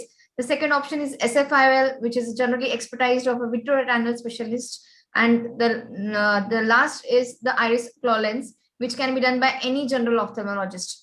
This is a chart of aphakia management, both non-surgical and surgical options, primarily focusing on iris claw lenses. This is the evolution and development of iris claw lenses. These are the various designs from, and now the 1980 decade saw the use of iris claw lenses being implanted anterior to the iris as a primary option in patient undergoing uneven cataract surgery. The concept was popularized by Professor Jan Worst from Holland and Dr. Daljit Singh from India. The technical specification: it is a single piece biconvex iris claw lens made from polymethyl methacrylate. The total length is about 8 to 9 mm. The optical diameter ranges from 4.25 to 5.550. Total height is about 0.76 mm. And the design is iris bridge support. The iris bridge forms a shield and protects the cornea from touching the PMMA haptics of the IOL. Safe clearance from the vital structures, that is corneal endothelium and angle of anterior chamber. The most important advantage is unrestricted dilatation. The haptics attached to the mid-peripheral virtually immobile iris trauma, thus unrestricted pupil dilatation and constriction. So it is sphincter independent. Excellent centration. Once fixated, the lens will not decenter. The fluorescent angiographic studies by Strobel and Isaac have shown no leakage of the iris vessels at the enclavation sites. Pressure-free iris fixation. No iris atrophy when the recommended surgical technique is used. Only a few cases of iris atrophy in the area of fixation have been reported in the literature. The surgical technique I'll be explaining. Under the peribulbar or subtenance anesthesia, 5.5 mm scleral tunnel is made. 2 paracentesis at 3 o'clock and 9 o'clock position is done. The intracameral pilocarpine 0.5% is injected. Anterior chamber entry after injecting viscoelastic material is done. Anterior vitrectomy is done. Now, the surgical technique is firmly hold the iris claw IOL optic with an iris claw IOL holding forceps and position in the center. Gently enclave the mid-peripheral iris in the claw using Sinskey hook on the posterior surface of the iris at 3 o'clock and 9 o'clock meridian. I'll be showing the video of how it is done.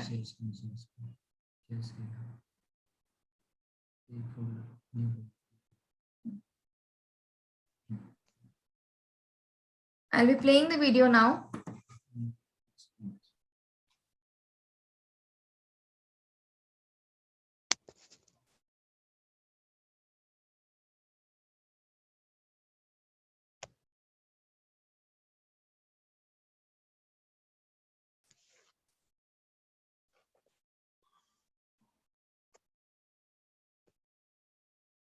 This is not running, madam.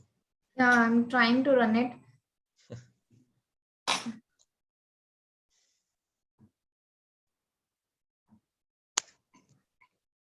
Now you can see. This is the surgical technique of how the enclavation of the posterior surface of the haptic is done. So now, is it? No, it is not visible yet. Okay. Okay, you continue. Okay, I'll continue with the presentation. Yeah.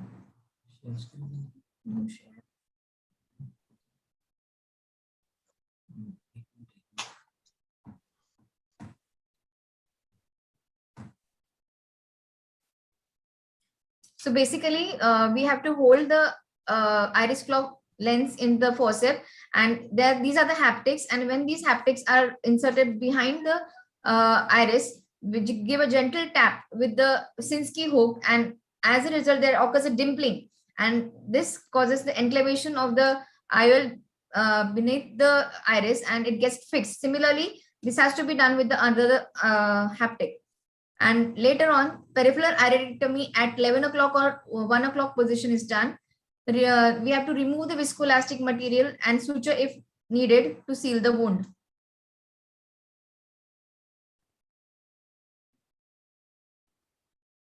In eyes with intraoperative large posterior capsular rupture or zonular dehiscence with a posterior lens or IL dislocation, there is a slight difference in the surgical technique in which the implantation of posterior iris fixated iris preceded by standard 3-port pars plana vitrectomy for posterior dislocated cataractus lens or IOL. Peripheral iridotomy or iridotomy, although all aphakic IOLs are vaulted, it is highly recommended to perform an iridectomy or iridotomy. The pigment layer needs to be perforated completely. An iridectomy or iridotomy has to be made to avoid a posterior post-operative pupil block. It can also be used to manage an unwanted iris prolapse. These are the photos of the post-op. Here we can see the clear cornea, the well-centered IOL with a peripheral iridectomy present.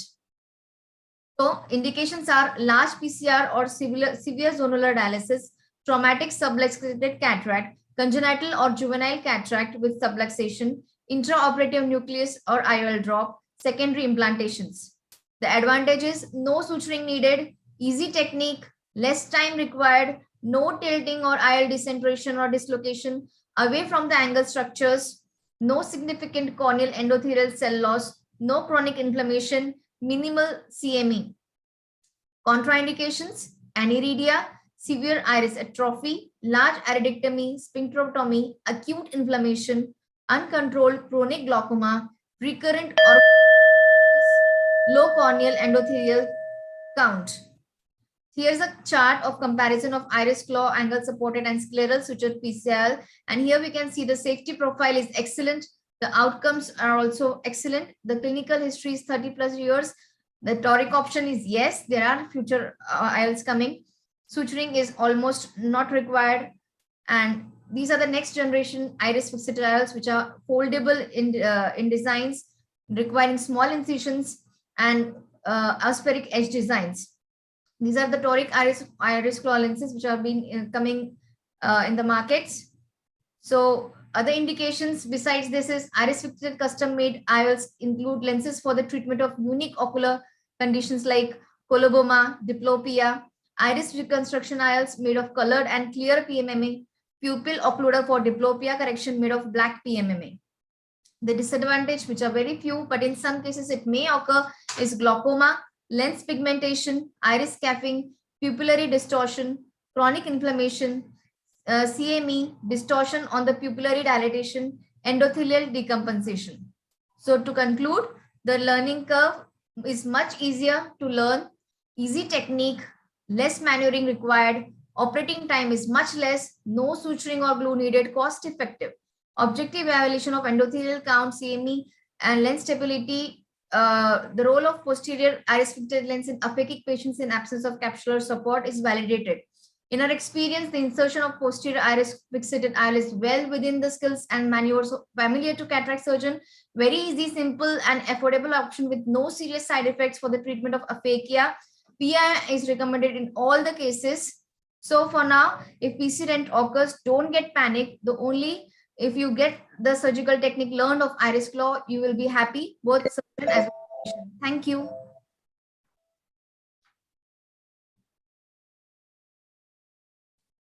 Thank you, Vishakha. Nice presentation. Now, video was there, but it was not. no, it's okay. It's technical. Some issues are there, but it's okay. Now moving to our next speaker, Sachin, Dr. Sachin Daigon. Are you there, Sachin?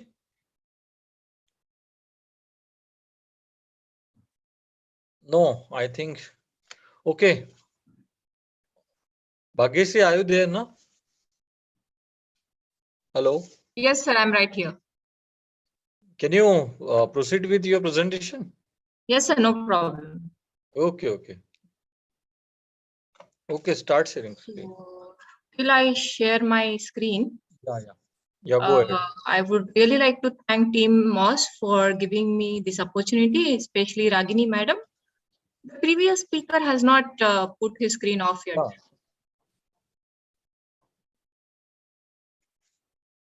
Vishakha, you stop your screen sharing. Hello, Dr. Vishakha. Have you gone? Yes.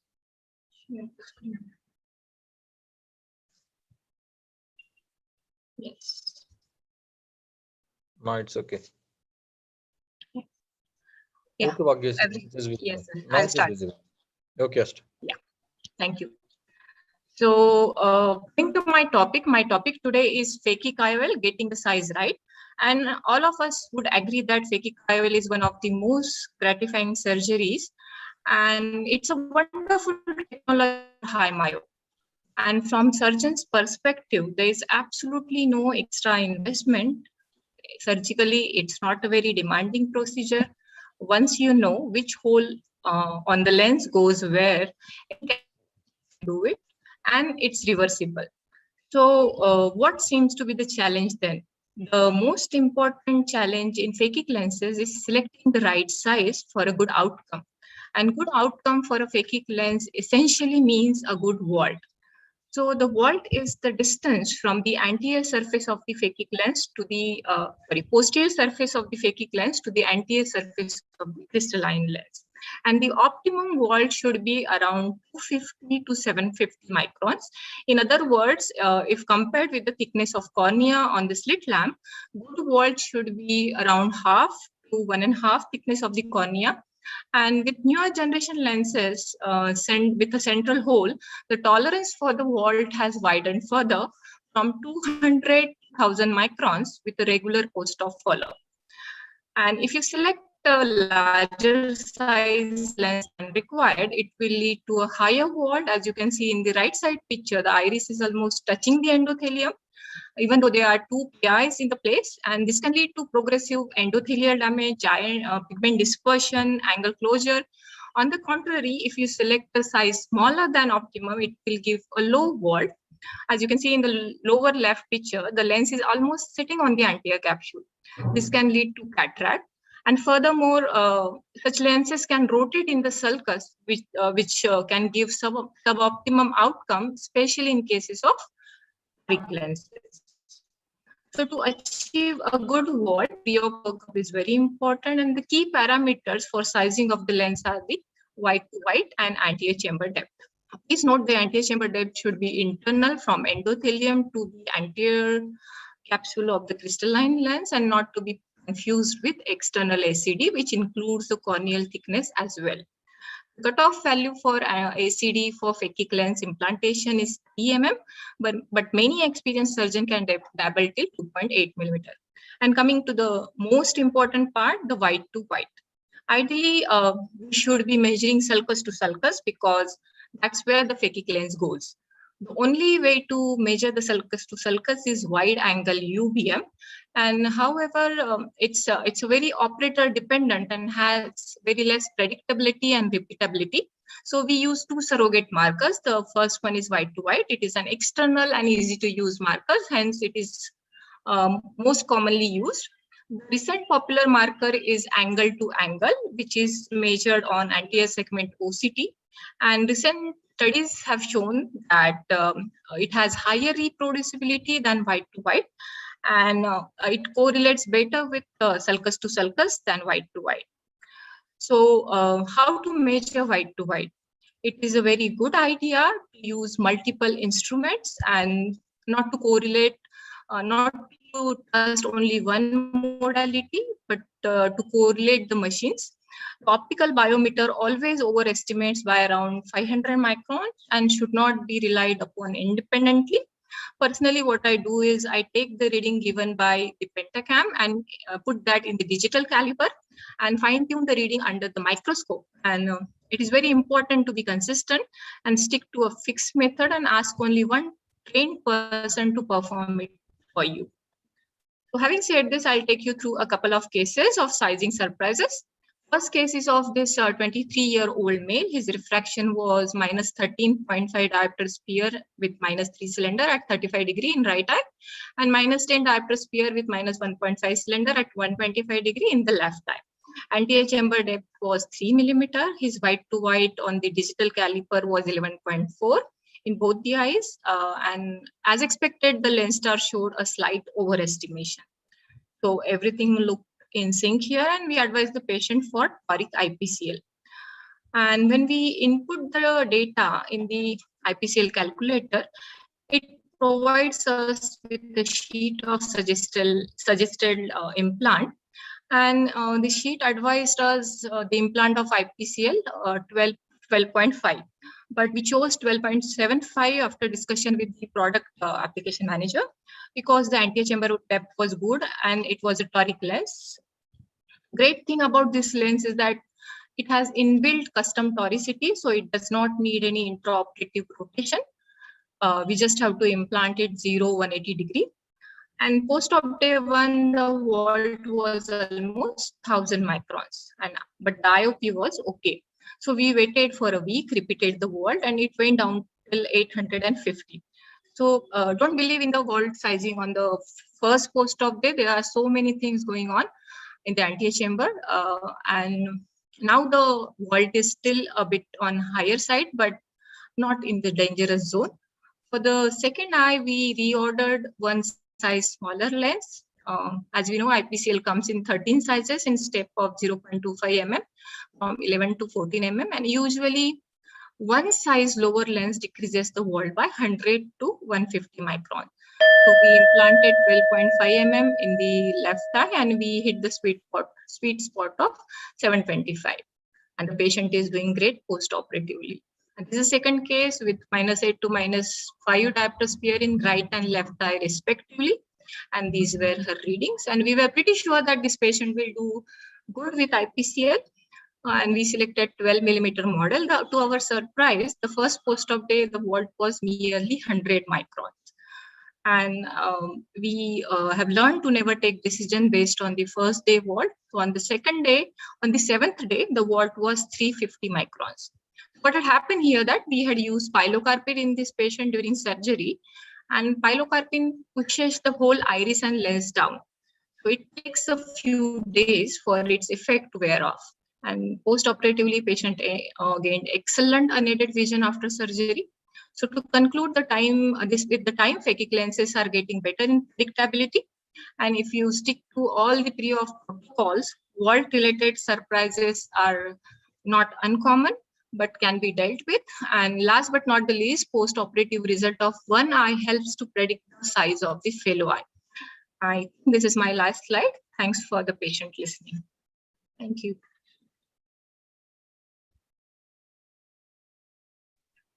Thank you, Bhagyashree. Very excellent presentation and very informative. I really appreciate your presentation. Thank you, sir. Now, let's move to our next speaker. Dr. Naveen is there? Yes, sir. Can you hear me, sir? Yeah, I can hear you. Can you start your screen sharing? Sure, sir. Okay.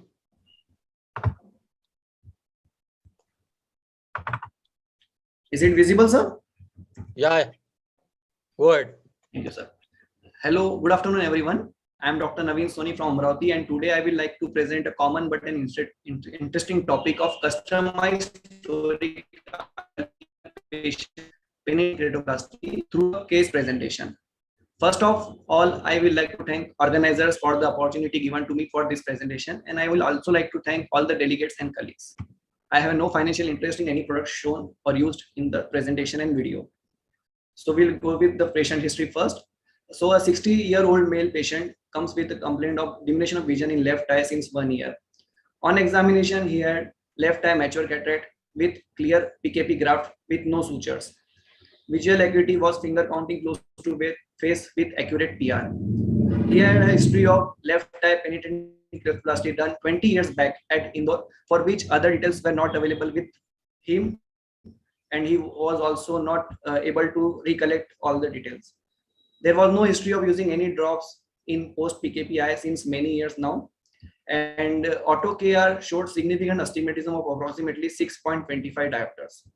Topography was done and it showed a fairly regular astigmatism of 6.30 diopters, and the surface asymmetric index was 0.74, which was suggestive that it was a fairly regular astigmatism. This is how it looked on a Placido disc topography, and the central 3 mm and 5 mm zone were suggestive of a fairly regular astigmatism. So I planned for a left topical phacoemulsification with customized toric IL. Customized toric IL was selected as with regular toric IL, I thought that the chances of undercorrection are higher, and also there can be an incorrect replacement of IL. Toric IL was suggested to the patient, and we went through it. We did a pre-op B scan which was normal. Specular microscopy was not done as it was not available in our CT. So why not take regular toric IL in this type of cases? As all regular toric ILs have fixed size and they cannot fit in all the eyes. They can be either oversized or undersized. Oversizing may result in error in spherical power as the effective lens positioning changes, and undersizing can result in error in a cylindrical power. So we advise customized. And why customized toric was advised? Because customized offers us a customized optic profile overall length for each patient. They have a plate haptic design with anti-rotational haptic pads, optimized effective lens positioning design based on axial length, capsular back size, and anterior chamber depth. No alignment required, as lens need to be placed horizontally at the axis of 0 to 180. And also no need to use steep axis for main incision. We can do a routine temporal phaco. Pre-op evaluation for a customized toric IL case required corneal topography, proper ray scan, preferably optical biometry, which will give a detailed analysis of anterior chamber depth and axial length. And we also need white to white measurement, and it should be done with digital caliper. All these topics have been covered recently in this 1 hour by various speakers beautifully. And I will like to go ahead with the video. On the day of surgery, before putting dilating drop, 0-180 marking was done with the help of 26 gauge needle on slit lamp in OP. In OT, before starting routine phaco procedure, marking was done with the help of toric marker instruments. Two side fold incisions are then made with straight and VR blade. All the incisions in a case like this need to be posterior near limbus to avoid touching total contact.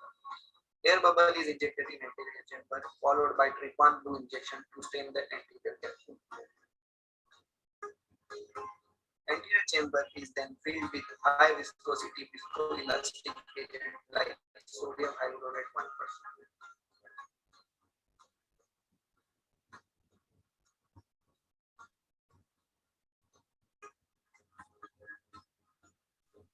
Continuous curvilinear capsulorhexis is then performed with use of cystitome made with 26 gauge needle, though some surgeons prefer to use capsulorhexis procedures.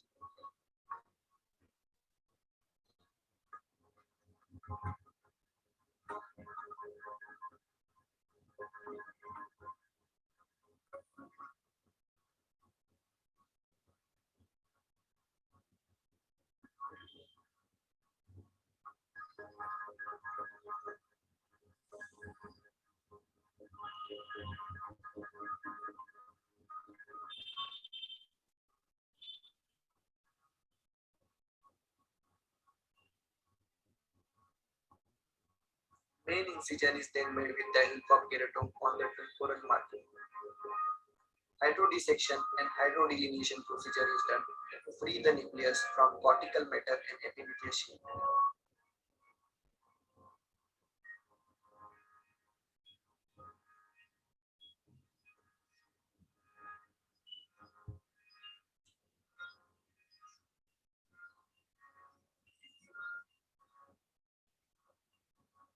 Phacoemulsification is then started after filling anterior chamber with viscoelastic agent. Here I have used soft shell technique to protect endothelium. Soft shell technique is basically use of higher viscoelastic agent followed by use of low viscoelastic agent like HPMC 2% above it to protect endothelium. Stop and chop technique for phacoemulsification is used here with due care.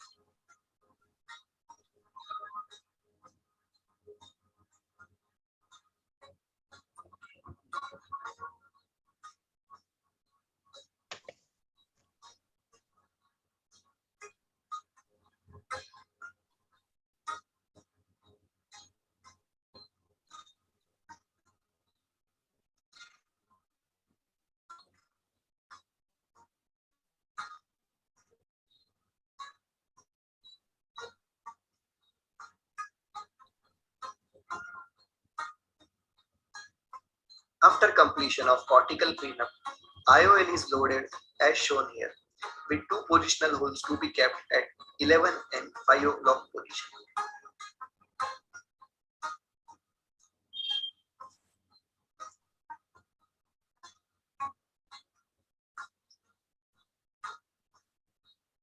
IOL markings for this customized toric IOL need to be aligned on 0-180 degree. After proper alignment of toric IOL, as per routine, visco is thoroughly washed, followed by hydration of wounds to complete the procedure.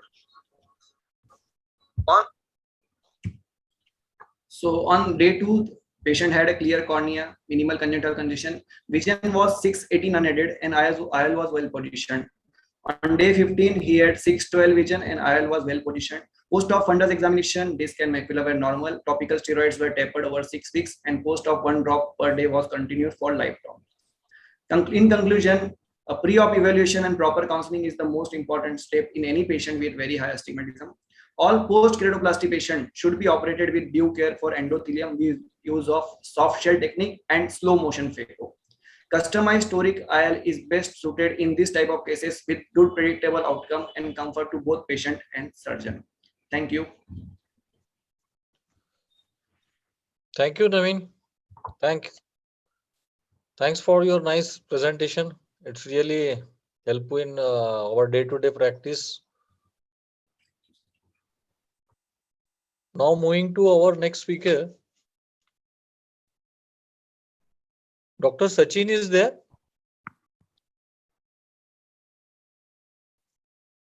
Hello? Dr. Sachin? Dr. Sachin Dayakamane? Okay.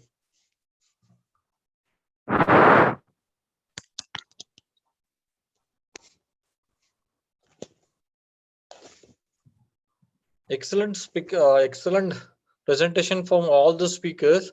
Now, any questions for the speakers? Chairman, sir?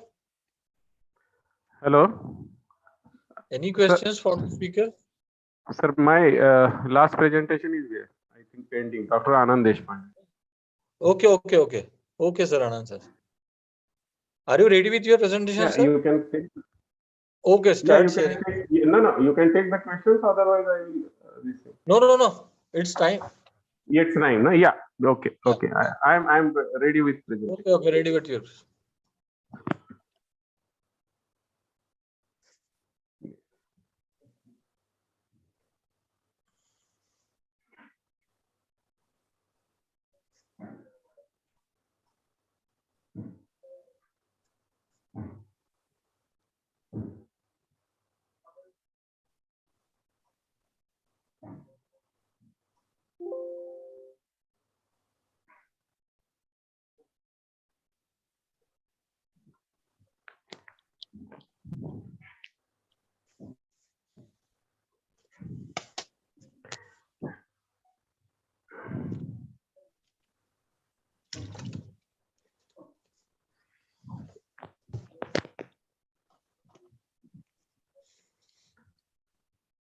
Can you see my screen, sir? Yes, Anand sir. Yeah. Good afternoon, everybody. Thanks for giving me this opportunity. I'm myself Dr. Anand Deshpande. I'm practicing at Kothurud, Pune. So I'm basically a phaco-refractive surgeon. This is again about the achieving best refractive outcome with the OptiFlex trio. I don't have any financial interest in this product. So basically, which IOLs we should use? Uh, as on the days we are with monofocals and multifocals. Sometimes back, 3-4 years back, accommodative lens came in the market, but not done very nicely. Now the third came is the trifocal lenses. So which there are some limitations in a multifocal IOL. So that's why the multifocal IOLs in between periods doesn't make so many good outcomes with the patient, because there is some partial spectacle independence, decreased contrast sensitivity, and these lenses are pupil dependency lenses. And the basic problem of these multifocal IOLs was the increased glare and hollows. So they doesn't become that much popular. Multifocal IOLs doesn't become that much popular. So why the trifocal IOLs? You will get three regions: distance, intermediate, and near, with very clear, with less glare and hollows. So in what are the good patients where the success factors comes for the trifocal implantation is the patient selection and preoperative counseling. Main is the preoperative counseling. You should always tell to the patient with his expectations. More demanding patients, don't go with that patients. Accurate biometry, precise A constant, dry eye workup, abrometry, and angle alpha. These are the main things we should see for the good patients. So firstly, you should see that which are the patients with our active lifestyle, highly motivated. These highly motivated patients are very good for the first some few cases. Spectacle independence, tell the realistic expectations of the lens and the surgeons.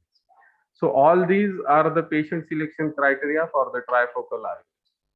Which are the not suitable patients for a trifocal are significant dry eyes, corneal conditions very bad, large photopic pupil, unstable capsular support, or optic nerve or damage or something is problematic there. Which are the patients are not good, are highly demanding, doesn't understand the limitations of the premium IOLs, and not ready for neural adaptation. These are also not a good suitable patients for a trifocal IOL. Exclusion criteria during the surgery is vitreous loss, PC rupture, capsular excess tears, zonular damage, pupillary trauma. These are not good patients for a these are might be the intraoperative exclusions where you can you don't put or you don't go with a trifocal IOL. Preoperative counseling is the main factor for any trifocal, any multifocal, any toric IOLs. So this is very, very important thing, that you set a realistic expectations about the lenses. Explain the neuroadaptation to the patient. Provide handouts, explains about the lens, and just give a positive message to a patient so that the patient will not be high demanding. Preoperative evaluation mainly see for the age, see for the zonule size, pupil, retinal issues, optic nerve aberrations, see for the alpha angle, see for the kappa angle, do the topographies, and then decide, do the accurate biometry, corneal topography, personalized contour, try to hit the emetropia in this patient. Abrometry workup, trifocal should not be implanted in a higher order aberrations if the more than 0.7. In a coma patient, keratoconus patients, then if the higher order aberrations are more in the central pupillary area or central optical zone, then you just try to avoid the trifocal eye. So this is this is angle alpha. So if you a large alpha angle of more than 0.5 mm with a multifocal or toric IOL gives a compromised vision. So always measure the angle kappa, angle alpha, and decide whether these are the suitable candidates for multifocal and trifocal ions. So basically, trifocal ions are the best, where they give very less glare and hollows. So this is a comparison between the Bioflex Optiflex Trio and Zeiss 80 Lycia Trio and Alcon IQ Panoptics Trio. So all the Biotex is a diffractive, refractive, spheric trifocal with a Bliss technology. Light yield is 88.3%. The light distribution in daylight is 40% far, 30% for intermediate, and 30% for a near. So it's basically a hydrophobic natural yellow and spherical aberrations of 0.2 microns. If the spherical aberrations are more, they give the depth of perception. So this is a design of Optiflex Trio. This is a diffractive steps, 12 diffractive step, and peripheral refractive zone they have given in of 2 millimeter, where in a dim light, the peripheral or distance vision will not be hampered. So this is the specification. I will just run behind the time, so I will just go through the fast. This is the optical trioflex. Features are basically it's a natural yellow chromatophore, prevents the ARMD disturb. This material is having the higher Abbe number. It's a aspheric optic with a negative spherical aberrations. 360-degree square design, smooth lens surface which reduces the adhesion of the cells, inflammatory cells. This is a unique refractive diffractive aspheric design. Refractive zone supports the angle alpha and kappa and minimizes the hollows and glares. Optimize 4 mm diffractive zone, reduce the pupil dependent size. And this peripheral, you can see that peripheral refractive zone supports the distance vision in a low light conditions. This is the design actually 30 vision given in a 38 centimeter and a 72 centimeters. Optimized near and power of 3.5 plus 3.5 diopter addition at for 38 centimeter and plus 0.185 diopter working distance for 72 centimeter.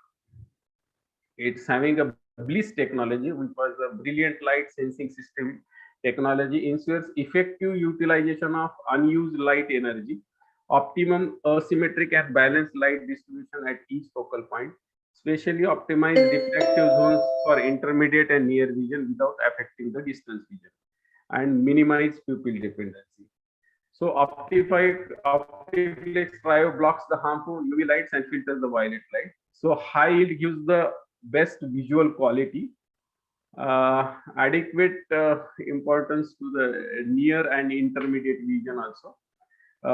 This is my experience was excellent with the Optiflex Trio. The patient doesn't actually means I did almost 38 to 40 cases. So results are excellent. There is hardly dependence on the glasses. Some patients tells you about the glasses dependency, and that is only 6% to 7%. I have mentioned here. How often you wear glasses? Like that I have asked, because only 6% are unsatisfied, or you can say that sometimes we need glasses for this. So trifocal lenses overcomes the limitations of the bifocal IOLs. Optiflex Trio demonstrates a very good functional vision at a distance, intermediate and near in our clinical evaluations. So almost all patients enjoyed spectacle independence after trifocal implantation. Thank you, sir. Thank you very much. Thank you, Anand sir. Thank you. Excellent presentation. Now we have already exceeded our limit, so can we conclude this session?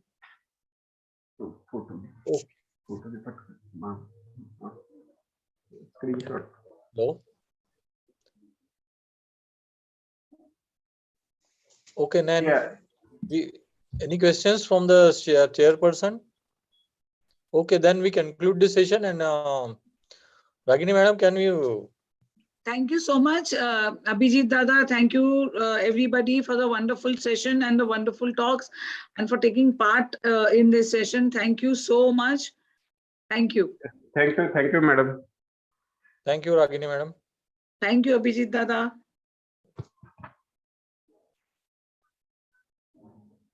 Good afternoon, Ragini ma'am. Himanshu bhai, good afternoon. The session is all yours. Thank you. Thank you. Thank you. Thank you for joining us. Thank you so much for giving us The this time. session is all. If I could request him, the last speaker, to switch off, stop screen sharing, we can start with our session. Thank you for a wonderful treat that we have. Dr. Fatima Kari wanted to go first, and then we'll have Ashwin with both his talks. Dr. Fatima, are you ready? Hello, good morning. Oh, good afternoon. Yes, I am. Good afternoon and good morning to you. Thank you, ma'am. It's a pleasure to Can have I you with share us. screen? Yes. Yes, ma'am. Please go ahead. This is Dr. Himanshu Mehta. He's the chairman. He's a world-renowned surgeon. And thank you, ma'am, for being here with us. We are really blessed to have you with us. So Dr. Fatima will be like talking to to us share on the screen, Nigerian experience. Friends. Yes, ma'am. I'll just allow you. Yes, ma'am. Now you can. Now you can. I can't. The screen has to, who is sharing has to stop before I share mine. Thank you.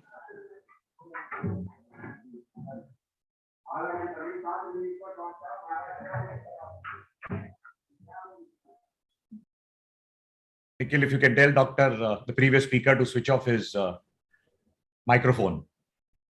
Hello, everyone. I feel really honored. See ma'am's screen now. Maharashtra Ophthalmological Society meeting. I have many wonderful friends here. Kuldeep, Suchita, Parikshit, just to name a few. Thank you for inviting me. I am delighted to be talking to you today about the toolkit for glaucoma management in Africa. I'm joining you from Abuja, Nigeria this afternoon.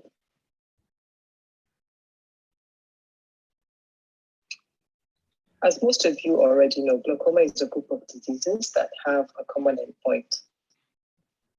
Structural damage is seen as optic neuropathy, and functional damage is seen as visual field defect. Glaucoma is the leading cause of irreversible vision loss and blindness worldwide, and the burden is overwhelming in Africa, where 1 out of every 25 adults aged 40 years and above is affected. In my clinic, I look after so many people like Samuel, who you see here. Samuel is a 52-year-old corporate manager in a big city, big multinational company. When I first met him, that was about 15 years ago. He had lost all vision in one eye, and the second eye was severely vision impaired. He had glaucoma. This is how we mostly see them when they come to the hospital the first time, with glaucoma. I explained the disease to him. I offered him surgery, trabeculectomy for the seeing eye, and gave him some eye drops in the time being. I did not see Samuel again until a year later. He came back to me in the same clinic, exasperated. He had lost vision in the second eye that I was trying to treat. I asked him what happened and whether he didn't understand me the last time. Perhaps the surgery I offered him was not acceptable to him. Doctor, he said, you told me everything. Well, you see, we could have prevented Samuel from going blind because glaucoma is a disease which can be treated if diagnosed early and appropriate treatment started and sustained. So, when Light for the World, an NGO based in Austria, decided to tackle glaucoma head-on, I was pleased to be part of that team. Their work was to focus on 3 countries, Burkina Faso, Ethiopia, and Mozambique. But one of the things we did was to develop a toolkit for glaucoma management for the whole of Africa, especially sub-Saharan Africa. We started this journey with a workshop in Ethiopia. Here we aim to develop a framework for glaucoma care, to define content and structure of glaucoma management, focusing on what we needed and useful for ophthalmologists and eye care teams in individual countries in Africa. So we had a team of specialists and some of our partners from the national societies of ophthalmology, training colleges in Africa, and our partners from International Council of Ophthalmology, India, United Kingdom, and United States. We reviewed existing guidelines. We heard about different models of glaucoma care. And putting everything together, we decided to take toolkit approach. So the momentum changed, and the challenge was how to make the care of a difficult disease easy. So we took the toolkit approach, which meant that we had a basic pack with different modules, which can be adapted to specific content. It is a go-to manual to assist the general ophthalmologist, the busy physician, the eye care worker at all levels. The glaucoma program by Light for the World involves glaucoma subspecialty fellowships or surgical training, equipping designated centers with equipment for glaucoma care, and training of the eye care team, including ophthalmologists, optometrists, ophthalmic nurses, and allied eye care personnel. The Keep Sight program of Sight Savers also involves training. Let me tell you a little bit about the toolkit. The toolkit is divided into 3 parts. Part 1 is about diagnosing and clinical guidelines. Part 2 is a programmatic section related to service delivery. And part 3 focuses on evidence for best practice. So in part 1, we try to avoid giving specific prescriptions since that would depend on availability of said intervention in the country. The first section is a checklist. In chapter 2, there's a clinical decision support tool. It considers the staging and severity of glaucoma and guides towards choosing surgery or medication or laser as the treatment of choice. Chapter 3 guides the clinician towards making a diagnosis of the type of glaucoma and how to manage it. So we have algorithms for different types of glaucoma. I'll show you a little bit more later. Chapter 4 puts the practitioner through the selected procedures. And in chapter 5, we discuss current opinion on selected and topical issues. For example, is it mandatory to have an OCT? Or what is the performance of MIGS in your area? Here is Form 1. It's the patient evaluation form. It serves as a checklist to facilitate examination and diagnosis. Form 1 is for the new patient, and Form 2 is for the returning patient. And we also have some areas to assess, for example, the blood morphology following trabeculectomy, as highlighted here. Form 3 records the general information about the eye department as a baseline assessment tool. So here I was talking earlier about the algorithms in chapter 3 for diagnosis and management. We have addressed these conditions, and we have, for example, looking at the algorithm for ocular hypertension. The flowchart guides the practitioner to a diagnosis and management decision. So here in advanced open angle glaucoma, similarly, the treatment options are variable indeed, but this is to take into consideration of centers where not all options are available, but the algorithm guides you towards a choice of treatment and even diagnosis.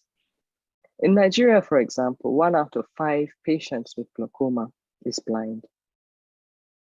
And cataract contributes a significant proportion of vision loss in glaucoma patients. It is therefore important to treat coexisting cataracts in glaucoma, and that is why we have an algorithm here to guide the practitioner to such management decisions. When do you do cataract surgery only? When do you do cataract and trabeculectomy or a glaucoma surgery? When do you do a glaucoma surgery only? And this algorithm helps to guide that. Having made a clinical decision on the type of glaucoma, Chapter 4 signposts to practical procedures that the practitioner can use. Yes, we didn't want to reinvent the wheel. There are so many practical procedures on the internet. So what the team did was to review as many as possible and signpost a few that would be useful to us. Part 2 is about service delivery. It's the programmatic section of glaucoma care, setting up an integrated glaucoma program. Again, in the first part of part 2, the first chapter of part 2, we discussed who does what and where. We did not really say this particular practitioner or optometrist must do this or that, but we based it on competencies and integrating the health systems, ensuring integration and health systems strengthening. We also discussed models of service, delivery, and glaucoma financing, proffering ways of facilitating early diagnosis and improving follow-up. The third chapter highlighted the equipment list for glaucoma service. Again, we didn't want to reinvent the wheel, so we borrowed from the International Council of Ophthalmology guideline for glaucoma and the International Agency for Prevention of Blindness essential list for glaucoma care. Chapter 5 talked about advocacy. This is quite important because advocating and raising awareness is really an essential issue. We also highlighted key messages. For example, what would you tell the chief executive of the hospital in order to better equip your eye unit for improved glaucoma service delivery? And also benefits to the community for taking something like regular eye exam, for example. How would you explain to the community that it is important, it helps to take regular eye exam? So we have some of these things highlighted in the toolkit. And the final part talked about generating information and evidence. In the third part, chapter 10, we discussed indicators for assessing a glaucoma service, for monitoring, evaluation, and improvement through learning. And we also highlighted top priority areas for glaucoma research. So the whole essence is, shall we shift paradigm to recognize that glaucoma, blindness is indeed available, and then we want to strengthen clinical services, ensure or encourage earlier detection of glaucoma, and strengthen health systems governance. Well, the main question is, if we get to use the toolkit, does benchmarking diagnostic protocols and patterns of care according to recommended guidelines have implications on quality of care? That is just a question. So we have enjoyed wonderful partnerships with our Indian colleagues. A lot of glaucoma specialists in Nigeria and Africa were trained in India, and we look forward to greater collaborations. We have now discussed so many important things.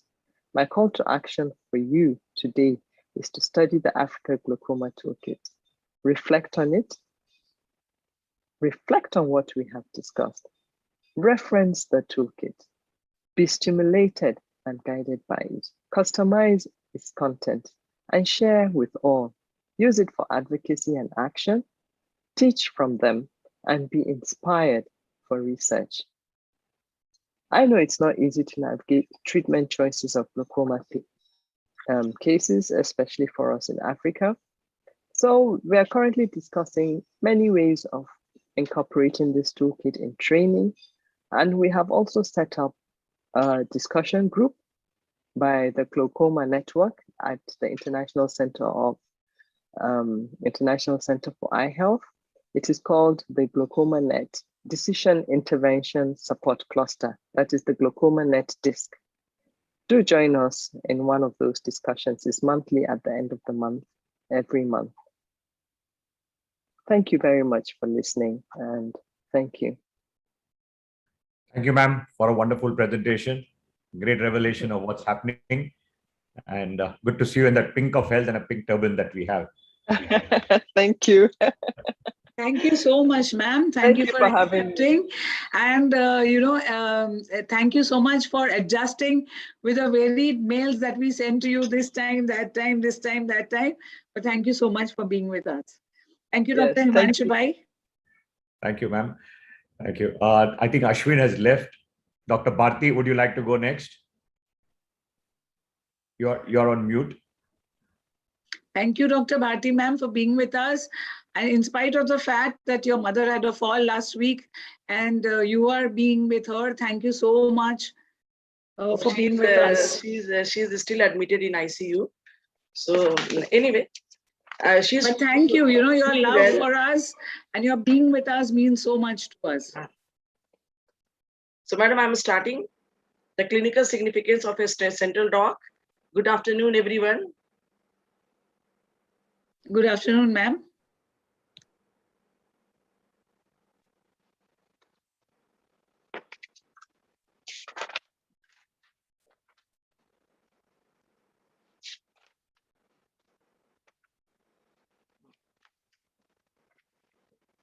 Yeah.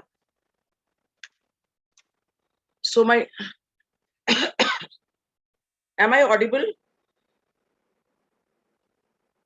Yes, ma'am, you are. You are absolutely audible, and we can see your slides well also.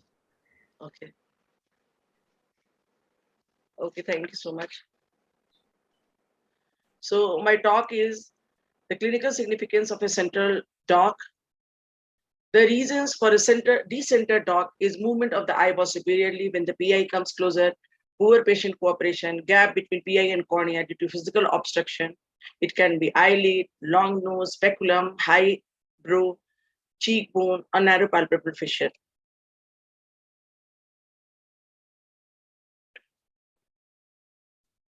We were not the only one. Calls for a center dock. We brief the patient before initiating the laser procedure that we have to look in the center of the 6 lights. There will be no pain, but feeling of pressure. The head position should be stable. We engage, there's a lot of sound, madam. We engage the patient while docking. We keep the patient engaged. We dock gently. We minimize the lights on the ceiling. We readjust the position by joystick even when the PI may be low. And we put a hard ring below the patient's head, and the topical anesthesia is used.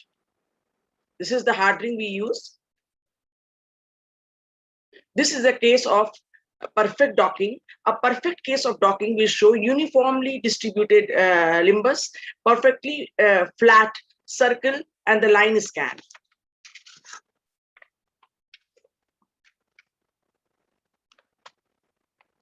Live OCT helps in docking. If the live OCT scan is flat, that explains that the dock is well centered.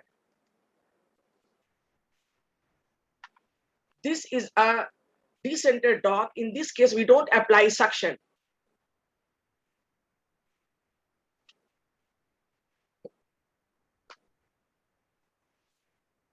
Yeah. This is an acceptable decentration. Here we can manage without redocking. Here you can see that it can be this capsulotomy is decentered. This can be identified by the non-uniform distribution of the lens thickness in the circle scan. In this case, the capsulotomy is decentered superiorly at 90 degrees.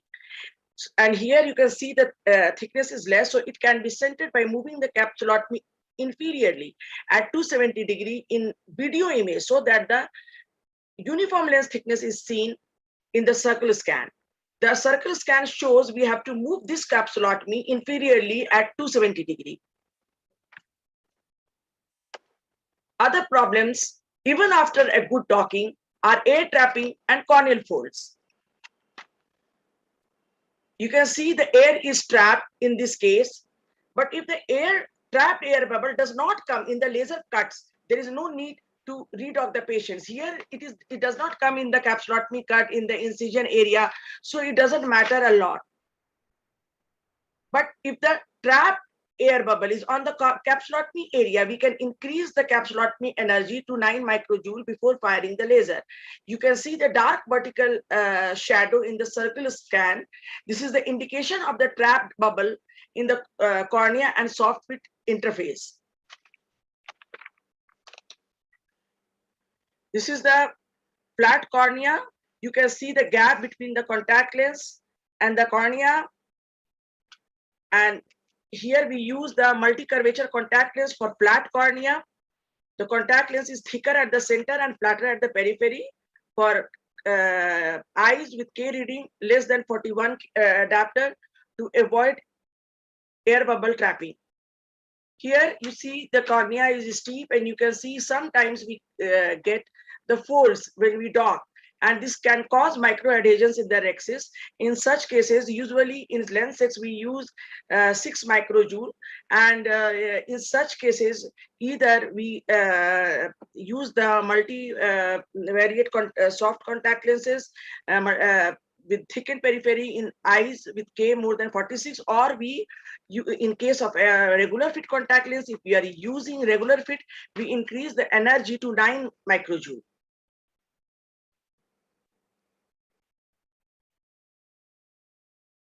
This is the same thing that you can see the folds on the posterior corneal surface in the steep cornea patients. The K reading was high, and in such cases we use this contact lens, which is used for more than 46K, thicker at periphery and flatter at center.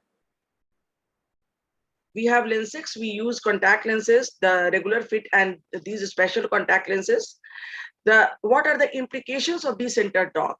There will be improper position of the corneal incision, there will be rhexis stacks, it can cause rhexis extension, nucleotomy can be incomplete, there can be a suction loss, and if the suction loss is at the time of the capsulorhexis, then the whole laser procedure is aborted.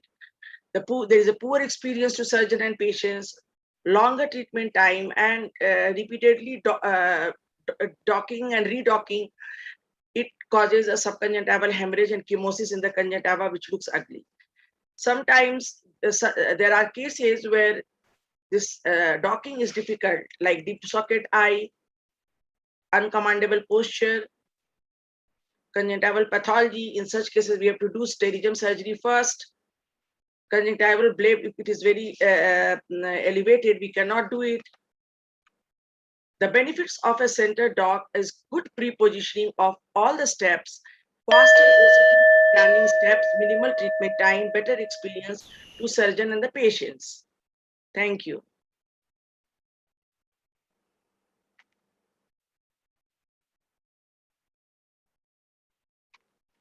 Thank you, Dr. Bharti, for the wonderful presentation. It's a great thing to see you here with all those femto cases and problems. Only when you start doing your femto that you start realizing that there is a learning curve, and the femto behaves exactly garbage in, garbage out. If you are not proper with it, it doesn't dock well, and you can have your own sweet complications. Thanks for sharing. Wonderful. We are doing it since 2015. But what is the worst case? What is the worst case scenario? Did you get Argentinian flag ever with your mature cataract, white cataract? Yes, initially, yes. Have you ever put in a Malugan and then did, that means after dilating the pupil, did you go ahead first put a Malugan or whichever pupil No, dilated? we have not done this, but we put iris hooks. But what can we do? No, but have you put iris hook and then come back to femto again? No, I have not done. So it's always a closed chamber. You've never done it with a semi-open chamber. No. Okay. Great. Wonderful. Thanks so much. I think Ashwin, we have lost to time. He was busy with another meeting. Nikhil? Yes, yes, sir. This was a brilliant presentation, ma'am, and I've attended your lecture before also, and as usual, it's fun listening to what you talk and always at the forefront of technology. Very interesting, ma'am. Wish your Thank you mother so much. also good luck and good health, ma'am. Take care. Thank you so much. So now I request Dr. Himanshu Mehta sir to please finish his talks. As we all know, he is a pioneer of ophthalmology in Mumbai, and he recently completed 25 years of excellence in eye care, and all the celebrities who's who. So Doc, over to you. And I must say, he was my teacher in Pramukh Swami many years back, and we were always in awe of sir. Sir, we have lots to learn from you. Please. Thank you, Nikhil. Great. Thank you for having me over. Wonderful to see the other speakers there. The talk about hype on flax. I would recommend if anybody has any questions to pose it before I start also. Doesn't matter. You can stop me in between. So what you're really looking at any surgery, I'll sweep through fast because we might get Ashwin back again, and Dr. Gaurav Luthra is also joining in a little while later. So what we are looking at any surgery is safety, efficacy, reliability, repeatability, accuracy, precision, consistency. Now, when you want all these things in every single patient, you know, like we lost against Pakistan in the World Cup, it's perfectly fine. The country accepted it. But as a surgeon, in a single case also, if you don't do well, you're not accepted. You are at the wrong side. The pitch may be bad, the ball may be wrong, you may be in a foreign situation, you may be in the worst possible, you may be in Kargil, the bullets are coming at you, worst possible things, but you're supposed to pass every given time with flying colors. That's the whole game is poised against the surgeon. So how do we do it when you want to have all these criteria together? Well, you have a good friend with you who can support you.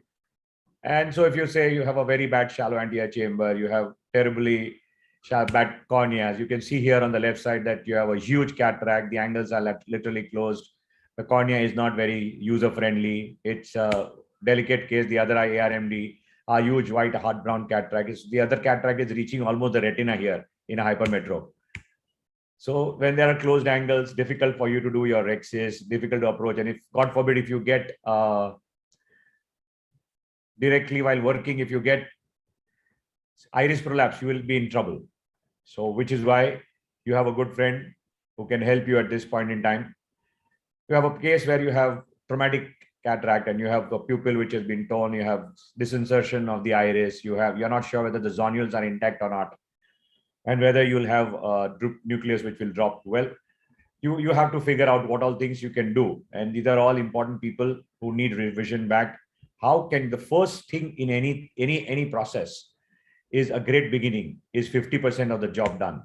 So if we have, before we start something, femtolasic cataract surgery is one of the best things that we can help our patients with looking forward.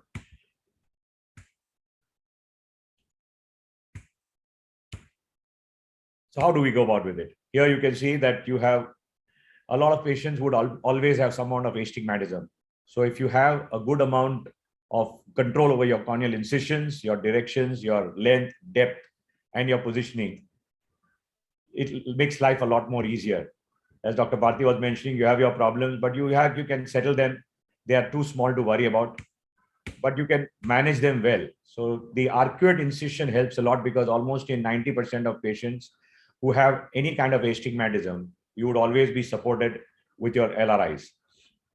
You have a small pupil right now, a rigid pupil, which is not going to be dilating very well, a floppy iris, and a patient is against putting any kind of pupillary distortion device. You have a very small area to work in. If you have a pre-chopped nucleus like this, it's a great time to begin with in life. And the chopped nucleus walks into your mouth very easily. You don't have to move and you don't have to go under the iris because your rexus is hidden. Everything is hidden. The pupil may go down on you further. So the least amount of manipulation, the lesser the amount of fluidics, the easier it will be for you and the patient to get on with it and be within the capsular bag to try and eat up the nucleus. So you don't touch the iris too much, you don't mess around too much, you don't have too much of irritability of the iris and or the cornea. You have various patterns which could be there, chop, cylinder, cylindrical pattern for PPC, chops and soft cataract. So we can always do that and look at it for the one-eyed patient with a bad cornea, bad arcus, brown cataract, shallow anterior chamber, and of course a bad cornea with endothelial cell count which is less than 1600 or kind of. and the other eye cornea is not doing very well too. So, well, what do? You have a great friend at this point in time, which gives you a good start to begin with in life. You have a decent rhexis without any iris prolapse. You don't have any bleeders coming up easily.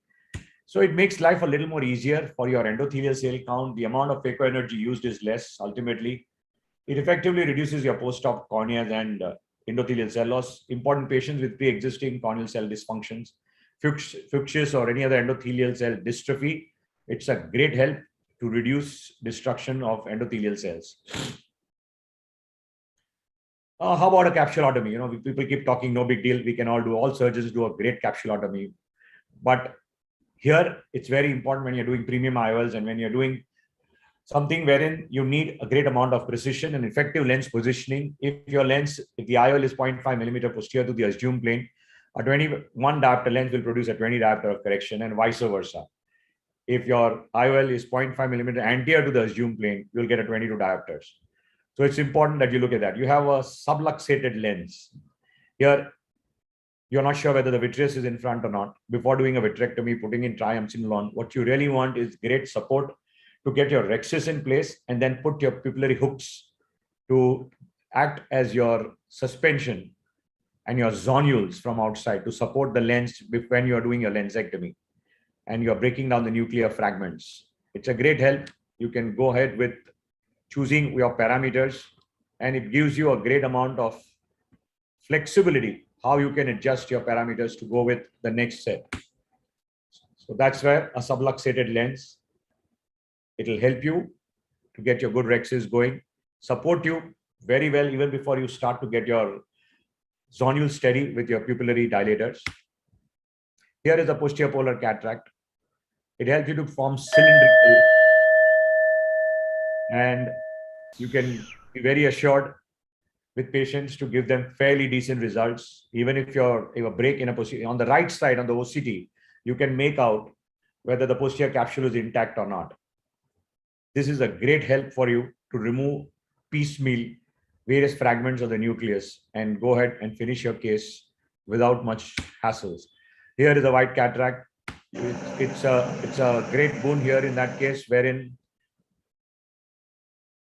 you want to start with, without entering the eye, to get on with a good amount of fragmentation. And you can see a circular rhexis has been done without creating an Argentinian flag. You can see the fluffy cortex underneath on the right side. The nucleus is being broken. Here's a case, as I was showing you earlier, wherein the pupil is distorted. You're not sure whether the zonules are intact or not. You're not sure whether the vitreous is in front of you or not. Where here is your great beginning. You got a lovely rhexis going. You got a fragmented nucleus as the case goes further. Here is a dirty case which nobody wants to touch very easily. One-eyed patient, terrible arcus, bad cornea, bad endothelial cell count, floppy iris, small pupil, and a hypermetrope. On the right side, you can see how huge the cataract is with the epinucleus. On the right side, the angle is almost closed. There is hardly any place to work in the chamber. So if you have done this case wherein your beginning has been a decent start to start with, you can adjust your rhexis. You can go ahead and get your fragmentation going. There you go. When you're doing your fragmentation and you got your rhexis, at least you have a great start with, because you have now access to debulk your nucleus. You can always extend your rhexis later. You can use a pupil dilator if you wish to toward the later part of your surgery. So, well, is it a hype or not? I leave it to the judgment to the rest of the people. What is it? Improved refractive cataract surgery, uniform shape, capsulotomy, reproducibility, consistency. So ELP, better control and incision architecture, phaco energy reduction, corneal astigmatism, predictable reproducible procedure. So that's where we have ELP and endothelial cell loss.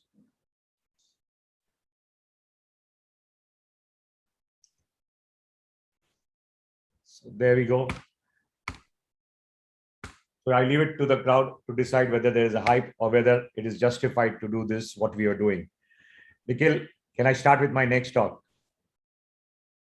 I see my jacketed friend with his great jacket and a red tie.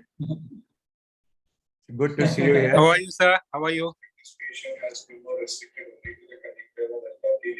I'll start with my next talk. Gaurav is not joining and Ashwin is not here. So let me start with my... Sure, sir. Sure. Please start. I can't hear you. Can't hear you. So you can start. Go ahead. So my next talk is on Eagle Vision.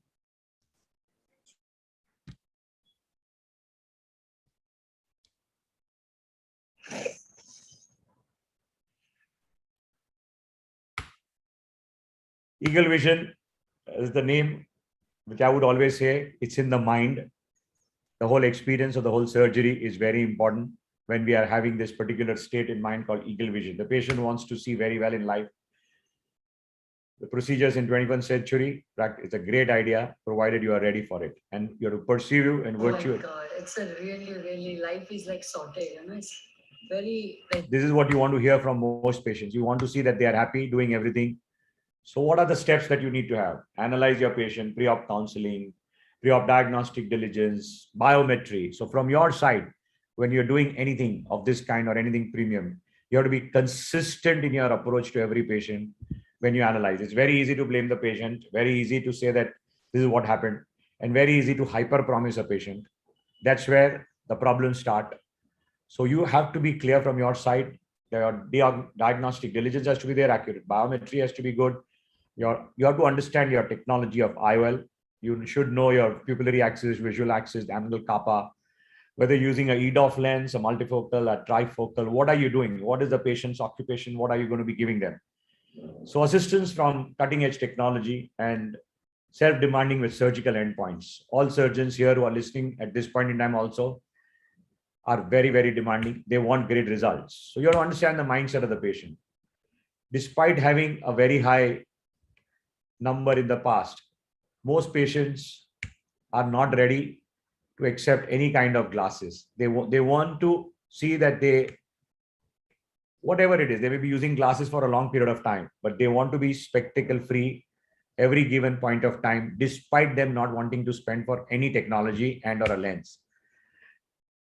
So you have to be very clear with your staff, whoever is doing your regular staff, who will be giving you consistent results, because the machine, every machine and every operator has a mind of their own. And there are so many parameters which can change when you are trying to give a good result. So pre-op counseling is important. Remember not to overpromise. Understand the thought process of the patient. Avoid suggesting IOL multifocal in certain patients. Be very clear that they are not the best people. So you have so many things which you have to be dependent on. Because now you want the real axis, you want the real K reading, you want an optical biometer to get you through your new formulae, which are freely available on the ASCRS website and or the Asia Pacific region. You have the website available, or find out your latest on whichever IOL that you wish to use. You be ready and steady with multiple results on whichever formula that you are using in life. As you see, the more the machines you have, the more difficulty for you to interpret which K values to take. Each machine will definitely give you a different K and a different axis. So be sure what you're using, because that's what is going to decide. So biometry, so eggshell length, ACD, anterior chamber depth, very important. And the thickness of the lens, previous surgery, previous power of the lens that you'll see. It's very interesting to start noticing that when you see a big eye, 26, 27, you'll quite often find the cornea to be flat and the patient not using a great number, and vice versa. A smaller eye, 21 eggshell length with a steep cornea of 46, 47. Nature has its own way of resolution. So do your lens thickness, white to white measurement. Every small step helps you to get better results for planning your lens. A small tilt of your head can make a big difference in your post-operative results. And for a lot of discussions which happen in all the conferences about axis marking and various kinds of machines to see that you mark well, the first thing is to find the correct axis and mark it on your Varian or whichever machine that you use. Because if the patient is tilted 5-10 degrees, you are going to start with the wrong question. So if you're not asked the correct question, you're going to get the wrong answer. So you have newer technologies which is going to help you to get you way better precision. We may have manual errors, but the machine has a mind of its own and can be just doing like a Godegaktal. Here is an interesting thing always, because it's like a pack of cards. One mistake down below and the whole pack of cards will fall. So you have to be careful. Every small step that you take in this particular thing is important for you to get evolution of cataract surgery. Well, we have always told patients slowly and gradually, we have reduced our own importance. Most packages are sold on lenses and never the surgeon. Most patients are told no stitch, no injection, no worry, no taking off, no bandage. In the bargain, we have increased the responsibility on ourselves to deliver results. Surgery has gone from restorative to refractive surgery. All cataract surgery is that. So analyze your patient, analyze your goal, analyze the patient's goal. They're ready to pay premium. They are going to take your blood for it. And well, by the way, even those who don't even pay are equally determined to take your blood because they also need great vision. So don't underestimate the power of money. Even if people don't pay you in a charitable, they are equally aware that they need to be without glasses. So be clear about the consistency of your diagnostic skills. That is what is going to decide about your results. You have these formulae which were given, but now that you have so many good formulae available, please go on the website, get your formulae, be clear what you're doing. You have Holiday, you have every good person worth its name. And fortunately for you, Holiday 2 used to be paying, you have to pay money for it. Now, online, you can get all these formulae free of charge. Just take the effort. Your machine, even though you have the latest machine, may not have all the formulae because they could not get an FDA approval for it and they have not upgraded their machine. However, you are free to go online free of charge and get your formulae going. As I was saying, ELP was important. Be careful about what you're getting for these patients. This is not a cosmetic surgery. This is a refractive cataract surgery. Under promise, over deliver. So happiness of the patient is very important. One thing that I would see with a lot of people that I get complaints from patients who I get for a second, third opinion, quite a few of them have been told that with the Eyhance lens, on day 4, you will start seeing infinity and you'll also be able to see most things on your phone. Wrong promise with even a multifocal or any lens. People talk more than what we can deliver. Every eye heals differently and the heartburn comes out of giving false promises. So be very, very clear. Prevention is very important.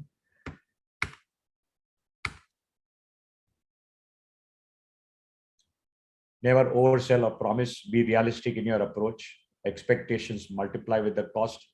Maintain dignity of your own self and your technology. If you are not convinced that this IOL is good for the patient, don't use it. I promise you will not get the desired result. Be very clear in what you are doing. You should be 200% confident of what you are putting in the patient's eye. You will get the best of the result. And always listen to what the patient has to say. It is very, very important. Because despite the best and honorable intention, there is always this element of surprise that you can get. And every single surgical session brings an element of surprise. There is no question. Shock, awe. And the first post-op day for every surgeon, when you open the putty or you see, you have to miss. It's like going to a LASIK surgeon. When your manual keratotomy was going, you had no control over it. You couldn't see the cornea. You just had to wait and pray to God that everything has gone well. Same way, your post-op, first day, first visit. From the time they start smiling, you know that you're okay in life. So that's what is rare. I love this thing in a restaurant. Beautiful restaurant. No outside food, no reservation, no combing hair, no talking aloud, no asking recipe, no talking and no childish tantrum. I wish doctors could do this even after paying full money to the restaurant and of course the service charge to the restaurant. They can put it up very boldly like this. No doctor has the courage to put it up. We don't have the courage to say that, don't question me, my authority.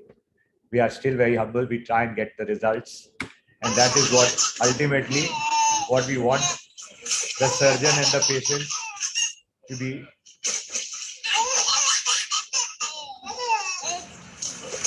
That's it. Thank you so much for your time, everyone. Nikhil, thank you so much. And Thank you, Gaurav, sir. That was a wonderful presentation as usual, Thank you sir. so much. That was a wonderful presentation.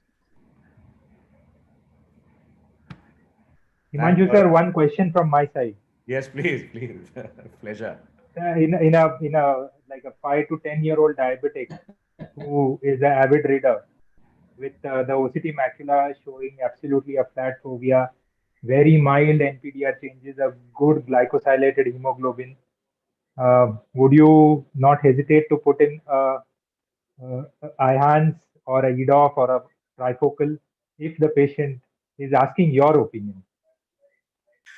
Yeah, I'll tell you what. No, it's a googly which is quite often faced in practical life. This is not a hypothetical question. I wouldn't mind at all. I'll tell you something. A lot of these patients whom we are operating, you think a lot of young patients who are coming for cataract, you think they are not going to get diabetic tomorrow? They also will get maculopathy. They also might get it. So IHANS is never a problem. But if somebody has been put a doubt in their mind, I would never ever force anybody to put in a multifocal. To me, if I have to put it vice versa in a patient like this with multifocal, I can always give a magnifying glass and make a telescope later for the patient. For an age-related macular degeneration, I'm giving them a telescopic vision later. Anyway, they are never going to be happy with anything. We are always very scared that this will happen, that will happen. A LASIK patient, he might become a glaucoma patient later, and he might become a diabetic later. How have we got in control over that 20 years down the line? So should we not be doing LASIK for patients? So my answer is, if your macula is not terribly bad, if prior you have no metamorphopsia as you see the patient, because these patients come early to you, they won't come very late to you. And if the macula is looking good, and especially such a good trained person like you who has seen and given a good signal, green signal from the macula, I wouldn't hesitate. You're mute. You're mute. So for night drivers, which lens you prefer? IHANS, VVT? Gaurav, I'm going to ask you, Gaurav. Gaurav is my dear friend in trouble, so I'm bouncing off the ball to him. Hi, Dr. Bharti. Night drivers, I typically... Hi, Dr. Ragini, how are you? So welcome. Thank you. Back. Thank you so much You're for being here. omnipresent. Thank you for, organizing. Thank you for being here, all of you. It's a pleasure, ma'am. So I would, night drivers, I would be hesitant. I usually talk to them. I ask them that if you're doing city driving and you're not likely to have street lights and all, you could, manage to get away with a multifocal lens. But if they have their own doubts and if they ask you that, sir, but I drive at night, they've already discussed, I would then tell them not to do it. And if there was somebody whom I kind of elicited that they drive at night and they really don't drive often, then I'll tell them that you have one of two compromises to check. Either you can have near ability or you can tolerate a little bit of the glare, which obviously does not hamper everybody. So if they say that, okay, I'm willing to sacrifice one for the other, that usually makes the decision. But I would rather not use a multifocal when in doubt. What about the refractive EDOF? I don't mind using the IHANS. I'm using them in big numbers now for many of our patients with many other problems, but I have not used the VVT, so I cannot comment. So, Bharti, I have used VVT. VVT, few cases, VVT and VVT Tori. So VVT intermediate vision is better than IHANS, and even the near one. Absolutely, Better, it's supposed to be much IHANS. better. My only concern is that Most of the patients, they don't want to pay that much. VVT is very costly. Right. So most of the Also- patients, we are doing IHANS. Right. Also, there were actually quite a few reports, I don't know if quite a few, but I read a few reports of explantation of VVTs in Canada and the US. I mean, so I was a little scared because they went overboard using the VVT when it was launched. And then I was a little, surprised that they were, in some of the discussion forums, like patients having explants of VVT IOLs. So I'll be very careful when using the VVT. I think it's supposed to be a great lens, but you have to be careful, I think. I have done follow up a few cases. So its intermediate vision is good, and yes, it's better than IHANS. But then IHANS is a cheaper lens, and most of the patients, they opt for IHANS. Right. Gaurav, US has a great record of explanting lenses, even multifocals. Left, right, and center, you see all of them complaining that they have explanted lenses. We don't have so many explantation in our country. I'll just tell you, with night driving, as I put it across, the glass is this much full, this much empty. If a person during the day has almost full vision without glasses, he's driving, night driving. A night driver anyway will never go for a multifocal. Let's not. Yes. A driver is not going. A truck driver is not going to pass for Never. a multifocal. So let's not talk about it. So I'm talking of a person who loves driving at night. 95% of them don't complain about halos after some time. Second, how much time in 24 hours that a person is going to drive? 20 minutes. So for 23 and a half hours, you're going to make him suffer by not putting a lens multifocal. So they very clearly buy that argument, very clearly. And by the way, all those guys who are wanting to drive those heavy cars, they all have drivers they can afford. So they're not. Agree. Very interesting listening to all of you, Dr. Gaurav, Dr. Bharti ma'am, and Himanshu sir. This is it's a good learning experience for someone junior like me. I'm picking up so many things from this. Nikhil, don't call yourself junior anymore. You have to give few tips to us now. Gaurav, look at Swapnesh smiling at my statement. He came on right immediately. Swapnesh, come on, your comment on Nikhil. Amitabh Bachchan को कौन सा lens लगाया? That's a secret which he's not going to divulge. Few things left alone in life. All I know is I can see that he's a high hyper right to begin with. On KBC, you see his glasses have gone down. You see his arc is still there. His pupil is still reacting. If you go close and see his eye, that was my worry. So now if I have to tell you about his eye, since you asked a question on this forum, you have a bad arcus, what I showed you, a bad arcus, a bad cornea, shallow AC, huge cataract, and a floppy iris. You want any more trouble in life? Okay. And a VIP patient. So Raj ki baat Raji rehne do. Should I quickly? Yes, Gaurav, looking forward. Please. Should I quickly go ahead, because I think we are running behind schedule. And at the outset, I would like to thank MOS, Swapnesh, Dr. Ragini, Nikhil, everybody from for calling me over to speak. Let me quickly share my screen. Okay, one sec. So I'm sure that everybody has already done a great job of talking about laser-assisted cataract surgery. Dr. Bharti had a talk. I believe Ashwin had a talk, I think.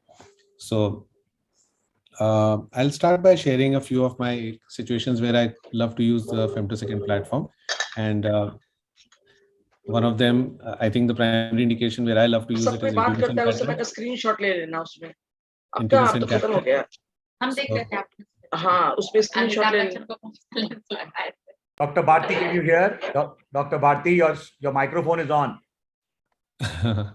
Okay, so the OCT of course tells you about the AC depth and everything, and you'll see here that the AC depth in this patient was really small, and it was a really intumescent cataract. And I think the primary goal is to get a perfect rhexis, so you can change the rhexis settings to have a slightly more offset, and make sure that when the chamber kind of collapses, the lens collapses with the escape of the fluid. So you can see here there's just a 1.5 millimeters AC depth over here.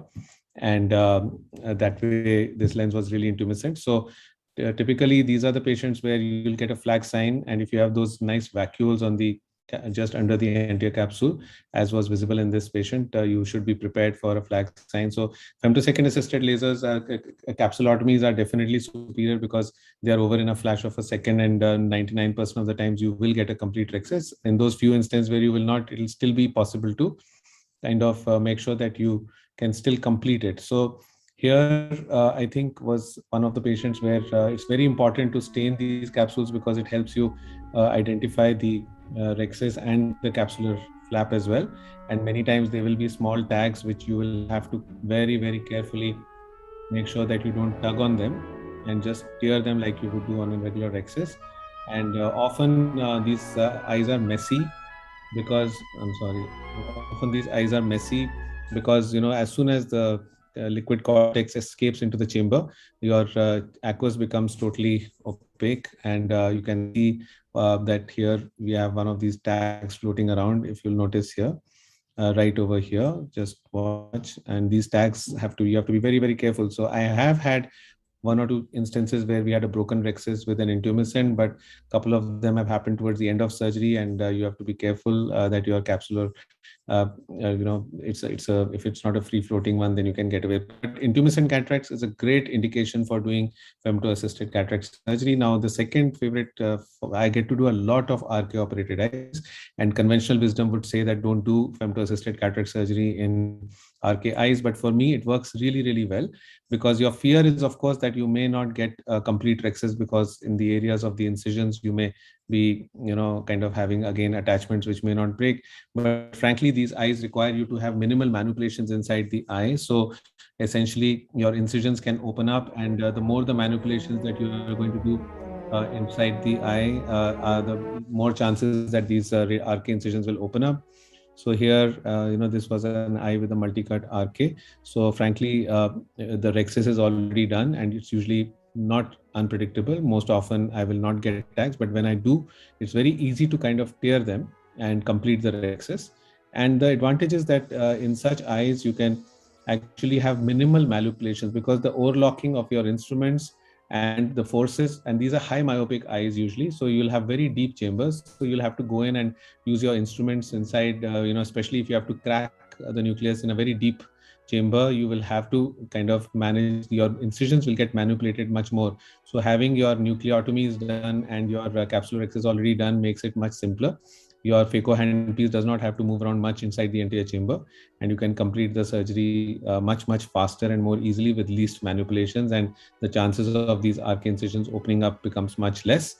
And that way you can get away with more number of eyes where you will not have as many. Now, this is the stage where most of these incisions actually open up, because when you're implanting the lens, that's the time when the incision is going to stretch. And it always helps to use an injector system which is more predictable, goes in through a smaller incision. And with the hydroimplantation, you can still manage a good surgery. And you can see that it's a floppy iris. I'm trying to see that my incisions don't open up. And you can sometimes at the end of the surgery try to check the integrity of the incisions by putting in a drop of trypan blue. I call it as a trypan blue Seidl's test, and you can look for any leakages. If there are any, then you can obviously do a supra-incisional channel or maybe suture it. So another small indication for femto-assisted surgeries. This is a third indication where I feel again it adds a lot of value.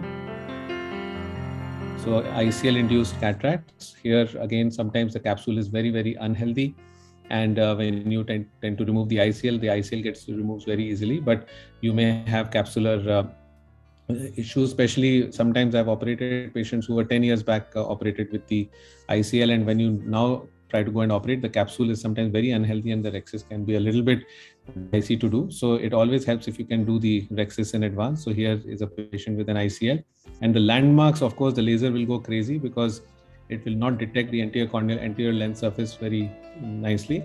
So you can see here that it needs to be manually adjusted because it picks up the anterior surface of the lens and goes crazy.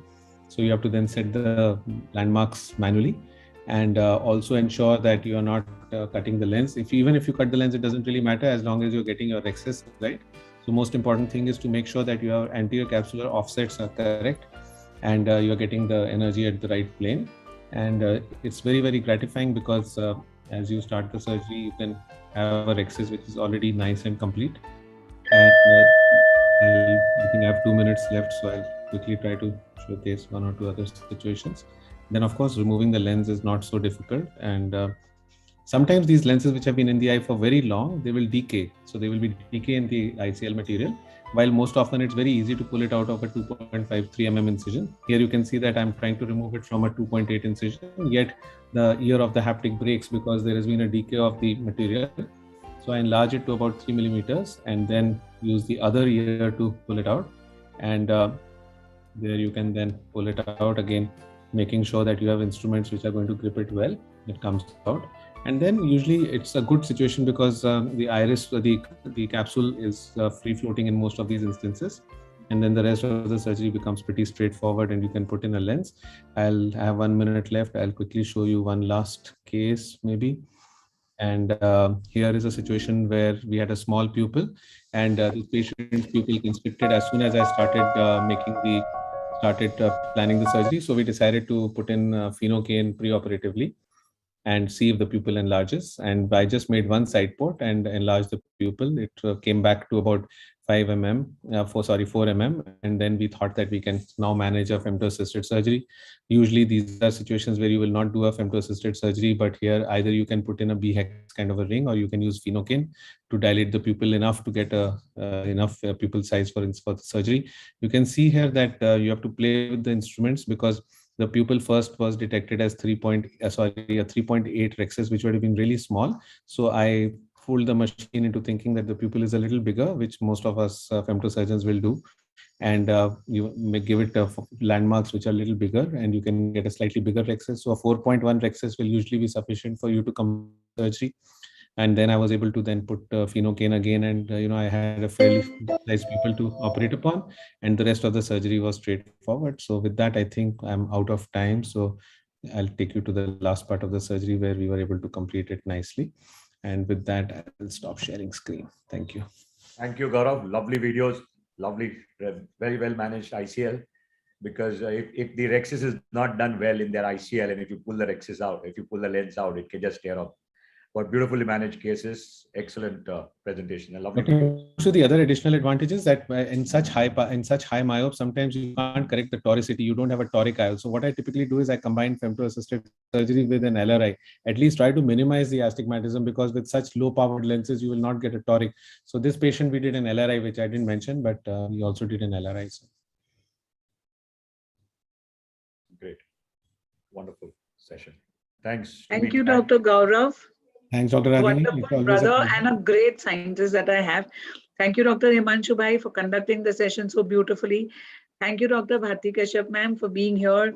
Nikhil, now Nikhil is a star. He's working in movies, ads. He's a C-bus winner and an ophthalmic star too. Today's session, I must really thank all of you, because each of you have, other commitments. But because we are a part of the family, you all are ready. The Gaurav is going to Vaishno Devi, Bharti ma'am's mother is very ill, Himanshu Bhai has to go somewhere, but you all still made it here. And Lahane sir is here, sir. Himanshu Bhai, Gaurav, Bharti ma'am, Nikhil. Good evening, sir. Good evening. Good to see you, sir. Thank you very much. Pranam, sir. Pranam. Namaskar, sir. Pranam for everybody for joining us and loving us always. Thank you. Thank you. Your blessings, sir. Thank you so much. Yes, we are going to meet in December. Yes, sir. Yes, looking forward to that. Thank you so much. Thank you. Thanks, everybody. Thank you, ma'am. Great evening. Thanks, Gaurav. Thanks, Nikhil. Bharti. Great meeting all of you. Bye-bye. Thank you, everyone. Yeah, soon.